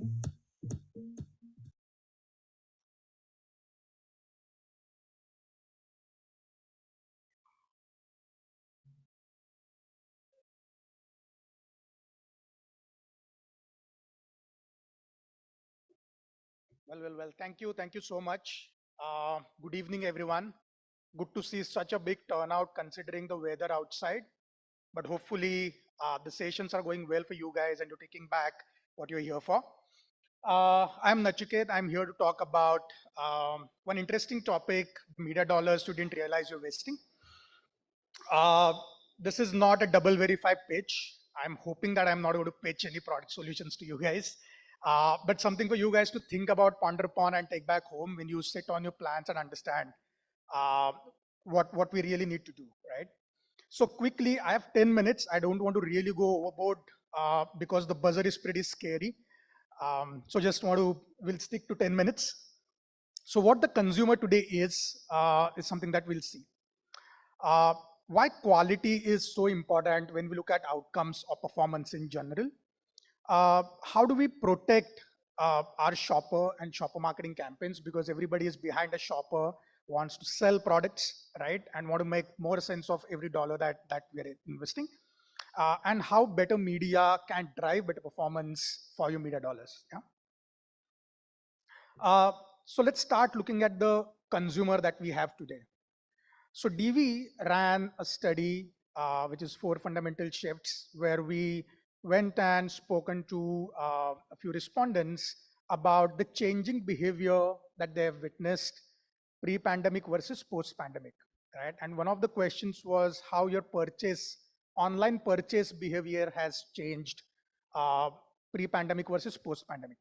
And interestingly, if you see the India numbers, 74% of the respondents claim that they have their purchase on internet has increased compared to pre-COVID days, which is right now on post-COVID days, right?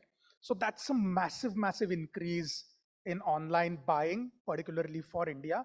And if you look at the global numbers, including US or UK or Australia, they're around in the range of 50%, right? So India is still scoring pretty high.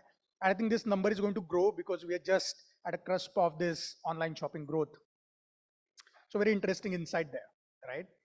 Now, what drives these purchase decisions, right? So 57% of the respondents say that they become more aware of brands that they want to buy and the buying journey and the buying process, the more time they spend online. And if they're getting more aware of the options available, then probably expect them to spend more time as well as they go along in the buying journey.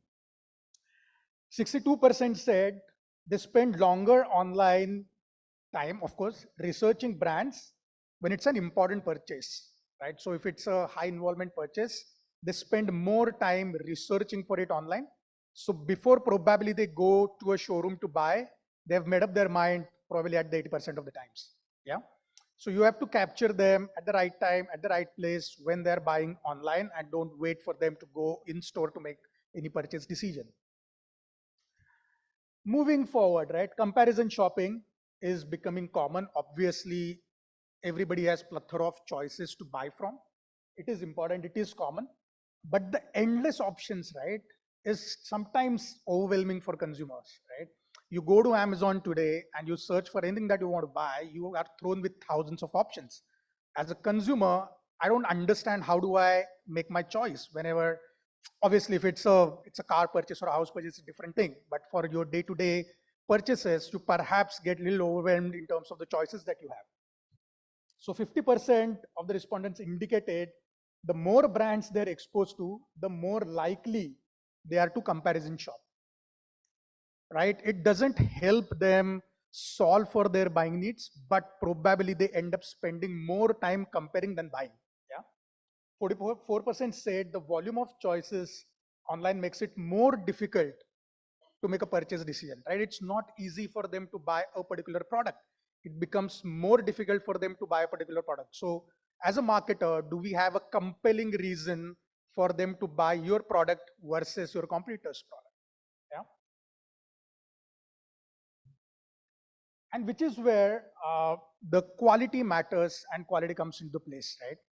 Now, the image that you see is pretty not pleasant to eyes, but there are some good oranges, there are some rotten oranges, right? Whenever you go to market, buy fruits or oranges, right?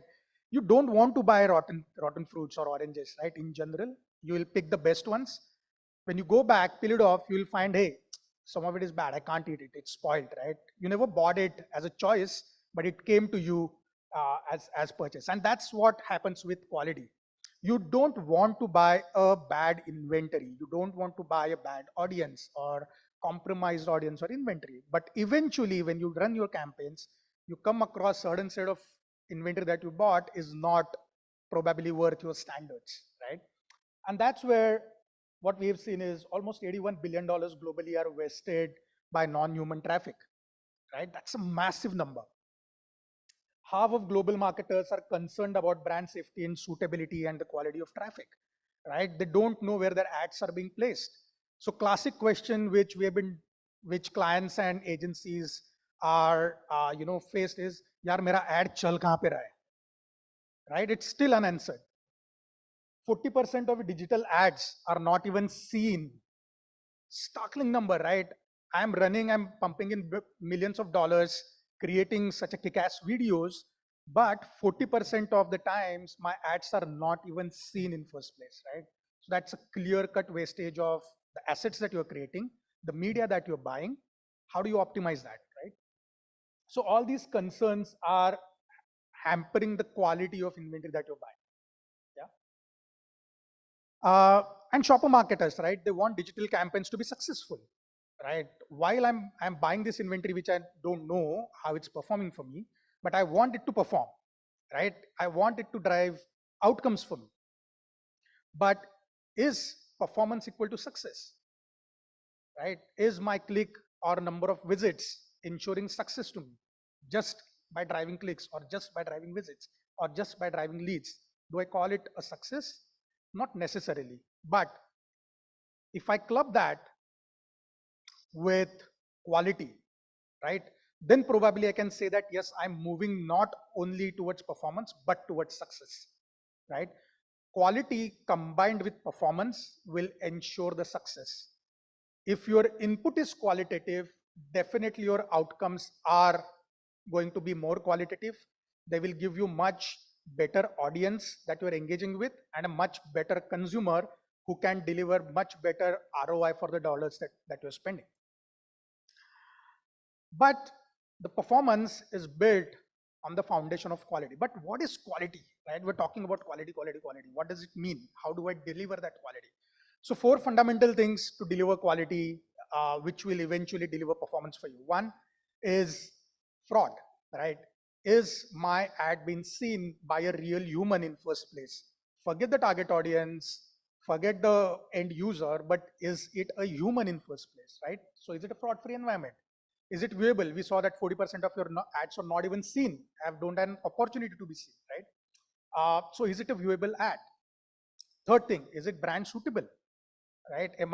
Is my ad being placed in a content which is talking about terrorism or a drug abuse or an adult content, right? Is it in a safe environment? Very critical. And fourth and obvious thing is in geo, right?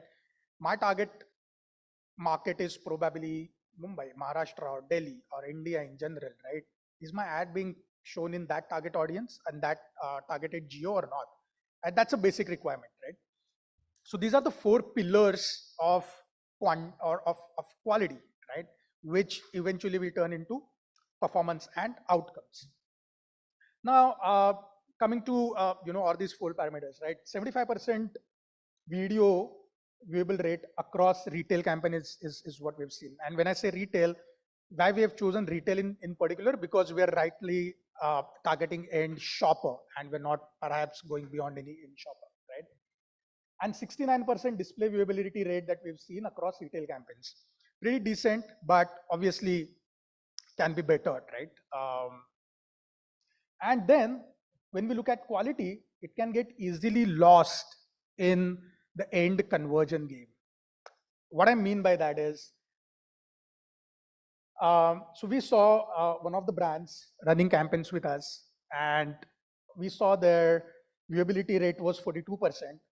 58% was not viewable, obviously.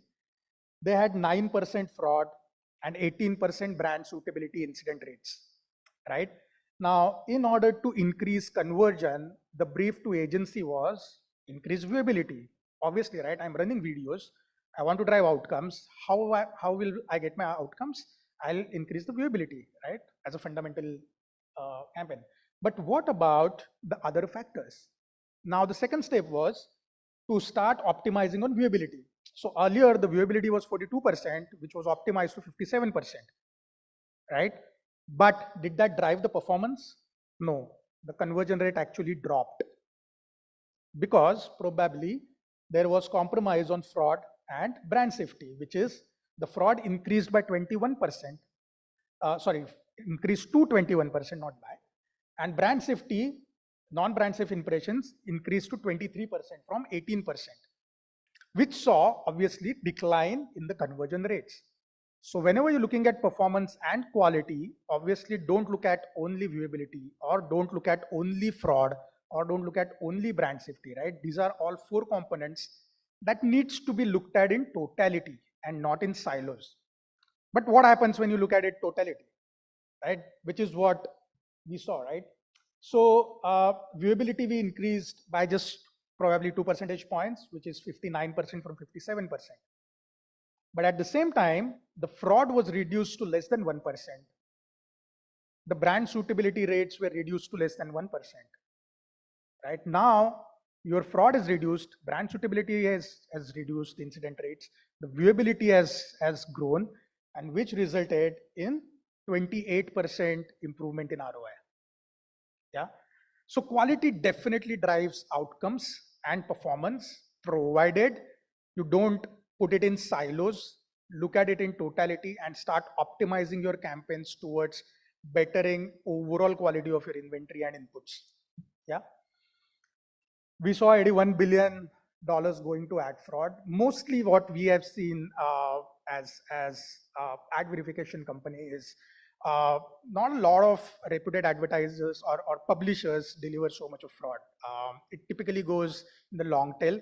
A lot of fraud happens at programmatic, which also can be avoided. But 20% of estimated ad spend dollars were lost to fraud across open web is what we've seen. Post-bid ad fraud measured across DV retail campaigns was pretty minimal, which is 1.3%. But if you look at the scale, it's still significant, right? 1.1%, 1.5% of your budgets are still going on fraud. Is still significant in overall scheme of things. Brand suitability infractions, are perhaps on rise because a lot of retail media is also now becoming a DSP, right? They are going beyond owned and operated inventory, which perhaps is putting brands at a risk from ad suitability perspective, brand suitability perspective. So 26% higher brand suitability violation rates on publisher direct buys, right? And 29% higher brand suitability violation rates on programmatic buys, which is pretty still significant from your investment perspective, right? So brand suitability, even if it's a retail media, is pretty critical to take care of and look into.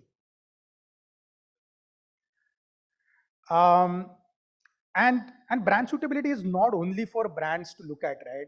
If you look at from consumers' lenses, 57% of consumers make brands responsible for the placements of their ads. They feel that it's brand's responsibility to showcase the ads where it's not crossing the limits, right? They feel that brand needs to take that responsibility. 60% of consumers say they would be less likely to purchase that brand where they see the placement is not in the right environment, which is a massive number, right? Because all of us know that the millennials or even us have becoming more cautious about what we do. We are more evolved in terms of what brands we choose, and we want to be associated with brands where we can really take pride in saying we own this brand and we have this brand, right? So which kind of reflects the survey and the respondents' behavior as well. So last but not least, what do we need to do to ensure quality, right? Verify everywhere, guys, right? Protect your brand equity. Extremely critical. You have built a brand by pumping in billions of dollars over so many years, right? All it takes is that one incident where somebody takes a screenshot, tweets it. Everybody is an influencer today, right? Everybody is an influencer. Everybody wants to put their voice out. They take the screenshot, tweet it, tag whoever that they want to, and then the whole havoc starts, right? So protect brand equity, extremely critical. Stop media waste. Ensure your ad dollars are spent wisely in a qualitative environment to the humans in a viewable environment, right?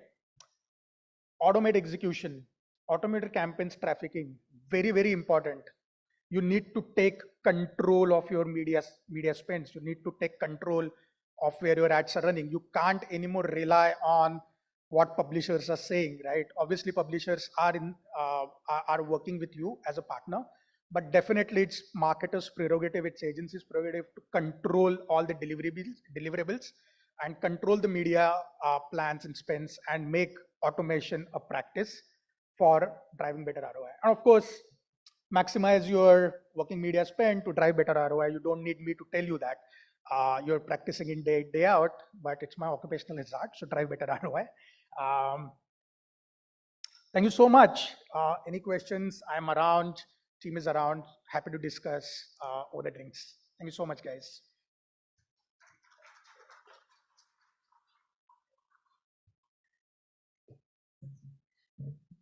Well, thank you so much, Mr. Nachiket, for sharing all your insights and for that precise yet a very detailed presentation. Ladies and gentlemen, where is the energy in this room? Come on, a big round of applause for that presentation. On that note, may I please invite back on stage Priya Mishra, Marketing Manager at Gully, to felicitate our speaker, Mr. Nachiket Diole, Head of Sales, India, Double Verify. Thank you. Thank you so much.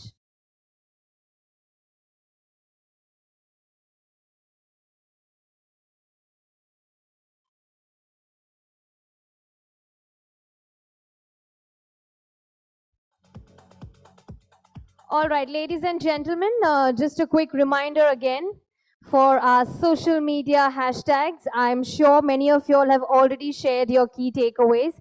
If not, please do it right now with the hashtag DATAMATIXX and hashtag Unlocking Business Growth. Do not forget to tag us at @Gully on your social media pages. Keep tweeting, keep gramming. Please tag us on Twitter and Facebook as well, and share everything that you get here to the larger audience outside.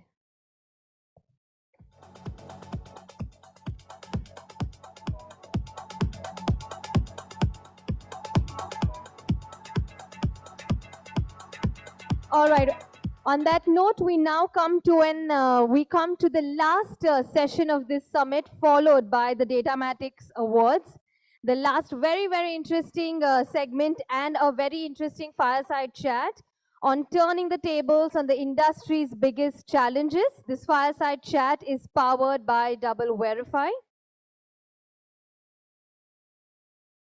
Well, when we talk about challenges, the word challenge in itself comes with a negative connotation sometimes, but it is all in our head. The reality is that the bigger your challenges, the bigger your opportunity for growth. And when it drills down to the industry's biggest challenges, we have some fantastic stalwarts from the industry joining us on stage.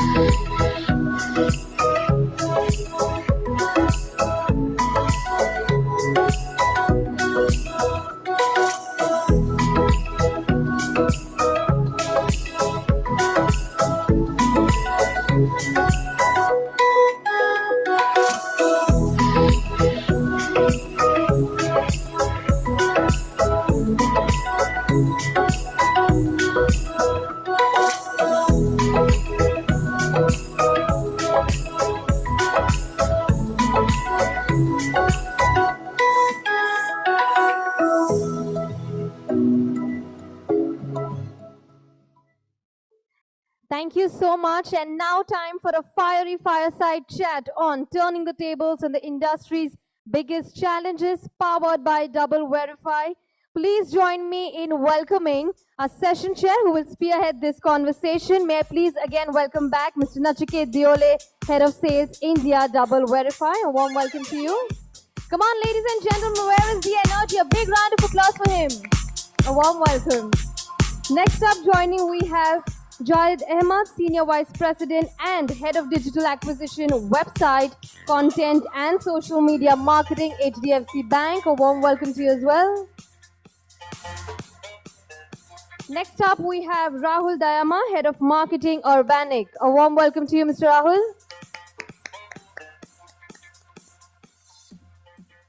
And we also have with us Atika Ehsan Ansari, Head Media and Digital for Nord Record India, who will be joining us virtually for this fireside chat.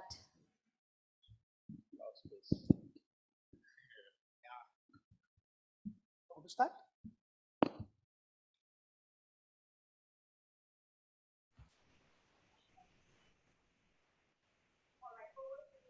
Mr. Nachiket, to please take it forward. A warm welcome to you, Atika. Thank you. I hope I'm audible though. Yes, you are. That's A warm welcome. Well, I'm back, guys. Probably for the last time of the evening. We'll try and make it more interesting for you guys. So we're talking about turning the tables on industry's biggest challenges. And we have esteemed speakers here. Thank you, Atika, for taking time out. We know you're out of country, but thanks for taking time out to share your views. Thanks, Jahid. Thanks, Rahul. We have diverse panel here from different industries. And if you look at the evolution of digital and programmatic, right? We have been talking about this evolution for last 12, 13 years.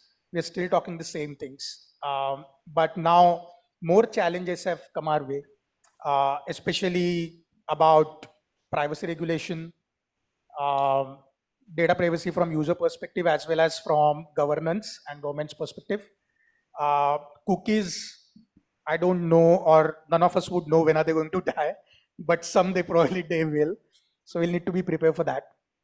And obviously the agencies and marketers are always thinking about how to kind of cope up with these challenges, because they're pretty daunting from a marketer perspective, right? Marketers should start thinking about the brands and the campaigns and not so much about compliance, but I think compliance has become a day-to-day affair for all the marketers as well.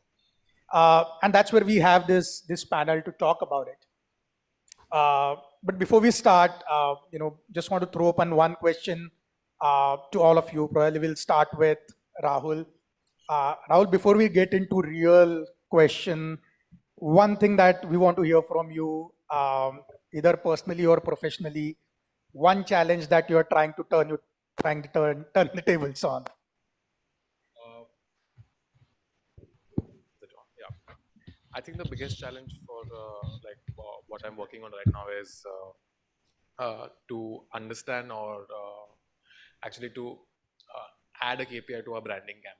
So we do influencer marketing very heavily. Like last year we have worked with 2,800 influencers, and I think this was the biggest question whenever I go to meet anyone, like how do we measure our influencer marketing's outcomes? So yeah, we have tried a lot of methods, and I think that is something which we are working on, and I think we're leading on that space as well. So yeah, I think measuring the campaigns sentiments is something which all those data points doesn't give you. I think something like that. Very interesting. $1 million question though, which everybody is facing. Jahid? Challenges, I think slightly moving away from campaigns. The biggest challenge that I am facing is attrition. Okay, so I think the kind of attritions are so high that people are asking me, where's your jacket? I said, I have to be cool, banking has to be cool. So that's the first and the foremost requirement. Okay, and we cannot go overweight. Otherwise, Uber millennials and the Gen Z doesn't resonate with you. Yep. So I think, yeah, we are facing attrition as a concern that we're kind of dealing with. And whatever measurement, I think it's been 13 years in my digital journey. Day one was also measurement. 13 years post is also measurement. I think that's going to be a perennial concern. That's obviously there. Yeah, yeah. Of course, yeah. I think attrition is perhaps the bigger challenge than any other challenge, I would say, from skills perspective. Fantastic. Thanks, Jahid. Atika? Yeah, I'm just taking a cue from both of them. I think I come from a very, very restricted category, which is alcobev. So for us, I think a couple of things. One is operating in a really brand safe world because we are already such a restricted and dark category in India, especially in the digital space. That's one. The other thing in terms of measurement is a single common currency, common view across all our plans. That's something that I'm really concerned about, and also the exceptional fragmentation of digital and how do you measure the impact? Do you measure it together, isolated, so on and so forth? So I think for us as a category, I think it is safety, it is reputation, and the threat of possibly a cookieless world in the future. So maybe that, yeah. Great. Yeah. And as we are on that topic, I think I would want to continue with a question to you. See, all of Sure. us are talking about data ownership and privacy, right? So I'm going to read out a longish question for you. So how Sure. might the changing parameters of consumer privacy and data ownership affect the way brands view their marketing, right? And especially like your category, which is extremely sensitive towards data and consumer privacy, right? Yeah. And to add to it, if our tracking is limited and we know less about our audiences, how might that affect consumer brand relationship, right? We're talking about personalization so much, we're talking about engagement so much. How Yeah. do you see this whole environment coming together? Actually, honestly, I think as we get more stricter with our privacy, environment and how we advertise, as marketers, we will be forced to keep consumer at the heart and center of it. I'm not saying we're not doing this anymore or we don't do it, but as all selfish marketers, we'd like to, communicate our brand message, drive one-way communication, and shout out our voices till everybody is deaf. But this entire thing will, help us or push us to think more on what are the campaigns that we need to do to generate a consumer experience or a response. That's number one. And number two, it'll be very, very imperative to know what the KPI of a particular campaign is. If I am doing something, and honestly, like I'm not banking where there's everything trackable till the last action. I'm Alco Bev and I'm doing extension advertising, trying to let you know where my brand is at. So I will be very clear about, okay, this particular campaign is all about awareness. It is all about people just looking at my ad and remembering my brand at the top of mind. Or if this particular campaign is just to drive signups to a particular event, and I will then look at consumers that have a cross section between who drink alcohol bev as well as would like to go to these events. So I think it'll push us as marketers to think much harder.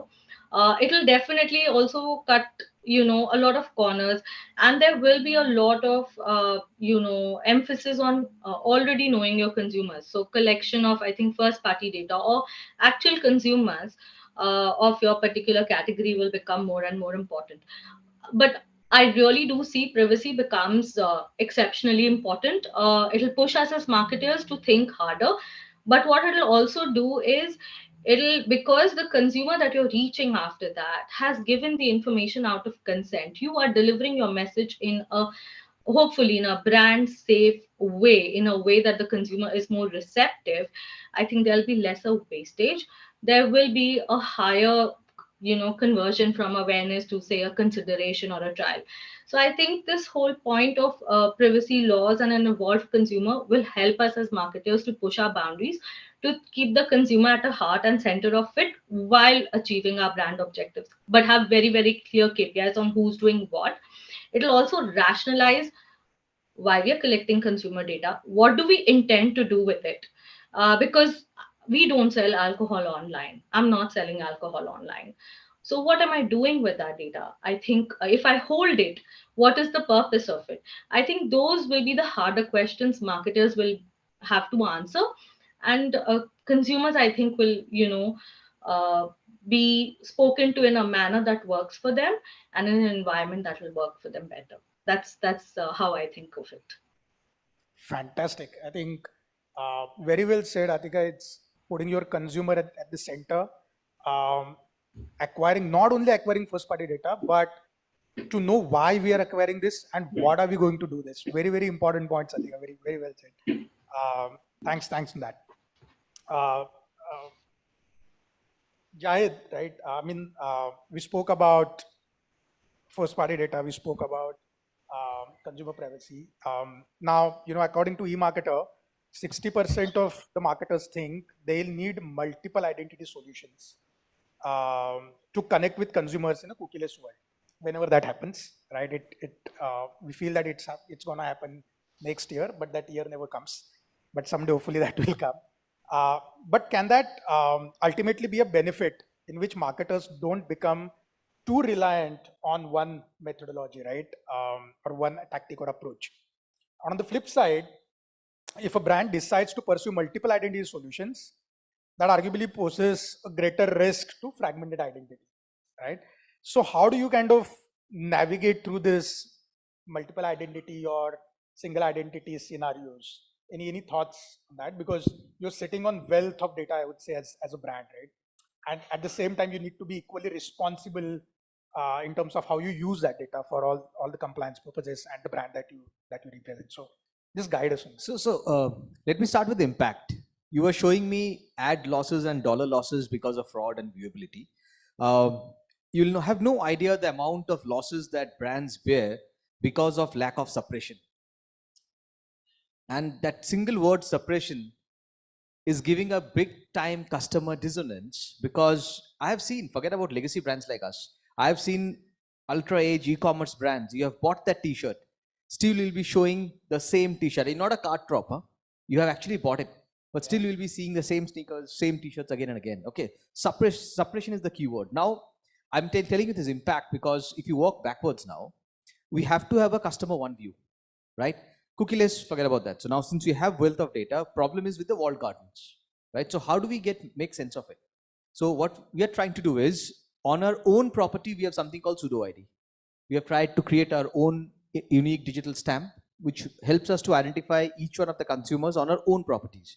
And to give you some of the data facts, we have around 140 million per month kind of a traffic on our own property. Okay. Wow. So if I have to get sense of that, now just imagine 50 to 60 plus top products, right? And the guy is coming onto the website. We have a huge data science team to make sense of which product to pitch, because it's the age of personalization, and the way we personalize is not about showing creatives, it's not about showing a product. It is about starting from how much amount to be given to you based on your risk profiling, then showing that amount to you with the gender and the demographic bifurcation on the creative at the right moment, right? Wow. So when you're coming on the website, for starting with the amount personalized to the everything is kind of shown to you. For that, we need to identify you on my own property. That is not in the logged in section. I'm talking about the pre-login section. Login section is very easy. You have logged in. Okay. So that's my first thing. Now, how do I stretch you beyond? And hence when you're trying to make a CDP, it's about the pseudo ID, it's about the device IDs or the GIDs, and then it's about the social media handles being mapped against it. Because what we are trying to say or see is, you have complained on one profile, and on the other hand, my sales guys are trying to sell you. Now that's the biggest customer diaspora that we're trying to solve, that how can I understand who is facing because 70% of the kind of gold mine that we have, which you rightly accept, and 70% of the business is coming from existing customers. First goal is, I hope there's no problem with them.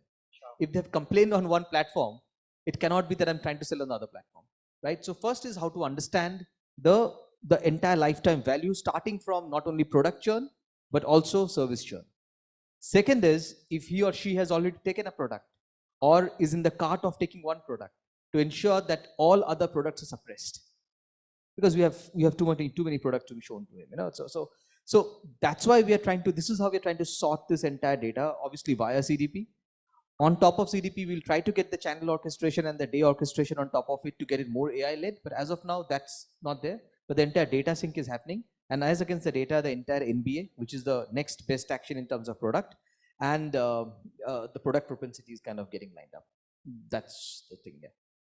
Fantastic. That's mind blowing. I mean, so you're really trying not to just look at the attributes that you see, but you are just trying to map the digital behavior with the attributes that you see and make sense of real feeling of that customer, right? And I'll just give you a small example. I don't know about the time. Okay, but let's say you can, because see, unfortunately, you don't get up thinking of, thinking of banking product, right? You might get up thinking of what Atika is trying to sell, that today is the day, I'll go and enjoy. But unfortunately, that's not happening for banking products. Okay. So, but we are the enabler, right? So what happens is, let's say you need to go, data is there. 60-70% of the people actually take a loan to travel, and travel is pretty much at its peak. But what kind of loan? There are so many loans that you can take, right? We might envisage that this is best for you, but digitally, if you're reading some other content, I immediately prioritize the other product and suppress the other product, the one that we thought was best for you, because the intent is there for the consumer on that, and he's consuming content. That data goes back either to, if he's a managed guy, goes back to the guy who's managing, or if it's unassisted journey, the digital guys will be kind of remarketing on top of it. So that's the real-time scenario that you have set it out over there. Yeah. fantastic. So that's like the entire consumer journey moving from the sentiments to purchase. Lovely. And then obviously product recommendations in the right way. Fantastic. Rahul, coming to you. And I know we spoke. You feel that a lot of questions, all the questions are performance related. But you can take your spiel on that. But all not all brands have a solution in place, or can afford, expensive tech stacks, right? But what are the options for, say, startups, right, or a smaller brands who probably don't have so much data or don't have budgets to kind of tackle that, but are just on their journey to become the next big one, right? So what do you think can be a solution for such marketers? So I think I've seen this journey really well, because when you start, you have to collect the data. There will be a lot of A/B testing, and there will be a lot of testing. We have tested everything with products, with content, with everything, and with time we have formed a strategy where we have whenever we used to plan something, we used to always think of a scalability angle. Like if you're testing something, that we should be able to scale it. And as you said, like in platform, communication is also very important for the users. And I think with the large community of influencers, we were able to understand the trends in the fashion, because like Urbanic has been known for being the trendiest, like having the trendiest collection. So like we have used a lot of organic ways as well. So we are also working on developing our own social commerce space. So we already have it in our app itself. So we actually did it on Instagram as a platform, where currently we have more than 1.7 lakh content pieces which has been posted on the hashtag Urbanic, because this was our strategy to amplify the content, because Gen Z loves making content, and they love appreciation as well. So we were really focusing on our organic engagement. So then we started working with influencer on a commission basis. So we work with a lot of influencer on commission basis, where like 15% of our GMV is trackable through the coupon code. So that is something which is like a difficult thing to track actually, because a lot of people don't tend to remember the code, and we are figuring out a lot of tools to how to track the actual source of the sale. And so when we started with it, we were not able to actually track a lot of sales through influence marketing, but now we are able to. And 15% GMV is quite a big number for because we can tap it as an organic sales itself. And the lifetime value of consumers coming through this channel is also much higher than what you do on a very pushed ad side. And with time we'll develop all this, like if you see like so much content is there on Instagram, we are starting to put those content on our app itself. There's a section called discovery, and in that section you can actually consume the content, like different fashion related content, and it's full of content globally, because we function in different countries as well. So that also gives us access to understanding what kind of trends are being appreciated, what people are talking about, what are the sentiments and all that stuff. Yeah, I think social media has been a very powerful tool for us as well. And I think like in that case, I understand Gen Zs and the digital consumers really well. And yeah, I think yeah, covers. So I think Gen Z is your main TG, and probably Our main TG is 1835, but yeah, we have a lot of Gen Z, and like any Gen Z, you can ask about Urbanic and they know. Sure. Like because we were very tailored with our organic content as well, so we've never like I mean, on the content pieces what we work on, it's very personalized. It's very detailed, scaled bucketed. personalization content probably is something that you are following, and a lot of data sets are kind of fueling the kind of content that you are creating and also engaging, which is also showing results in terms of higher lifetime value of the consumers who are engaging better with them. Correct. So that's a we also understand like try to track what kind of engagements we are getting. So there are different kind of engagement, like even if social media, even on our platform, like type of comments and type of queries we get on the particular product, and according to that we feed our buying and merchandising and design team as well with like what trends we should follow and all that stuff. fantastic. That's great. From content to media to programmatic, Jahid, in turn, programmatic, probably it's what we feel may not be right, but programmatic is too reliant on third-party data, right, to provide scalable solutions. And that brands will now have to perhaps refocus on their first-party data and consumer data management, right? Probably your take on that.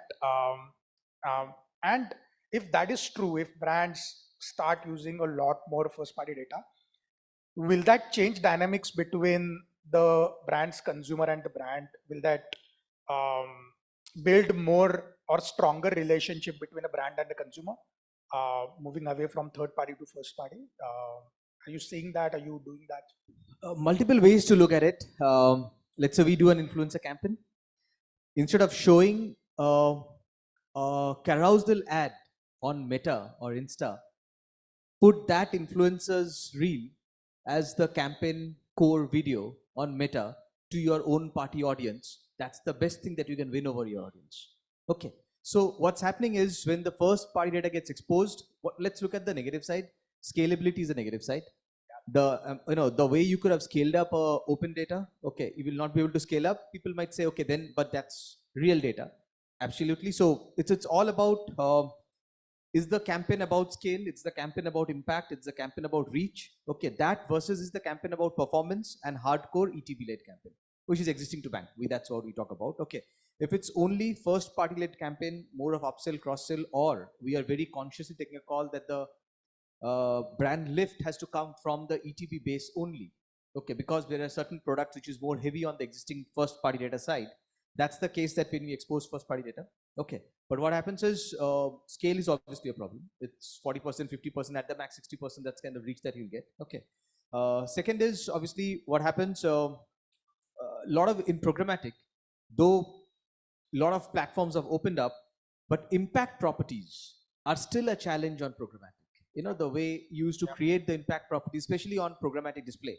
Okay, that's I think still a challenge. Yes, kind of some partners have cracked it to an extent, but I think if you talk about video as an impact property is a real challenge on programmatic is what I feel, barring YouTube maybe. You know, sure. Well, that is there, but otherwise I think exposing first party audience being the first priority, and then a 1% lookalike as a second campaign stage is what's the best combination that has worked for us. Right. So that we are very closely kind of monitoring to what we are opening up to. Yeah. And yeah, the other aspect that we closely monitor is viewability. And I think all of us have seen data analytics report of 80% getting exposed to non-places, because you know what happens is even programmatic has its own checks and balances, but it's very metadata led. We were talking about it, right? Today with so many short format videos coming in and the kind of cringe videos that's there, there's no metadata to it. There's absolutely no word if I don't have a tool monitoring the content of the video what kind of video my ad is to, and kind of brand that we have, and I think all of us kind of consider our brands to be sacred. Very risky to kind of do that on viewability. So viewability, brand safety, and scalability are the challenges which when we don't go open market. But yeah, when we control in the first party data, it's very safe. Okay, just the placement has to be seen and high impact in that cases. Yeah. From media perspective, do you feel supply path optimization can help solve some of that? Because right now, probably, as I was talking in the presentation, right, a lot of times the question is still thrown, "Mera ad kahan pe chala hai?" Especially when it's programmatic buyer, and that's why a lot of marketers are staying away from open web in particular, right? Do you think SPO can be an answer? I think for that? very important. Something that we are trying to do is having individual. It might impact overall frequency. There might be overexposure, but it's a call that we have to take in terms of individual data partner tie-up and giving audience only in that platform. Because when we are interested in a platform, it's about exposure only in that platform, and it's not about scale. So all the partners are doing otherwise. They are showing a percentage of that ad on their property, and then they're going for the most inexpensive properties where they can distribute the ads, and that's pretty much common. If we understand that, that's a straight tie-up that we have to do on showing the ads on their property only, and that can be individual led or at a supply led. Yeah. Fantastic. Yeah, makes sense. And we're all talking about challenges and difficult environment, right? Everybody's scared. What are we going to do? But everything is not doom and gloom, right? Rahul, want to take your view? Atika, I'm going to come to you. You're waiting for a long time, but after this No, question, that's okay. Sure. um, but from a brand marketer perspective, right? While there are these challenges, but with these challenges, what opportunities do you see as a brand marketer? In the current scheme of things, with the tech that is available, obviously, which is helping you as a brand marketer. And to add to it, you have any examples that you've seen of brands who have taken who have leveraged some tech and did some fantastic work, or maybe you can talk about your own experience. Yeah, so sure. So I think every challenge has an opportunity, and the current scenario which you see right now of this current different platforms, and I think when it comes to our brand as well, Urbanic, and we have scaled really well in last 3 years. Like it's been 4.5 years now. I'll consider 6 months as been testing out things and all that stuff as well. But it depends on how you adapt the channel which you are marketing at, and if you have a very customized and tailored strategy, I think we have more ways to market now, and we have more ways to reach the customer. We have more personalized ways to reach the customers, and we have actually adapted that strategy, and we were very tailored with all the campaigns. Consider each platform, like we have a different strategy for Twitter, a different strategy for Instagram and YouTube has been the biggest source for us. We have a very different strategy for YouTube as well. So Instagram being our platform as the key platform for us, we have also developed our page, our engagement, wherein on YouTube we have tried using other people's engagement and other people's page, because it's more of a search engine platform, and the lifetime value of the content is much higher than Instagram. So like if a video is good, it's going to stay for a very long time. On social media like Instagram, there's no trend which is more than 48 hours, I think. So that's why we try to have a very customized strategies across all the platforms, even with influencers, even with all the different channels we use for, like we don't use a lot of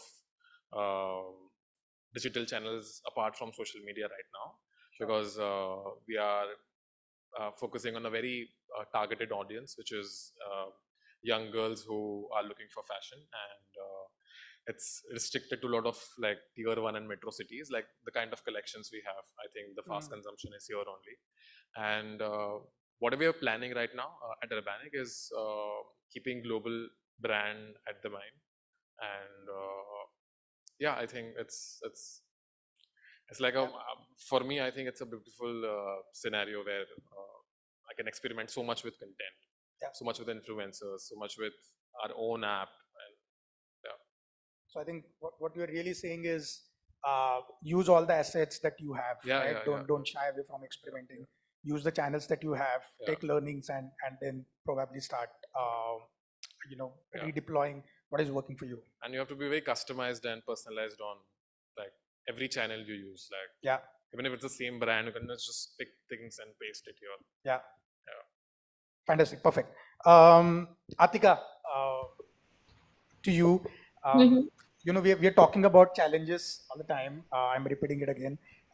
But most of us in this room probably don't have an answer for a lot of things that we're talking, right? Yeah.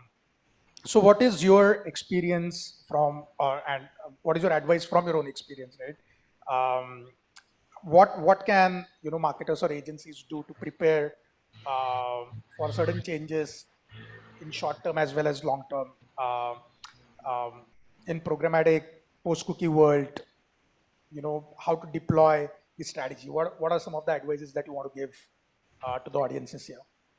Well, I don't think I can really give an advice. I can just say from a marketer's perspective and from a dark category perspective, how we are preparing ourselves for the future. The first thing is, of course, data is wealth. Knowing your consumers is a privilege. Like Zahid mentioned earlier, saying that he can track the lifetime value. He knows exactly what the consumers are looking at, and he can change the offering to that. Although our category doesn't allow that, but just having information about your consumers and what do they prefer, what do they watch, is a privilege to have. It helps you plan better. So that's the number one thing. Focus on knowing more about your consumers. That will come directly through first party data collection. While you're doing that, be very clear why you're collecting and using, and how you're going to reuse the data. So I can give you an example for something that we did for the Absolute Ally campaign. Now, Absolute as a brand is not challenged in awareness. Everybody knows everything about it, but we wanted people to know that it is really supportive of the LGBTIQ plus community. And we did launch a campaign that was very much first party data forward, where we just exposed our influencer ads to those people first. And like it was already mentioned previously in this discussion, that leads to a really low reach and scale, because you only have that much first party data. But we let that fester for 2 weeks before doing the mass launch and going all about across media to figure out how do consumers react to it. So know how your first party data is there and how you intend to use it. A lot of times we intend to use it by giving them access to our contest, access to and early access to things that the brand is doing. So that's the other thing I would say. First, know your consumers. It's a privilege to know them, know how to use their data and when to use their data. And lastly, also know the limitations of it, because you're not going to survive through first party data on everything. There will be certain mass targeting calls that you will take as a brand, but the first party data definitely gives you indication that whether my consumer is massively into cricket or moving towards football, will he be he or she be looking at certain events and experiences around the city. So all these data signals and indications can be used, and then use them, test and learn, do smaller markets, burn your money, small amounts of money, but learn fast in this. I think that is how, as a category, we are prepping ourselves. Because honestly, for us, having a website and just getting people to sign up there for an event doesn't make sense, because Insider or Book My Show would do that better, right? So for us, it's a challenge knowing the person and then using that information in a way that is beneficial to the consumer experience, and then looking at that data and segmenting it or preparing it in a way that will help our campaigns in the future is how we organize it really. That would be my advice. Like, test, learn, and use your campaign information, use your first party data information to further sharpen your targeting. And just one point that I want to pick from this. You spoke about limitations, and a very valid point you made. That's an Okay, we're leaving. indication We're for leaving. us, maybe. 2 minutes.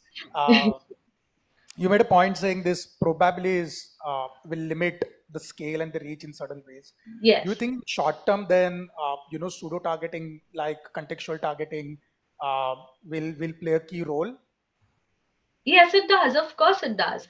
So when your first party data limits your scale and reach, I still know the kind of people reacting to the content that I'm putting up. And that contextual targeting will definitely increase the scale and reach. Like I was saying in the campaign, we use the first party data for the first 2 weeks to observe specific behaviors and then look at those behaviors and tap into those behaviors for a larger targeting campaign. I definitely do see that happening, and that is how you overcome the limitations. And not every single time you'll have a solution. You just work with whatever is around, and then you find workarounds. Lovely. Thank you. One last question before we leave, and probably one-liner answer from you. All said and done, measurement remains, the key priority for every single brand and agency.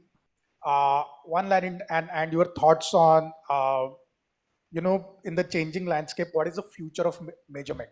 How do you see measurement evolving? What are your expectations from measurement tool? Rahul, if you want to share one line. I think, as I mentioned, first measurement is the biggest challenge. So for me, I think we have to actually structure the measurement in a very much of sentimental value, because for us as a fashion brand, it's very important that what are the perception of consumers towards our brand, because we launch new products every week. So I think, yeah, like understanding the sentimental value or the brand value is more important than any other data metrics. Wow, great, thanks. So I think for us, measurement, I think we have kind of matured beyond data-driven first-party last click. I think what we are looking at is percentage of digital contribution to overall business. So digital marketing is no more marketing; it's actually a growth hacking team contributing to business. We know that there's a sales team, there are phone banking team, and digital is actually the third most revenue-generating channel. That's what we are vouching for. And obviously, the other aspect of digital is to create brand love, like Rahul said. But while we do that, it's now kind of how do we establish as the third largest revenue channel, basically. And because if you see, digital will be the least cost channel for acquisition, as against any of the other channels in the in your existing setup. So that's what you have to grow up on. So perception, sentiments, along with that, business revenue, and becoming perhaps the channel to contribute for the business and revenue for the brand. Fantastic. Atika, Yeah. your views to end with. Yeah, I really think measurement should be what is really the impact of digital on just not the brand sentiment and whatever deliveries, but for us as a category, it's very important that digital plays a role in the way the consumer perceives the brand and thinks it is something that is good enough, or is lifestyle enough for him or her to consider. So I think for us, it'll be digital contributing in building that memory structure for my brand, which I'm sure it's still doing, but having the ability to measure it and say that this is the contribution of digital to those memory structures is something that I'll really look forward to. Fantastic. Thank you so much, Atika, Jahid, Rahul, Thanks. for your views. I'm sure audience would have taken a lot to take back home and ponder upon. Lovely to have you, and look forward to see you guys at the bar counter later. And all the best for all the nominees for the awards. Hopefully you'll have a bang of a night.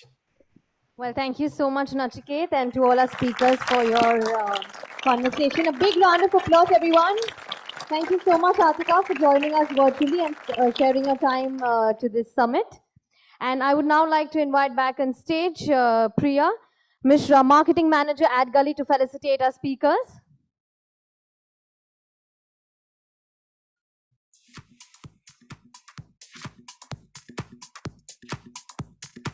Thank you so much. Request you all to please take the center stage for a group photograph.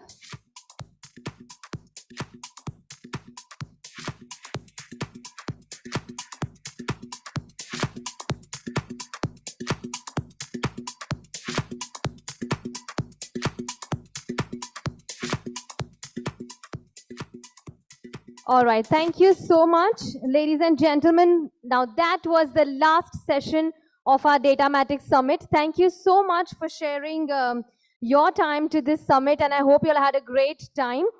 Also, just a quick request, and I urge all our winning agencies, our clients, and a special guest to please stay back and re-register yourself at the registration desk for the DATAMATIXX Awards. Yes, we are now heading for the DATAMATIXX Awards. We'll be beginning with the awards sharp at 8 p.m.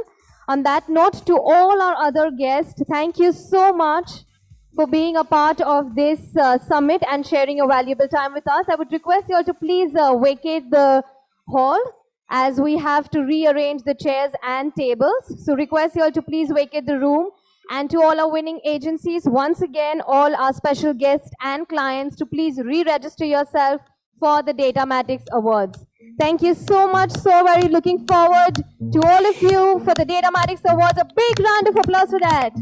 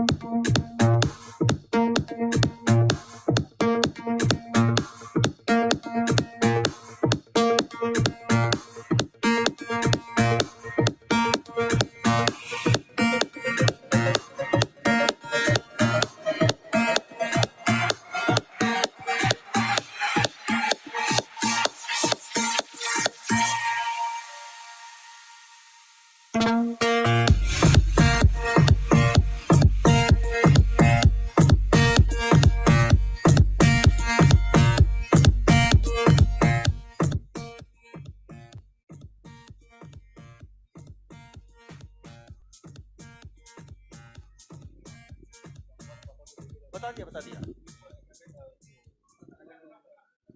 बाकी सबको बोल दिया जा जा तू भी जा और जल्दी आ जाना हाँ अपने होटल के सब लोग जल्दी से आ जाओ जल्दी फटाफट आ जाओ ये कर लो जल्दी सेटअप कर लो ये टेबल चेयर सोफा पीछे कर दो नीचे कर दो नहीं अभी नीचे कर लो ये सब आउट कर लो और इसमें ना यश यश यश अभी ना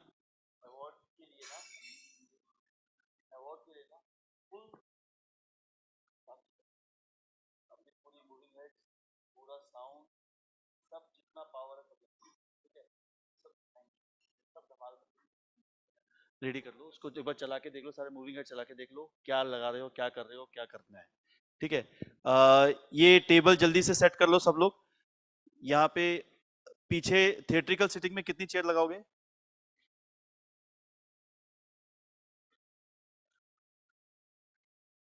दाई दाई जल्दी से जाके आजा मेरे को तेरी जरूरत है जल्दी जाके आजा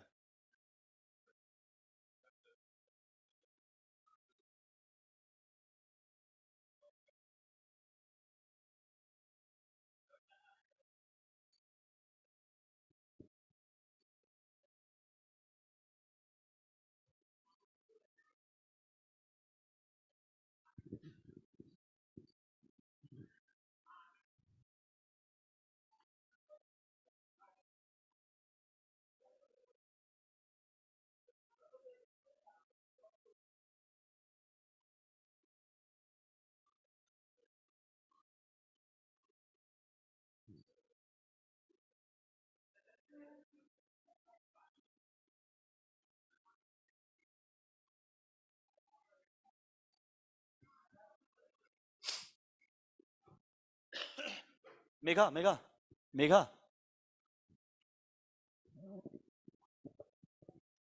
सिट डाउन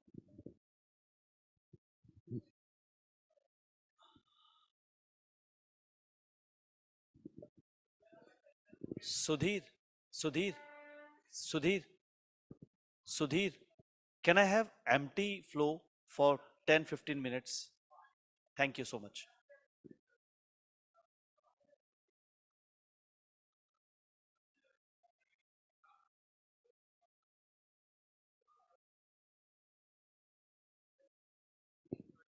चेयर्स यहाँ पीछे ये चेयर्स पीछे ये चेयर्स पीछे टेबल भी नीचे हाँ यहाँ मत रखो इधर रख लो वहां पे अवार्ड्स आने जाने में दिक्कत होगी हाँ यहाँ आ जाओ, इस तरफ ले लो।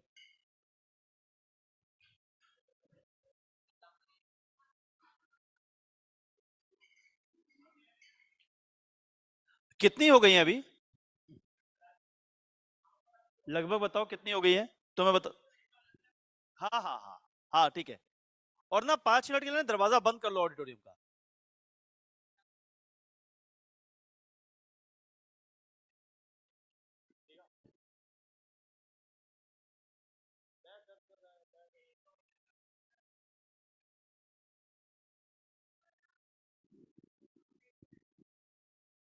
अरे दानिश, हमारे पास फर्स्ट एड बॉक्स है।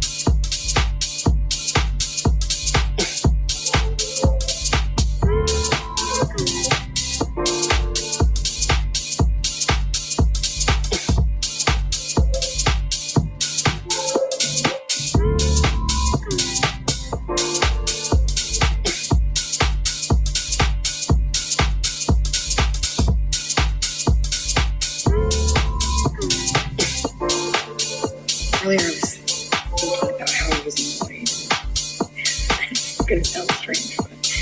I was really excited about that.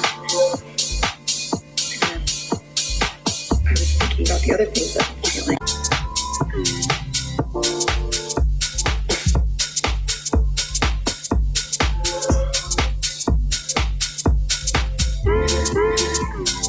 Angry at myself for even having pain.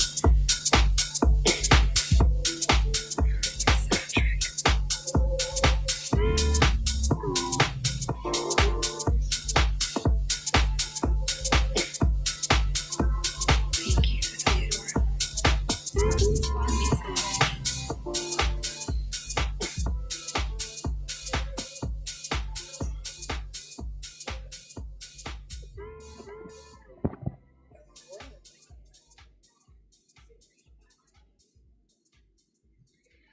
All right, check 1 2. Check 1 2. All right, welcome back, ladies and gentlemen, to the most awaited segment of this day.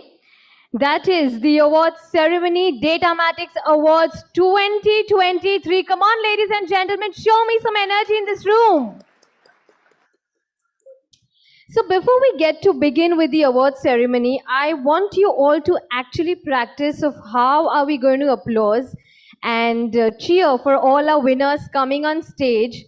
So let me see, I'm giving you 30 seconds and I want to see how are you going to cheer for all the winners coming up on stage. Can I hear some hoots and some claps from all of you, everyone? This is the DATAMATIXX Awards 2023, the most awaited segment of this evening.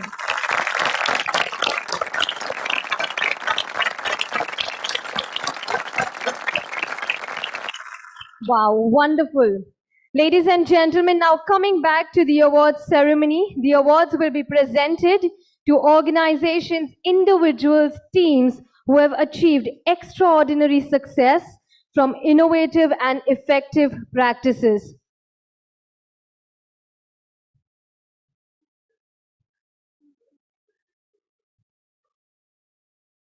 Well, ladies and gentlemen, now before we get to the awards ceremony, first up, I would like to thank all our partners and sponsors for their overwhelming support. DATAMATIXX.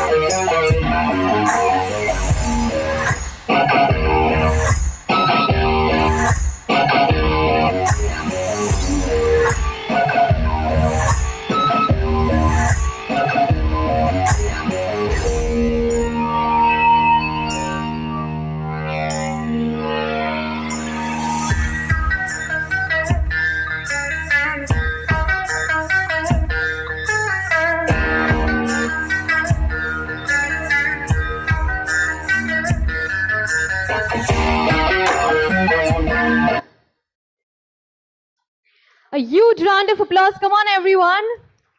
Well, I see some huge smiles and wide smiles in this room right now. I know that you all are awaiting for the DATAMATIXX Awards 2023, but hold on to your energy and your horses before we begin with this award ceremony. I would like to thank again our partners, DATAMATIXX presented by Whistle Feed, powered by Mob Avenue, Gold Partner Hybrid, Digital Media Partner iAvatars, Digital Growth Partner Dangle Ads, Retention Partner Web Engage, and Audio Partner Mevi. Well, before I begin with this award ceremony, I would like to bring to your notice quickly that you all would be seeing some tent cards placed on your cluster tables. So you all can quickly scan the QR code there. Post the award ceremony, we have some lucky draw for you all. The scan that is there is for the book Marketing in a Digital and Data World by our author Walter Vieira and Brian Almeida. We will have 10 lucky draw winners and you all can scan the QR code there, post the award ceremony. We will be calling you up on stage.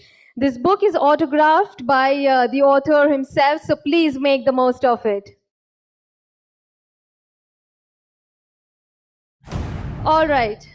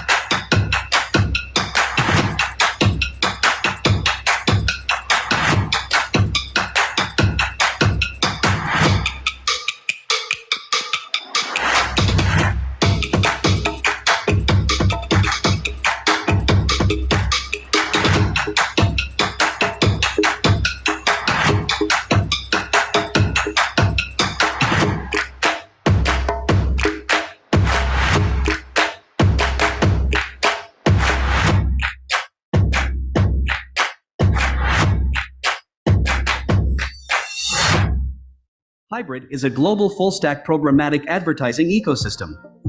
Hybrid DSP, set of programmatic tools for any advertising objectives. Vox, AI vision platform, spearheading innovative and visual advertising formats. Hive, in-house programmatic solution for mobile app developers. AI-powered, human-guided, get a personalized quotation.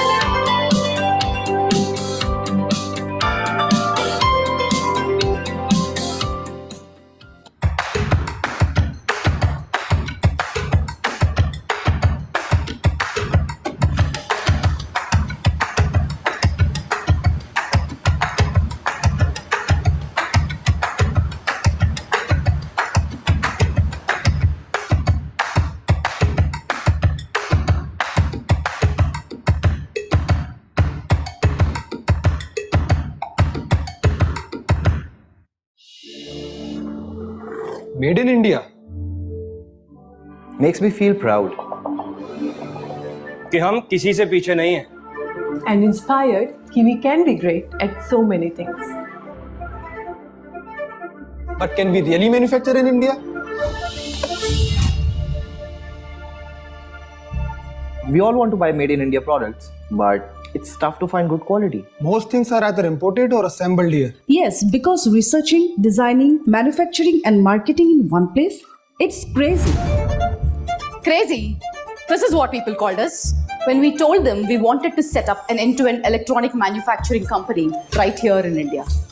And we thought highest quality products at value pricing. Let's do it.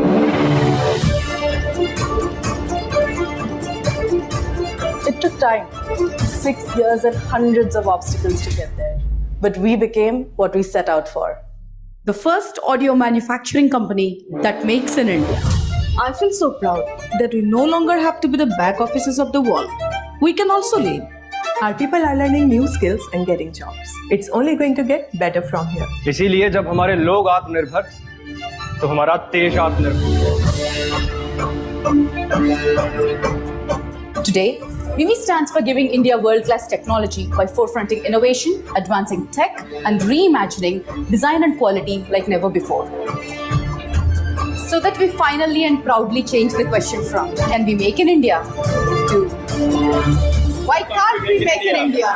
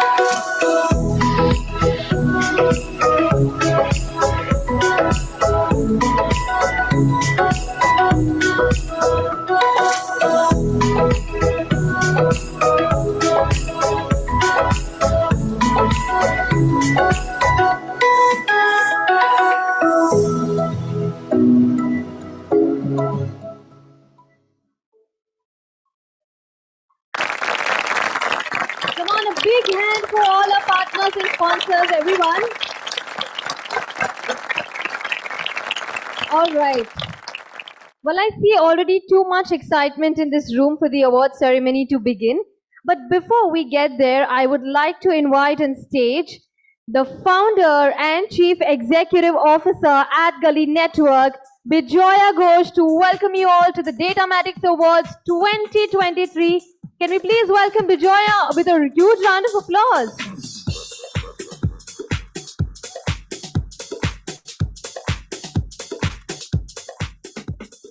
Good evening, friends. I'm just here to welcome you all. I know it's been a rainy, long day. So just checking, how's the Josh? How's the Josh? Guys, you are winning. That's the reason you are here. At least do a pat on your back saying, hey, we made it. Okay. So I welcome you all to DATAMATIXX 2023 Awards. Have a great evening. Congratulations to all the winners. I will not take much of your time. Thank you, friends. A pat on your back and congratulations to you all.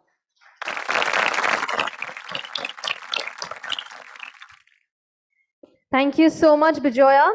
And now it's time we head to the most exciting segment of this evening. I know you all have been waiting for. But before that, until and unless I don't hear a big yes, I'm not going to start with this awards. So everyone in this room, are you all excited?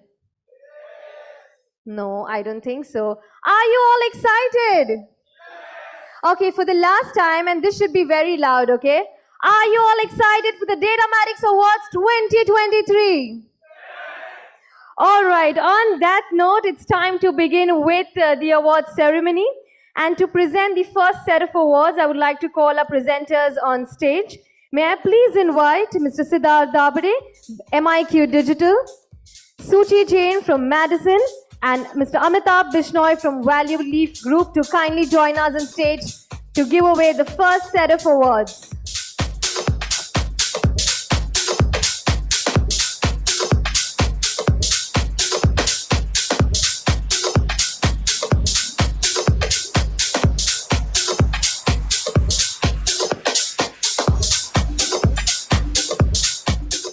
May I please invite our first set of presenters on stage to give away the awards. May I please invite Mr. Siddharth Dabade from MIQ Digital, Suchi Jain from Madison, and Mr. Amitabh Bishnoi from Value Leaf Group to kindly present the first set of awards to our winners.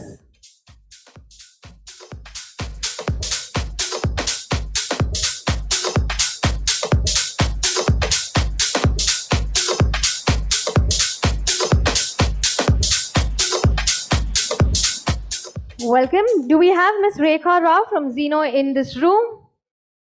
Ma'am, I welcome you to please present the first set of awards. Can we please welcome her with a round of applause?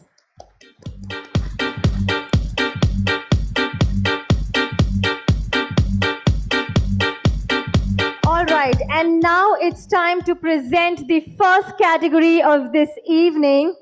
We have the first category, which is mobile in-app install camping. Well, our awards are bifurcated. We have a lot of categories and bifurcated in bronze, silver, and gold awards. Some of them also have some joint awards. So gear up for this evening. Our first category, which is mobile in-app install camping. And I'm going to announce the first award of this evening. The bronze award in the category goes to App Labs Media for the brand Blinkit. Can we have a louder round of applause for App Labs Media for the brand Blinkit?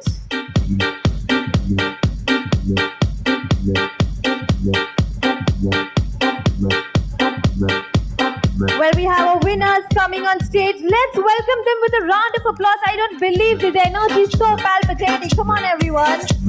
They bagged this bronze award for their campaign, Blinkit India's last-minute app CPA campaign.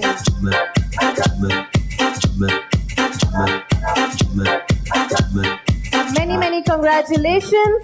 Our next award, that is the silver award in this category, goes to, any guesses? Anyone in this room? Any guesses? Who bags the silver award?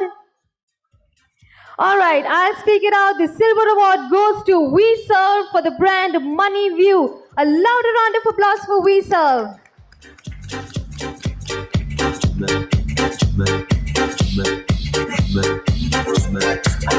They bagged the silver award for this category for their camping high loan dispersal. Many, many congratulations to you and the whole team.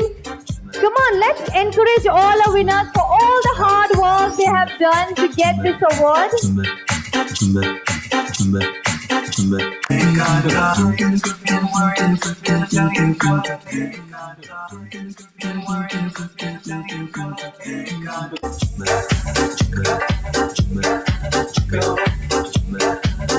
All right, we have one more silver winner in this category, and the award goes to Vivi for the brand Bharat Matrimony. A louder round of applause for our winner, the silver winner, Vivi for the brand Bharat Matrimony.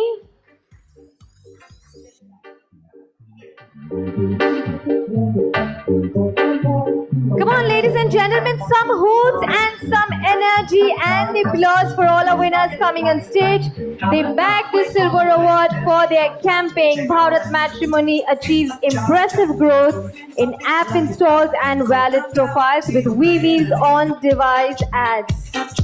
Many congratulations to you. And we now have finally the gold award for this category. Any guesses who bags the gold award? Louder. Yes?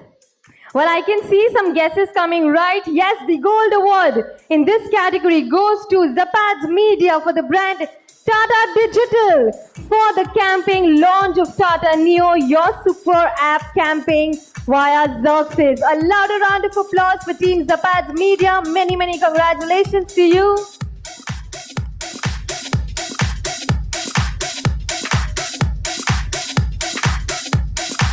This is your moment of victory. Come on, ladies and gentlemen, where is the energy in the house?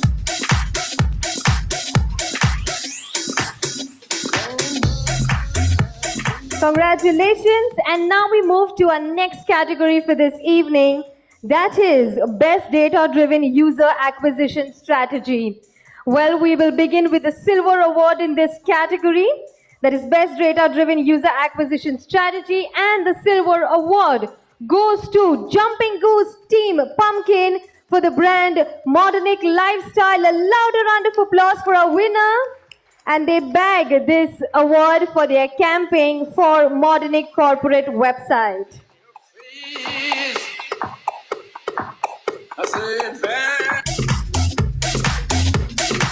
We have our winners coming on stage. Can we please welcome them with a round of applause and some hoots, everyone?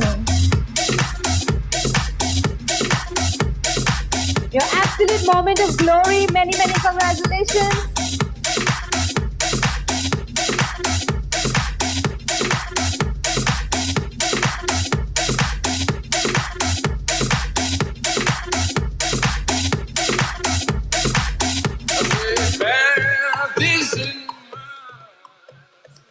All right, the next award we have is the Gold Award in this category, which goes to Paytm Ads for the brand Swiggy. A loud round of applause for them. Well, now that is what I call as real cheering. Come on, cheer up for all the winners coming on stage.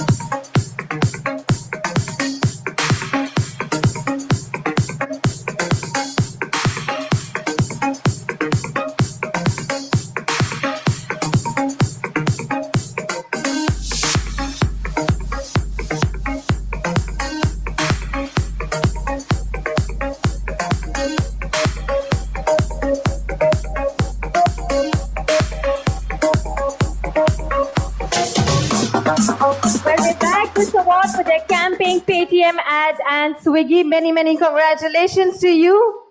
All right, then we have one more gold award for this category, and the winner is ITC Limited. May I please welcome White Rivers Media for their brand Sunrise Pure. Our winners forging their path through the hall to grab their award. A louder round of applause for them.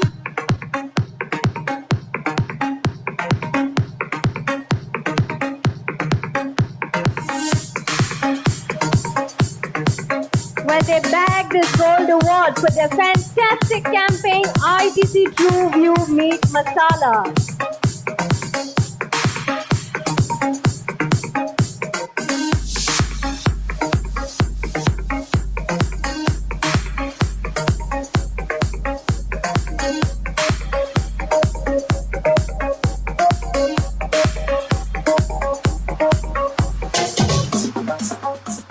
Thank you so much. Now moving to our next category of this evening, which is Best Use of Video. And the Bronze Award for this category goes to... Any guesses? Who gets the Bronze Award? The Bronze Award for this category goes to Havas Media Content for their brand Hyundai Tucson. A loud round of applause for Havas Media.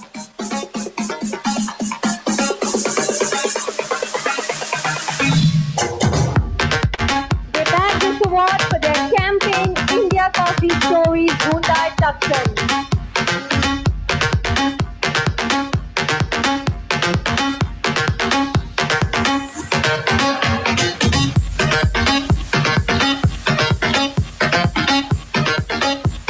Many, many congratulations. Well, the silver award in this category goes to Kolkata Knight Riders and White Rivers Media for their brand KKR Nightclub app. A loud round of applause for our winner.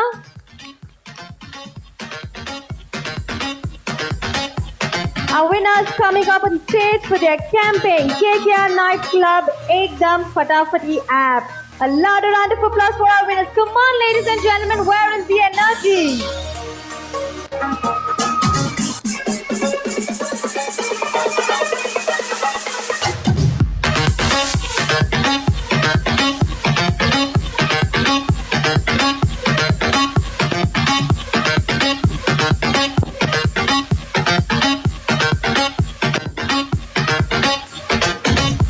Thank you so much. The next award, we have one more silver award under this category that goes to Team Pumpkin for their brand Mankind Pharma Prega News. Can we have our winners on stage, Team Pumpkin, for the silver award? A loud round of applause for them.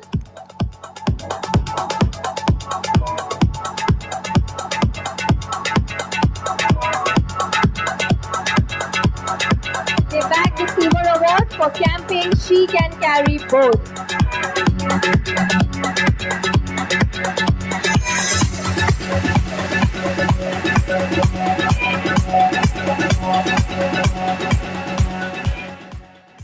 Many congratulations to you. And now it's time for the gold award in this category. And the award goes to State Bank of India for their campaign SBI is your BFF, that is banking friend forever. A louder round of applause for our gold winner, State Bank of India.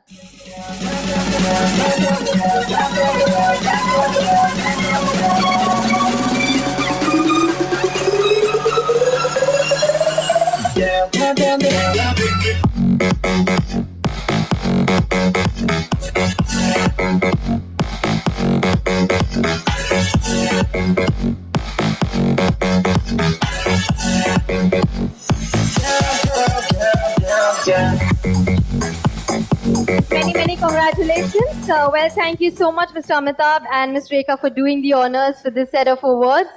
Thank you so much for doing the honors. And now, to present the next set of awards, can I please invite our presenters on stage? May I please invite Suchi Jain from Madison on stage to do the honors, please?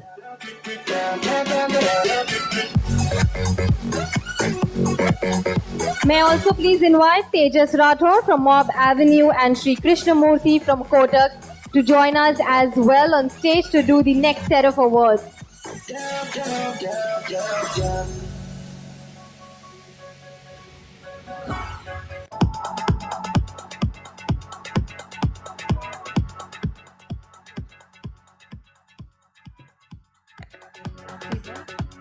May I also please invite Mr. Tejas Rathore from Mob Avenue. A warm welcome to you. Well, our presenters are right up on stage, and it's time we now move to our next category, which is Best Chatbot Solution. And the silver award for this category goes to MIQ Digital for their brand, LG for their campaign LG WhatsApp Chatbot Solutions.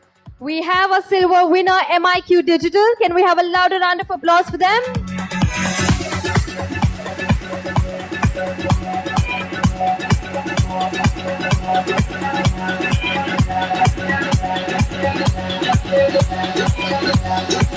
Many congratulations.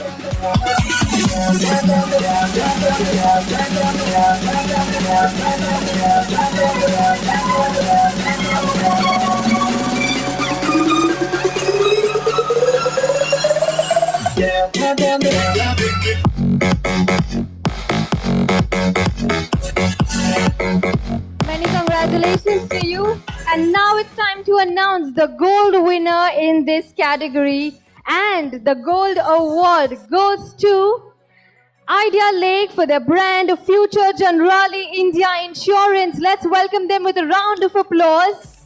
Well, all our winners, a lot of hard work put in, so it's time we cheer all our winners coming up on stage. Well, ladies and gentlemen, applause works just like karma. The more you give, the more you get. Come on, everyone.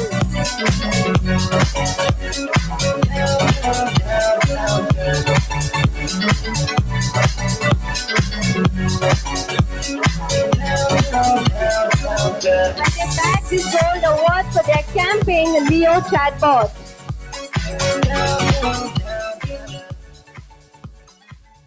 All right, now time to move to our next category of this evening, which is best use of data and insights. And now time for me to announce the bronze winner in this category, and the award goes to Zapad's Media for the brand Red Bus. A louder round of applause for our bronze winner, Zapad's Media.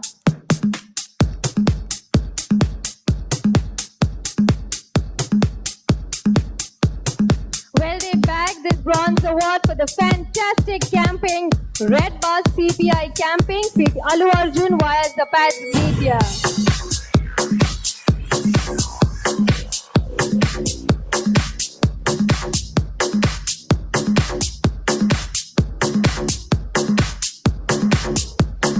Many congratulations.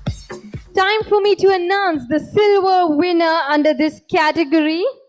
That goes to Efficacy Worldwide for the brand Founded. Ladies and gentlemen, let me put my hands together for the winner coming up on stage. And everyone, come on, loud round of cheer for them. Ladies and gentlemen,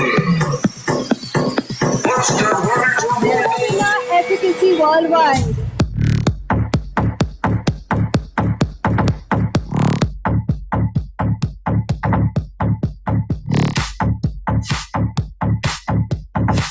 A true moment of glory. Many congratulations.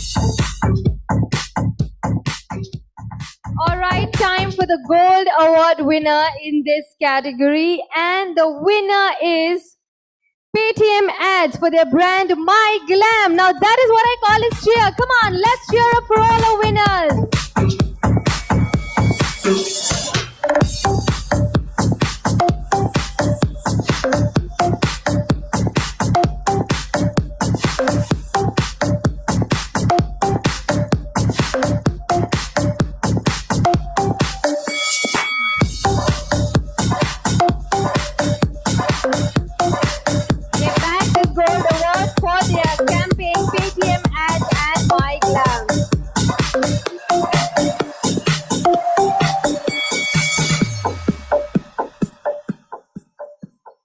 Many congratulations. Ladies and gentlemen, time for me to go to the next category of this evening, which is Best Display Camping. And the bronze award in this category goes to Hindustan Media Ventures for the brand OTT Play. Can we have a louder round of applause for our bronze winner, Hindustan Media?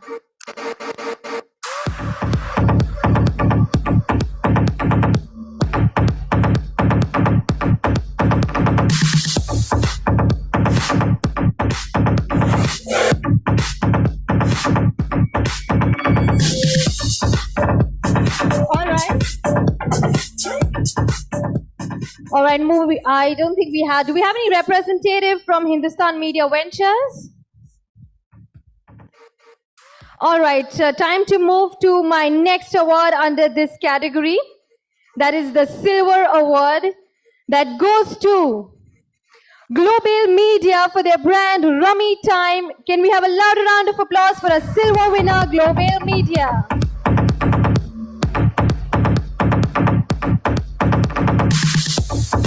Many congratulations.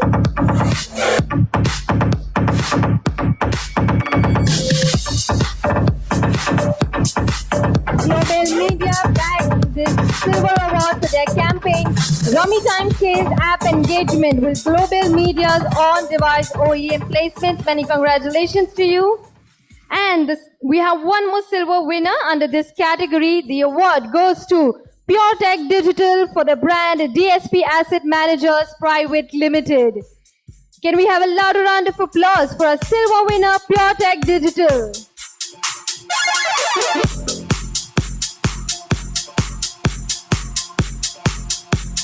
Our winners coming up on stage. Where are the claps and the hoots for our winners? Come on, everybody.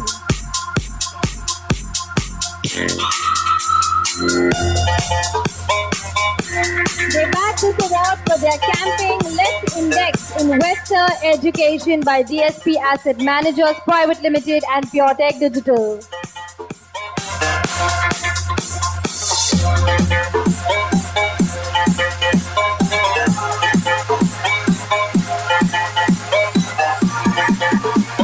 congratulations. And next, the gold award under this category goes to We Serve for the brand and Angel Broking for the campaign Invest with the Smart Republic. Can we have a big round of applause for our gold winner, We Serve?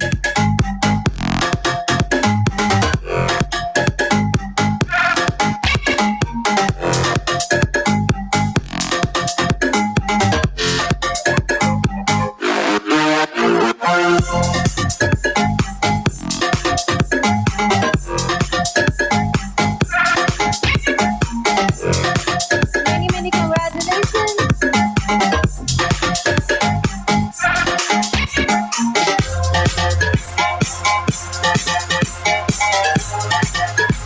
All right, and now we have the next category for this evening, which is excellence in user-generated content utilization. And we have a gold winner under this category. And the award goes to Bajaj Alliance Life Insurance for their campaign, Bajaj Alliance Life Superstar After Retirement. A loud round of applause for our gold winner, Bajaj Alliance Life Insurance.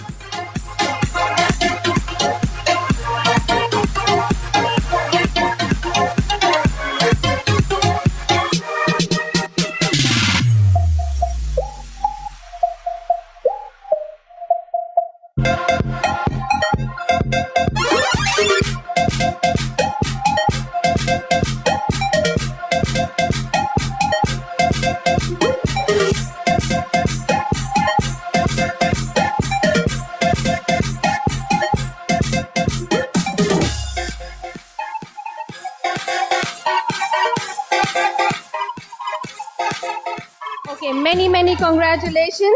And now I would like, thank you firstly all our presenters for doing the honors for us. And now I would like to invite on stage our next set of presenters to give away the next category of our awards. May I please invite on stage Nachiket Diole from Double Verify. May I please also invite Mr. Pulkit Narayan from Dangle Ads to join us on stage as well. May I please invite Satyabrata Das from Lakshya Media Group to join us on stage as well.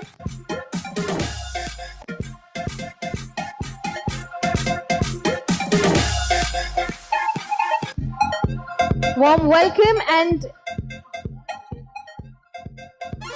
all right, so we have our presenters on stage to give away the next set of awards. Ladies and gentlemen, the next category we have for this evening is Data-Driven TV Campaign. And we have a gold award for this category that goes to Media Smart and Apple Company and Dentsu X. Can we have a loud round of applause for a gold winner? For their brand American Tourister.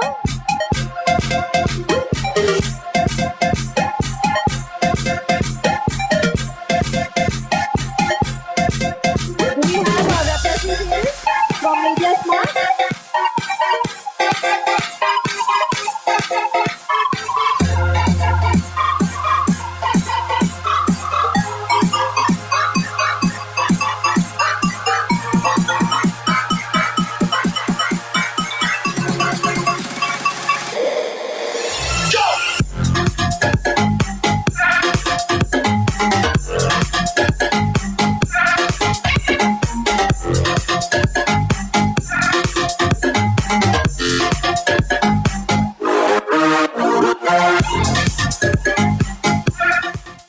It's actually Big Trunk. Can I have the Big Trunk team on stage, please?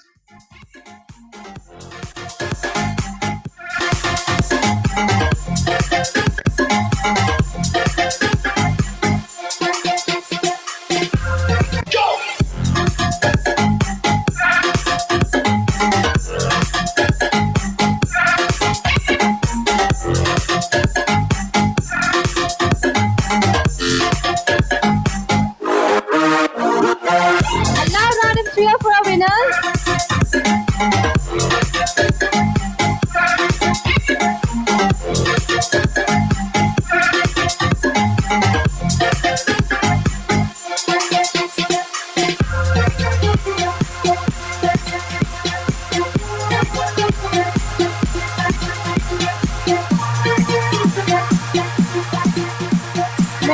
congratulations to the whole team. The next category we have for this evening is in mobile app monetization. And we have a gold winner for this category that goes to App Labs Media for their brand Blinkit. Can we have a huge round of applause for our gold winner, App Labs Media?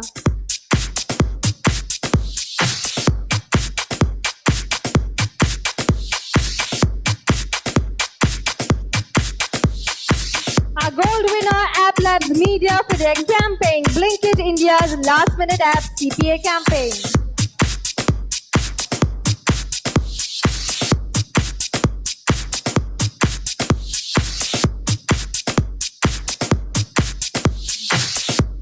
Many congratulations. Our next category for this evening is AI innovation in creative content generation. And we have a gold winner for this category. And the award goes to White Rivers for the brand Bingo Mad Angus. A loud round of applause for our gold winner, White Rivers.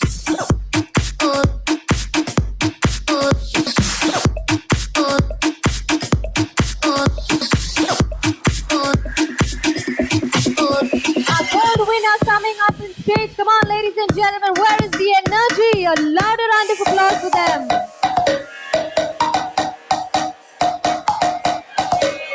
They bagged the gold award for their campaign capability.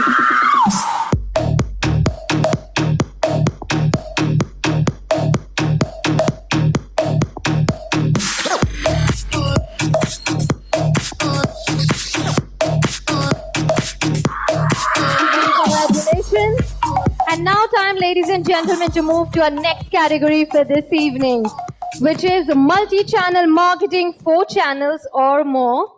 And the bronze award for this category goes to Player Sport Media for their campaign #CricketCarBooth.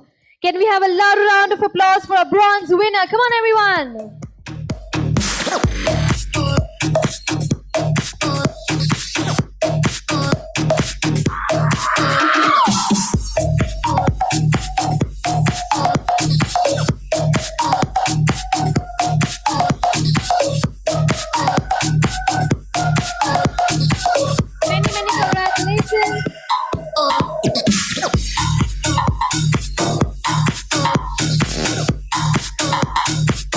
Alright, the silver award in this category goes to Entrovision Media Donuts for their brand Well Spun.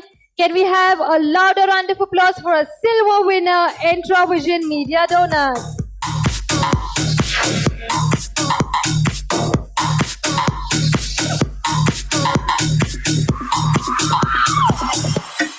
They grabbed the silver award for their fantastic campaign, Well Spun Bedsheets and Towels.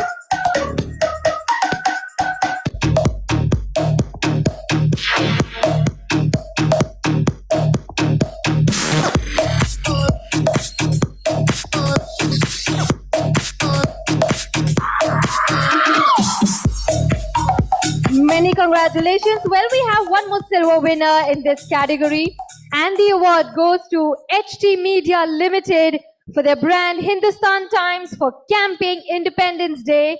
Can we have a loud round of applause for our winner, HT Media Limited?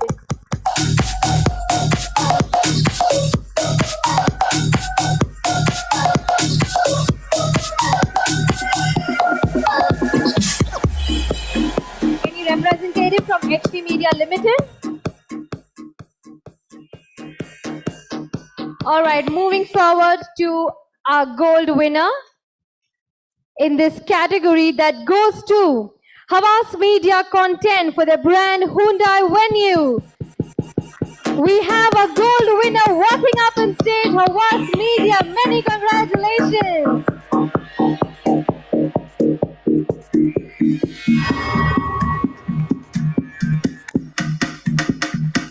They grabbed the gold award for their campaign, Hyundai and MTB, What's Your Venue?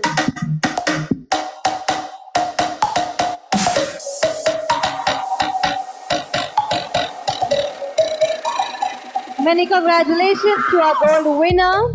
Our next category for this evening is Search Media Camping, and we have a gold winner for this category. And the award goes to Scalp Pro, Glenmark Pharmaceuticals for their brand Scalp Pro. Can we have a huge round of applause for our gold winner?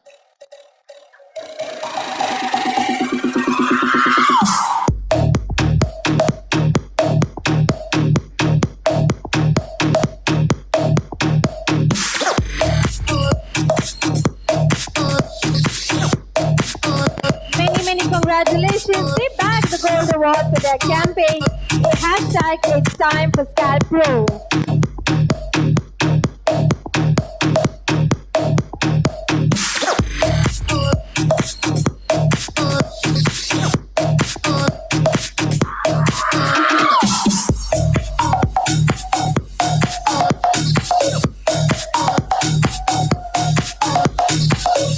Many congratulations to our gold winners. Our next category up for this evening is Best Use of Conversational AI. And we have a gold winner for this category as well. And the award goes to Idea Lake for the brand Future Generali India Insurance. A loud round of applause for our gold winner, Idea Lake.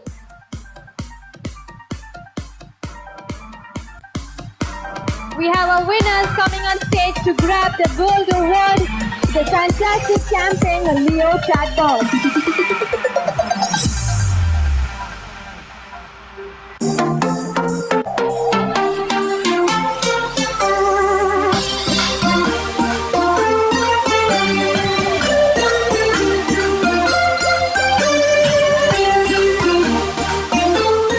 Many congratulations. Well, the next category for this evening we have is Best Use of Technology.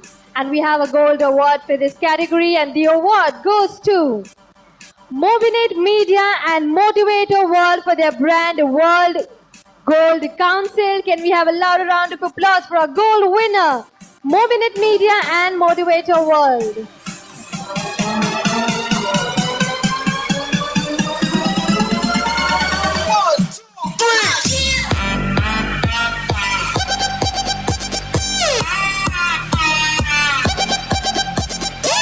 They bagged the gold award for their campaign, Power Your Portfolio with Gold. Well, thank you so much to all our presenters for doing the honors for us. Guys, I think this is one of the best attended data conference that I've seen. And a huge round of applause for Vijaya, please. Massive round of applause for Vijaya. She's pulled together one of the best events in a rainy day. Many congratulations, Vijaya. Well, thank you so much.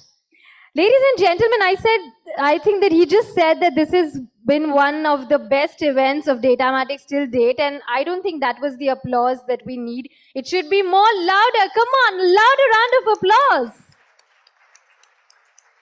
All right, now before heading to the next awards, I would like to call upon our presenters on stage to present the next set of awards. May I please invite on stage Jaideep Sharma from SBI. A warm welcome to you. May I please also invite Pavan Rochwani from Infido to join us on stage as well.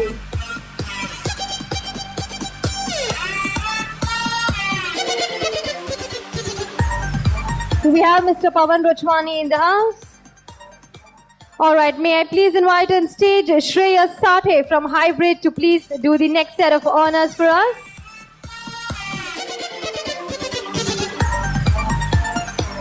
A warm welcome to you. May I also please invite Mr. Vijay Shinde from Whistlefield to do the next set of honors.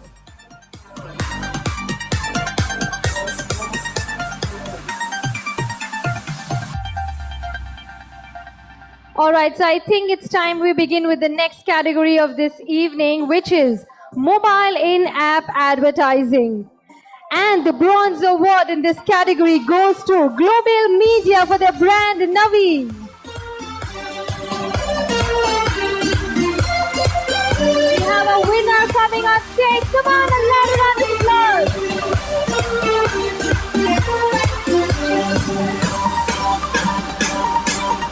They bagged the bronze award for their campaign, Global Media Head Scale Personal Loan Applicant for Navi.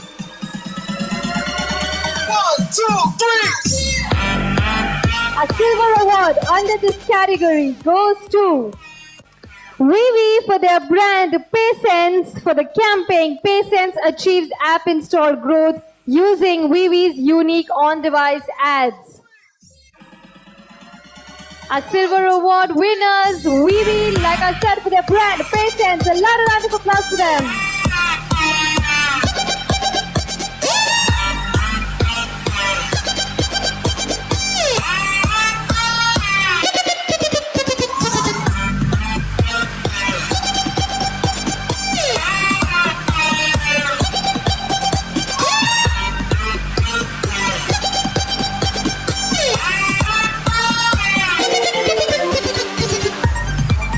Many congratulations. Well, we have one more silver winner under this category, and the award goes to Paytm Ads for the brand Ras Luxury Oils. Come on, now that is what I call a cheer. A cheer for all our winners who are coming on stage.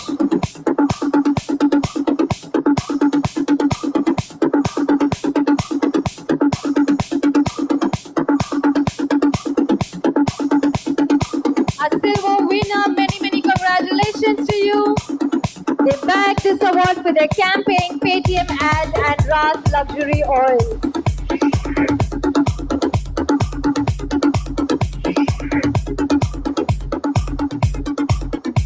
All right, and now time to go to our gold award in this category.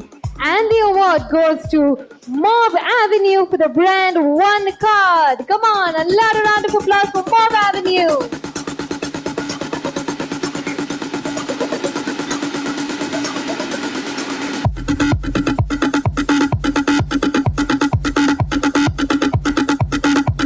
They bagged the gold award for their campaign One Card Activation User Acquisition Campaign.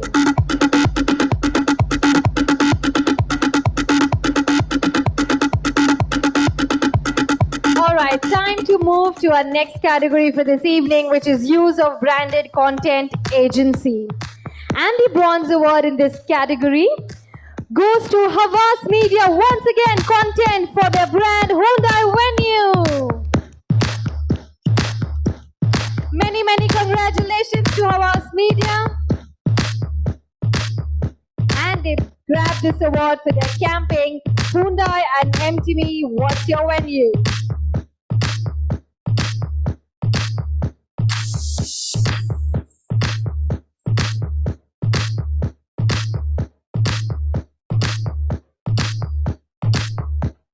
Many congratulations. Now time to announce the silver winner under this category, and the award goes to Omnicom Media Group for the brand Skoda. Can we have some energy and applause for our winners on stage? A silver winner, Omnicom Media Group, for their campaign Skoda promotion with Hindustan Times Style Awards.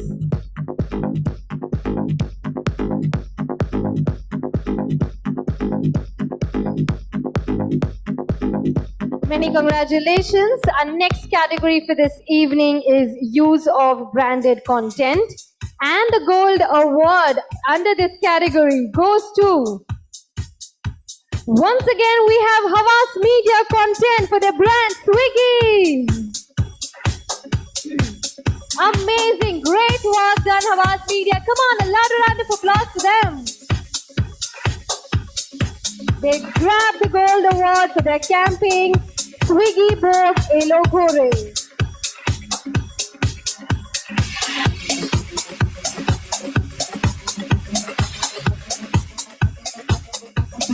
Many congratulations, and thank you to our presenters for doing the honors for us. Thank you. All right, time to invite our next set of presenters on stage to give away the awards ahead. May I please invite on stage Fez Rahman from Paytm Ads on stage to please do the honors. Come on. May I also please invite Brian Almeida, Strategic Caravan and Points for Good. May I also please invite Mr. Sumit Ansali from Mob Avenue to join us on stage to do the honors.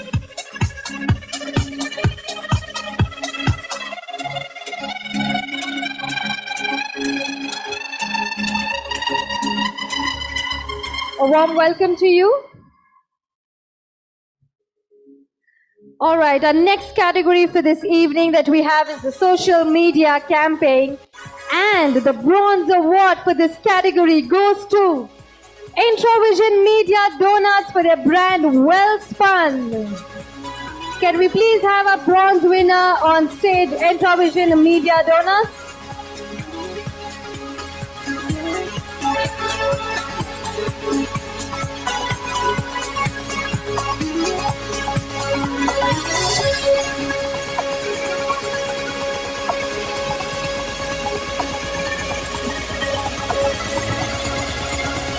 They bragged the bronze award for their camping well-spun bed sheets and towels.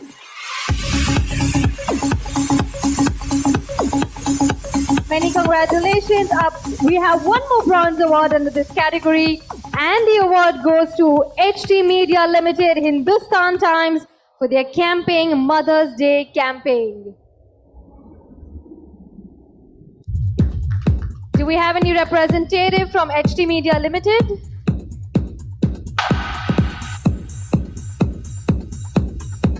All right, moving to our next award, we have the Silver Award under this category. And the award goes to State Bank of India. Come on, a loud round of applause for a silver winner.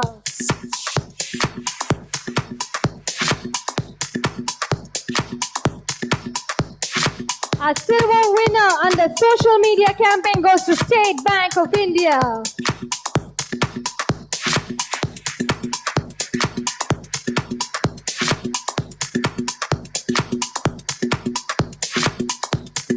Many congratulations.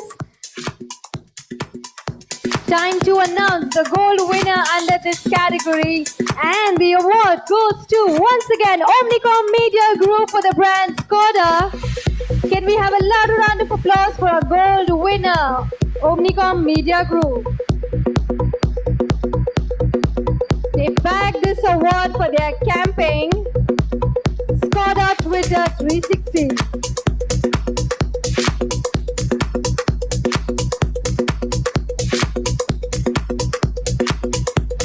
Many congratulations. Time to race to our next category of this evening, which is Best Interactive Mobile. And the silver award under this category goes to DS Group for the brand Pass Pass.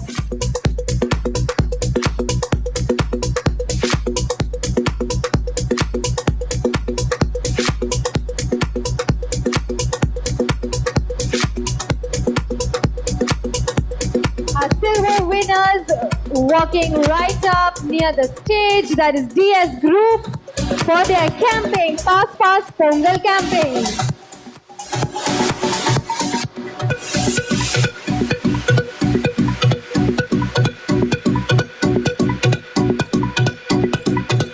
Many congratulations.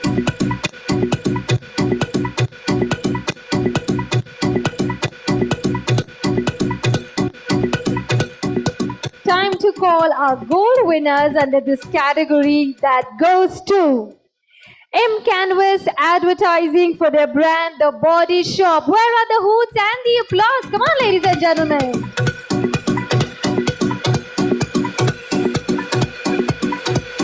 They bagged this award for their campaign The Body Shop Christmas Wish.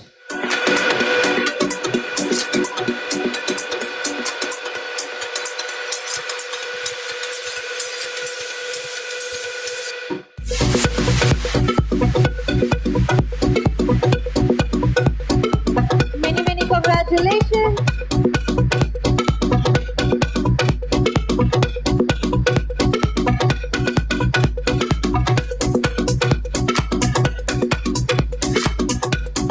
All right, the next category for this evening is Excellence in Experiential Advertising. And we have a gold winner for this category. And the award goes to PhD for the brand Skoda. Come on, a loud round of applause for Team PhD.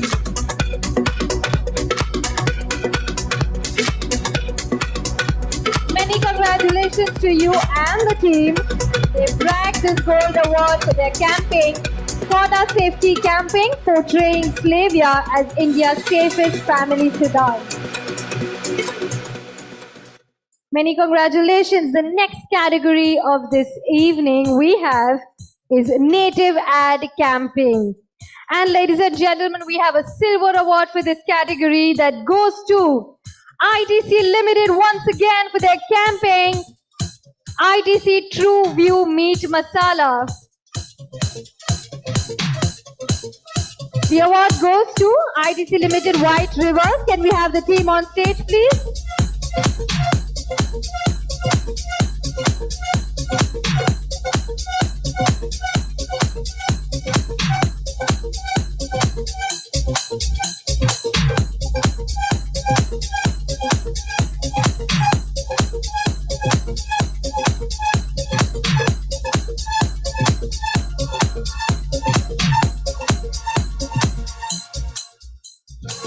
Many congratulations. And now we have the gold award in this category that goes to, once again, Havas Media Content. A loud round of applause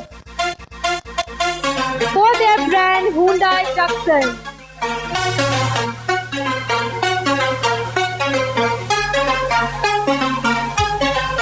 They dragged the gold award for Hyundai Tucson and Man's World Rohit Shetty.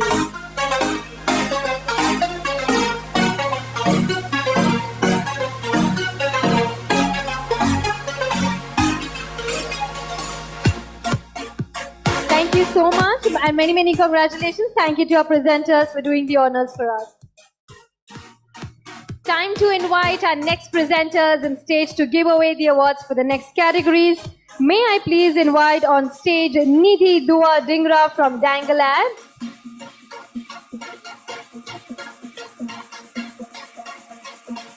A warm welcome. Next up, may I please invite Shashwat Das from Almond Design.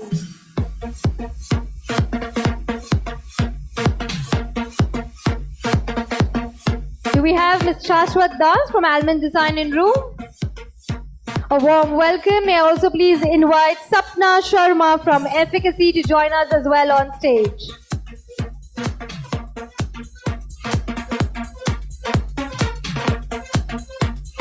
Do we have Sapna in room? All right, time to begin with the next category of this evening, which is Best Use of AI.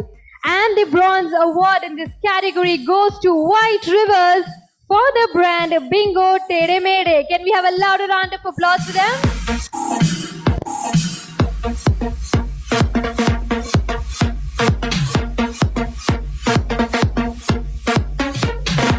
And they brag this bronze award for their campaign, Tere Mere AI campaign.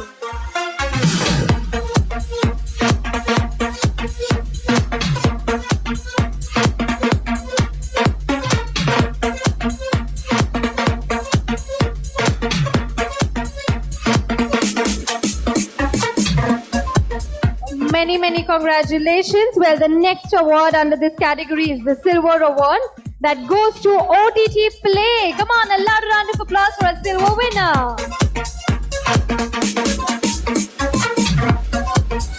Any representative in the house to grab the Silver Award? All right, time to move to our next award, which is the Gold Award under this category. That goes to Zapad's Media. They grabbed the Gold Award in this category of Best Use of AI.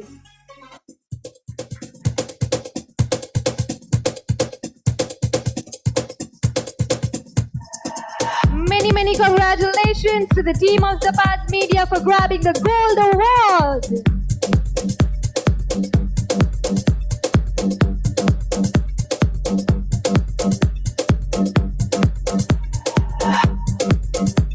Congratulations. Time to move to our next category of this evening, which is excellence in measurement or analytics capability. Well, the bronze award under this category goes to Glenmark Pharmaceuticals for the brand Scalp Pro. Come on, a loud round of applause again for Glenmark Pharmaceuticals. The award goes to White White Rivers for their brand Scalp Pro. For the campaign, it's time for Scalp Pro.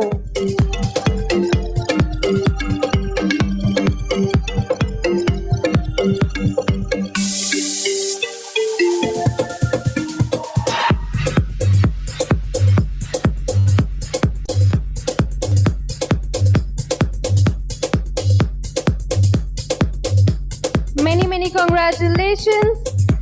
Time to announce the silver winner under this category, and the award goes to App Labs Media for the brand Josh by Verse Innovation. Can we have a louder round of applause for a silver winner, App Labs Media?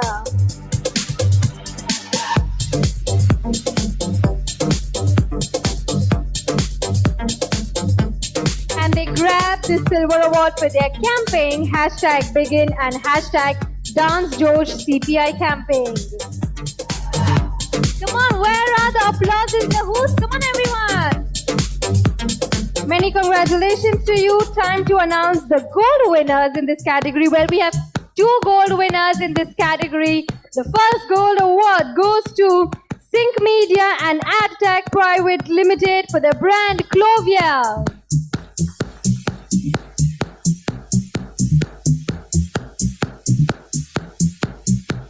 Our gold winners walking up on stage for their campaign, Happy is My Superpower.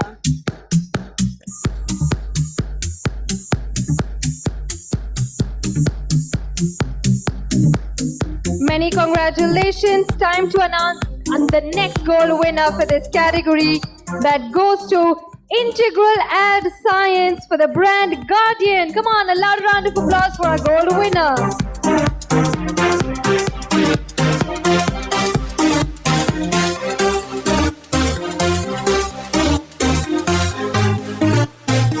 Do we have a representative from Integral Ad Science? All right, time to move to our next category of this evening, which is Excellence in Omni-Channel Marketing. And we begin with the silver award in this category that goes to Dentsu X for the brand. Ladies and gentlemen, a louder round of applause for a silver winner, Dentsu X, for their campaign, Citizens Parenting Ki Nayi Parampara.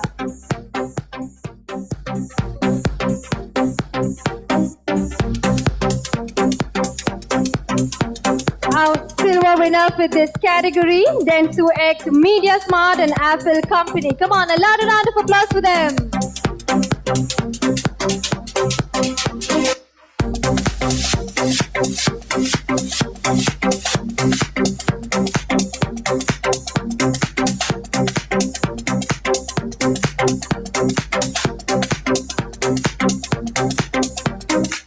Many congratulations.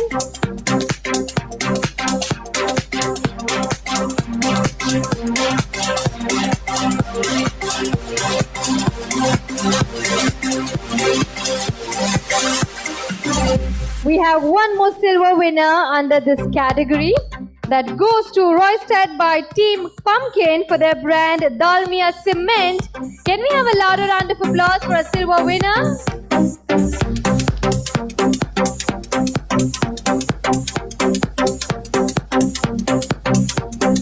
Well, they grabbed the silver award for their campaign, Homemaker Campaign.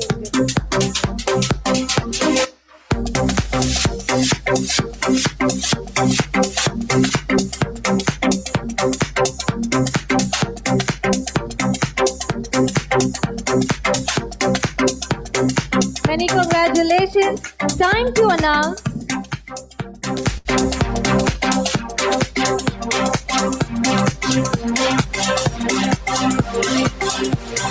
Many congratulations. Time to announce the gold winner in this category, and the award goes to Pulse Play Digital for their brand Biceps.com. A louder round of applause for our winner, Pulse Play Digital.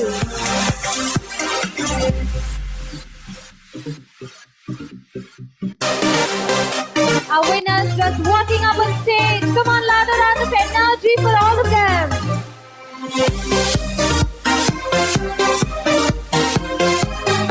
They grabbed this gold award for their campaign. campaign, Pulse Play Digital and Biceps.com. One Life Baby by Sahil Khan. Many congratulations. Time to move to our next category of this evening, which is Most Effective Retargeting Campaign. And the bronze award for this category goes to Paytm Ads for their brand Domino's. Now that is what is called as cheer and hoots for the winners. Come on, a loud round of applause.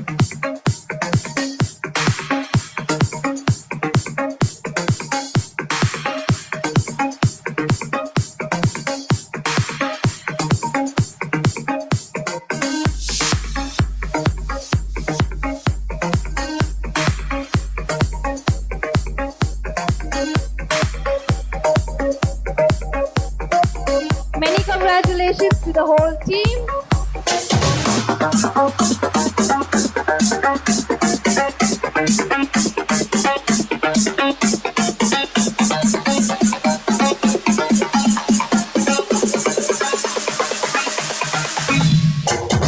Many congratulations. The silver award under this category goes to Mob Avenue once again for their brand Swiggy Instamart. Their moment of glory. Come on, everyone, let's welcome them with a round of applause.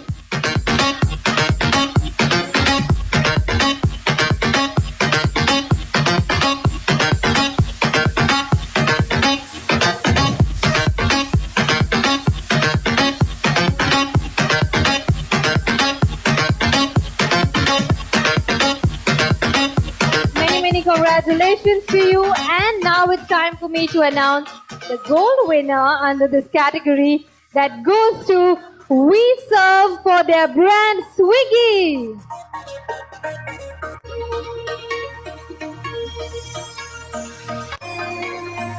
Come on, some hoots and energy and applause in this room for our gold winner, We Serve.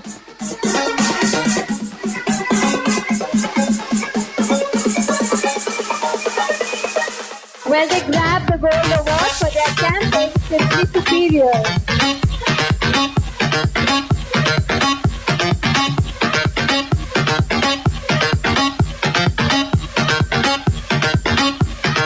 Many congratulations.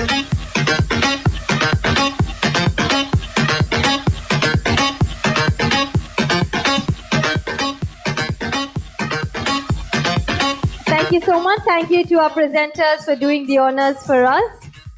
Before moving to the next category, I would like to invite our next presenters on stage to do the honors. May I please invite on stage Shubhruto Chakravarti from Goodfellow. A warm welcome to you. Next up, may I please invite Yogesh Manik Apte from DSP Investment.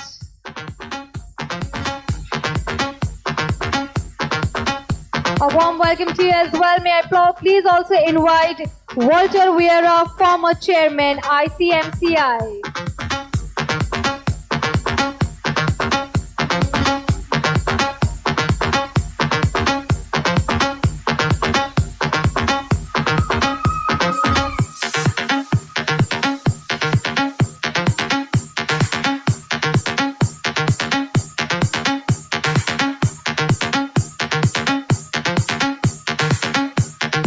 May I also please invite Sapan from Easy Rewards on stage, please.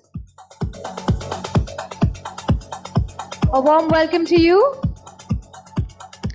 All right, time to move to the next category of this evening, which is Best Event-Specific Mobile Ad Campaign. And the silver award under this category goes to M Canvas Advertising for their brand Mother Dairy. A loud round of applause for a silver winner.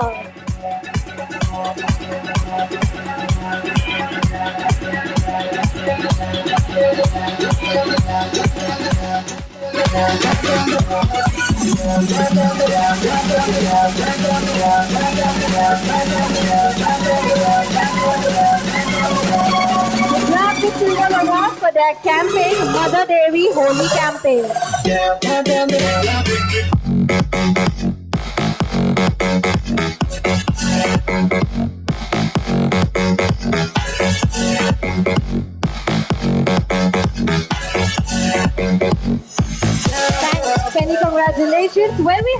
2 gold awards in this category. So let me announce the first gold award that goes to Hybrid for the brand Lotus Herbals. Many congratulations.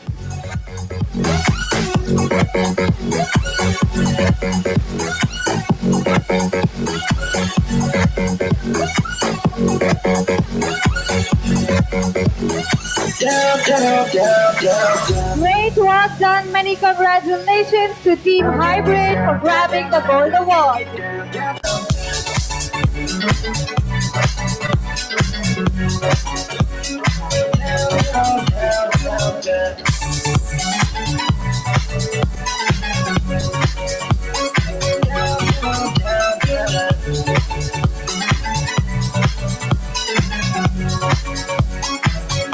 Many congratulations. What a victory moment. And the next gold award under this category goes to Mobinet Media and Essence Mediacom for their brand Thumbs Up.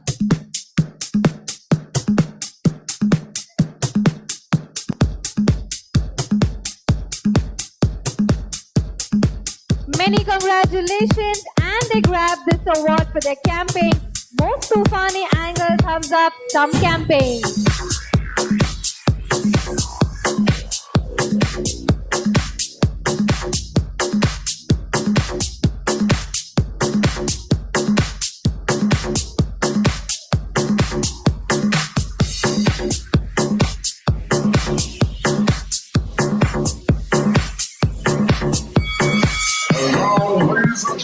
Many congratulations. Time to announce the next category of this evening.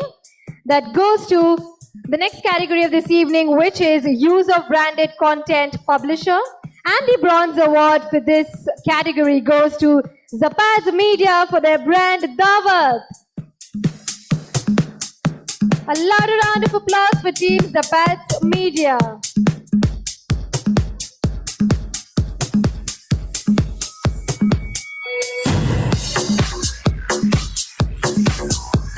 Many congratulations. They grabbed the bronze award for their category, for their campaign, Banega to Fark Dikega feat Sanjay Kapoor, Sanjeev Kapoor, Dawat via Zapaz.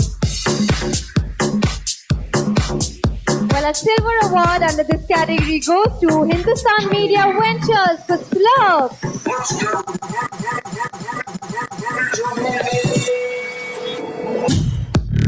Do we have a representative from Hindustan Media Ventures?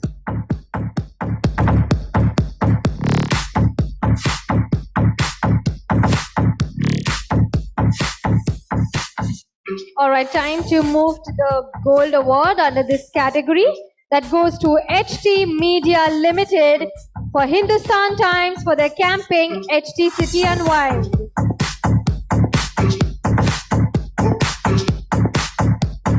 Anyone from HT Media? All right, time to move to the next category of this evening, which is overall use of programmatic in a marketing campaign. And the bronze award for this category goes to Integral Ad Science for their brand Samsung.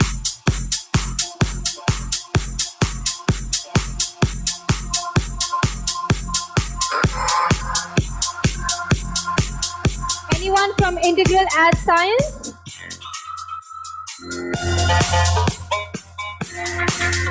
All right, our next award, that is silver award in this category, goes to once again Zapaz Media for their brand Urban Company for campaign Urban Company with Zapaz Xerxes platform. A louder round of applause for our silver winners, Zapaz Media.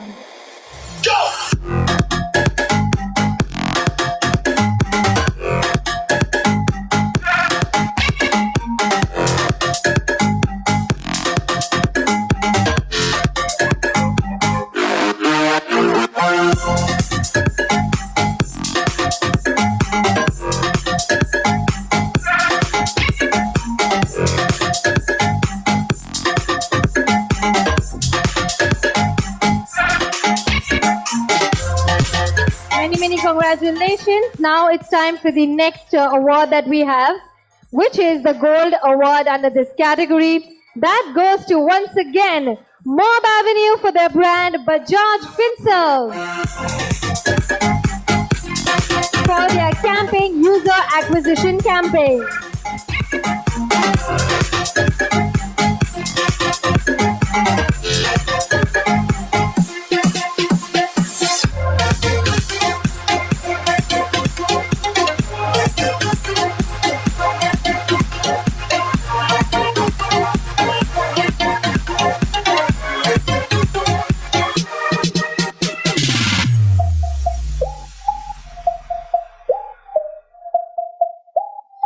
Many congratulations, ladies and gentlemen. Before heading to our next award, I would once again like to introduce this category of the best use of data and insights. Ladies and gentlemen, the silver award goes to Hybrid here for their brand Founded. Can we have a louder round of applause for our winner, Hybrid, for the silver award under the category best use of data and insights.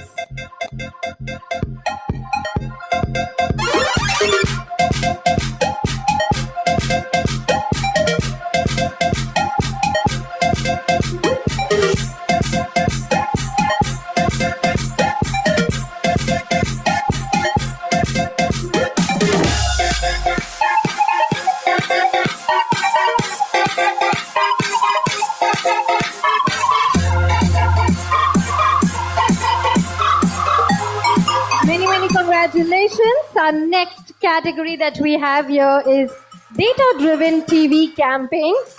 And the gold award here goes to Media Smart and Apple Company. Big Trunk, can we have a louder round of applause for them? The gold award under this category, like I said, goes to Media Smart and Apple Company. Big Trunk.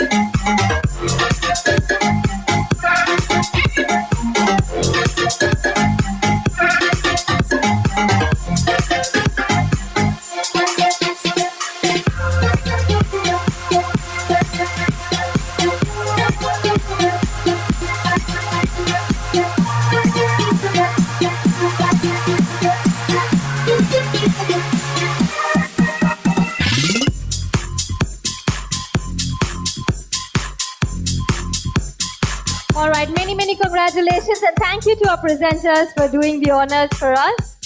Thank you. Next up, I would like to invite on stage, we have Bijoya Ghosh, the founder and Chief Executive Officer at Gully Network, to do the honors for us. Warm welcome, Bijoya, and time to give away the next set of awards. We have a very special category for this evening now. Well, ladies and gentlemen, joining Bijoya on stage, we have Mohit Shezwal from Yes Bank as well to give away the awards for this special category. A warm welcome to you. And may I also please invite Siddharth Dabari from MIQ Digital to do the honors, please.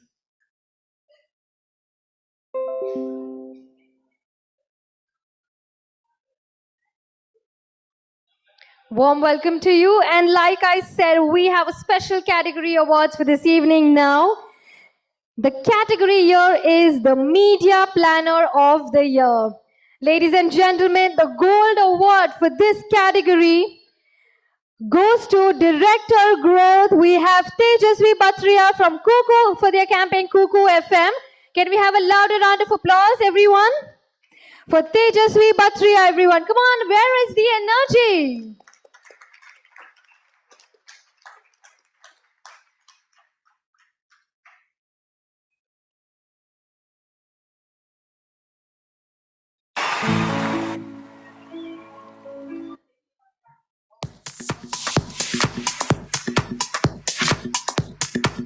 We have a representative accepting the award on behalf of Tejasvi Batria. Many congratulations.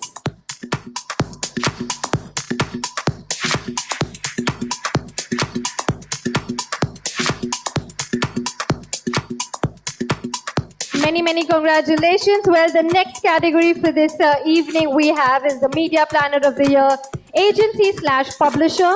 And the gold award for this category goes to Omkar Mahambre for media planner and iGaming. A loud round of applause for Omkar Mahambre.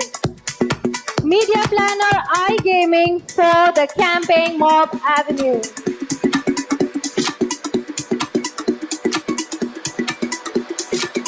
We have Omkar Mahambre as the gold winner here from Mob Avenue. A loud round of applause.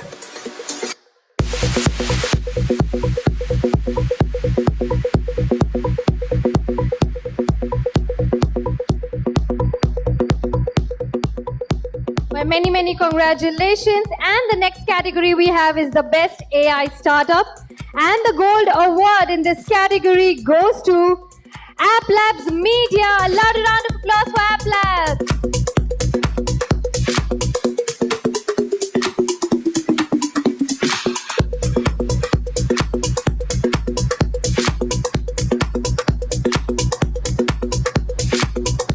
Many congratulations.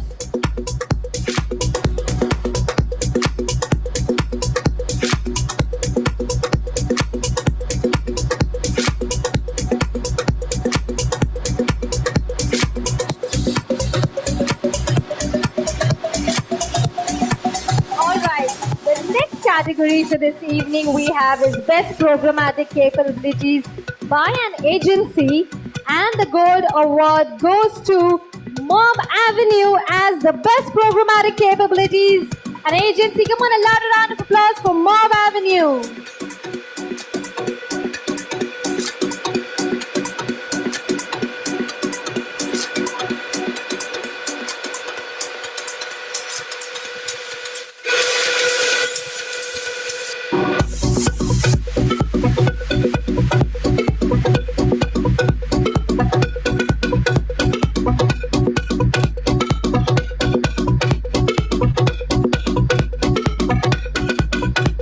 Many congratulations. Time to move to the next category of the evening, which is Publisher of the Year. And the Gold Award goes to OTT Play. Can we have a louder round of applause for our gold winner here? A representative from OTT Play. All right, so it's time we move to the next category of the evening, the second last category of the DATAMATIXX Awards. We have the Agency of the Year Small, and the Gold Award here goes to Efficacy Worldwide. A louder round of applause for them. The Gold Award is grabbed by Efficacy Worldwide.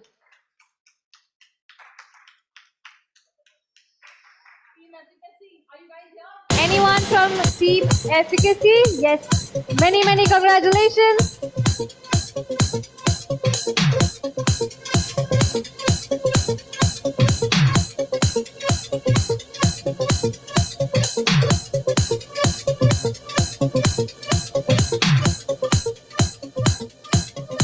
Many congratulations, ladies and gentlemen. It's time for me to announce the last winner of the DATAMATIXX Awards. That is Agency of the Year. The Gold Award for this category goes to White Rivers Media. Come on, a louder round of applause.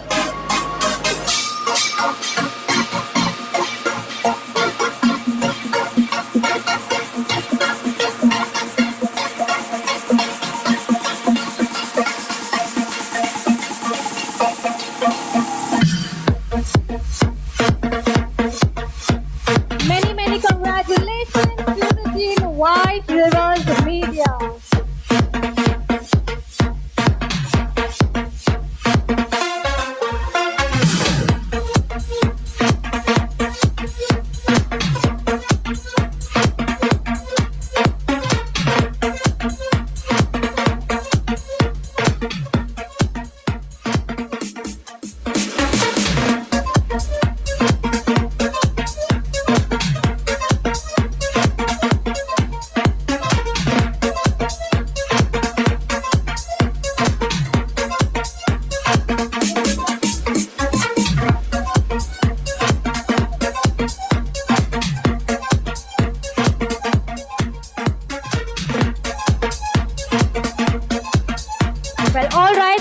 so much. Thank you, Bijoya. Thank you to our presenters for doing the honors. And with that, we come to an end of the DATAMATIXX Summit and Awards 2023. Come on, everyone. Now this deserves a huge round of applause. Come on.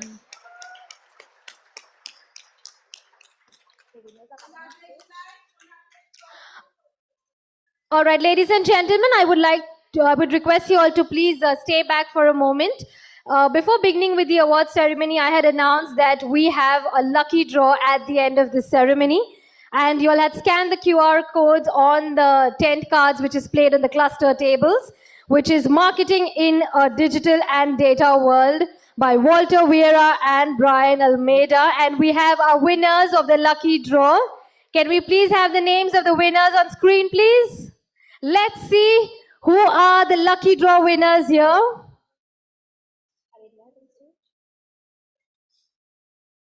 The names of the lucky draw winners will be just up on screen in a minute.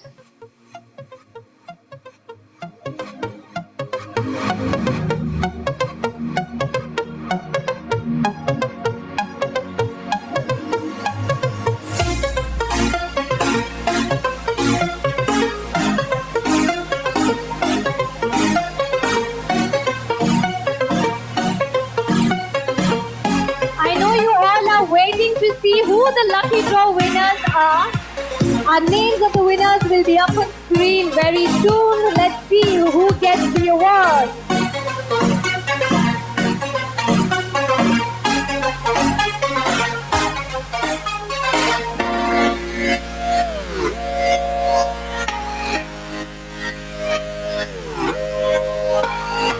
Who are winners for this lucky draw? Their names are up on stage. We have Jinit Parmar, Michael Edenberg, Sudeep Mondal, Sunil Pandey, Neelkant Sawant, Shaunak, Abhijit Khatab, Bharat Mehta, Lakshmi Narayan Soni, and Sanchali Dareshwar. Do we have these winners in this room? I would request you all to please join us on stage. All the winners on the screen, can we please welcome you all on the stage?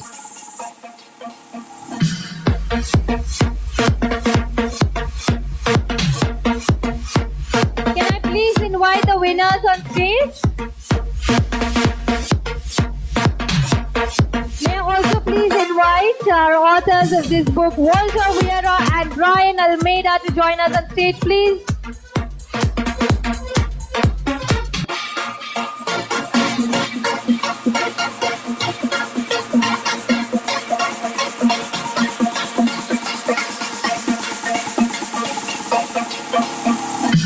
Winners in this room, please join us on stage as we give away our books authored by Walter Vieira and Brian Almeida, autographed by themselves. So can we have a loud round of applause for our winners and our authors?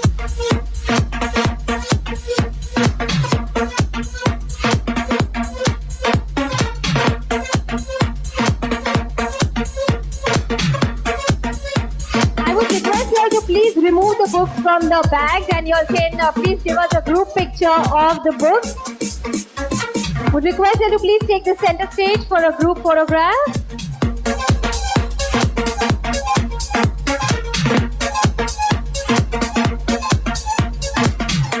Congratulations. Thank you, sir, for doing the honors for us. Thank you.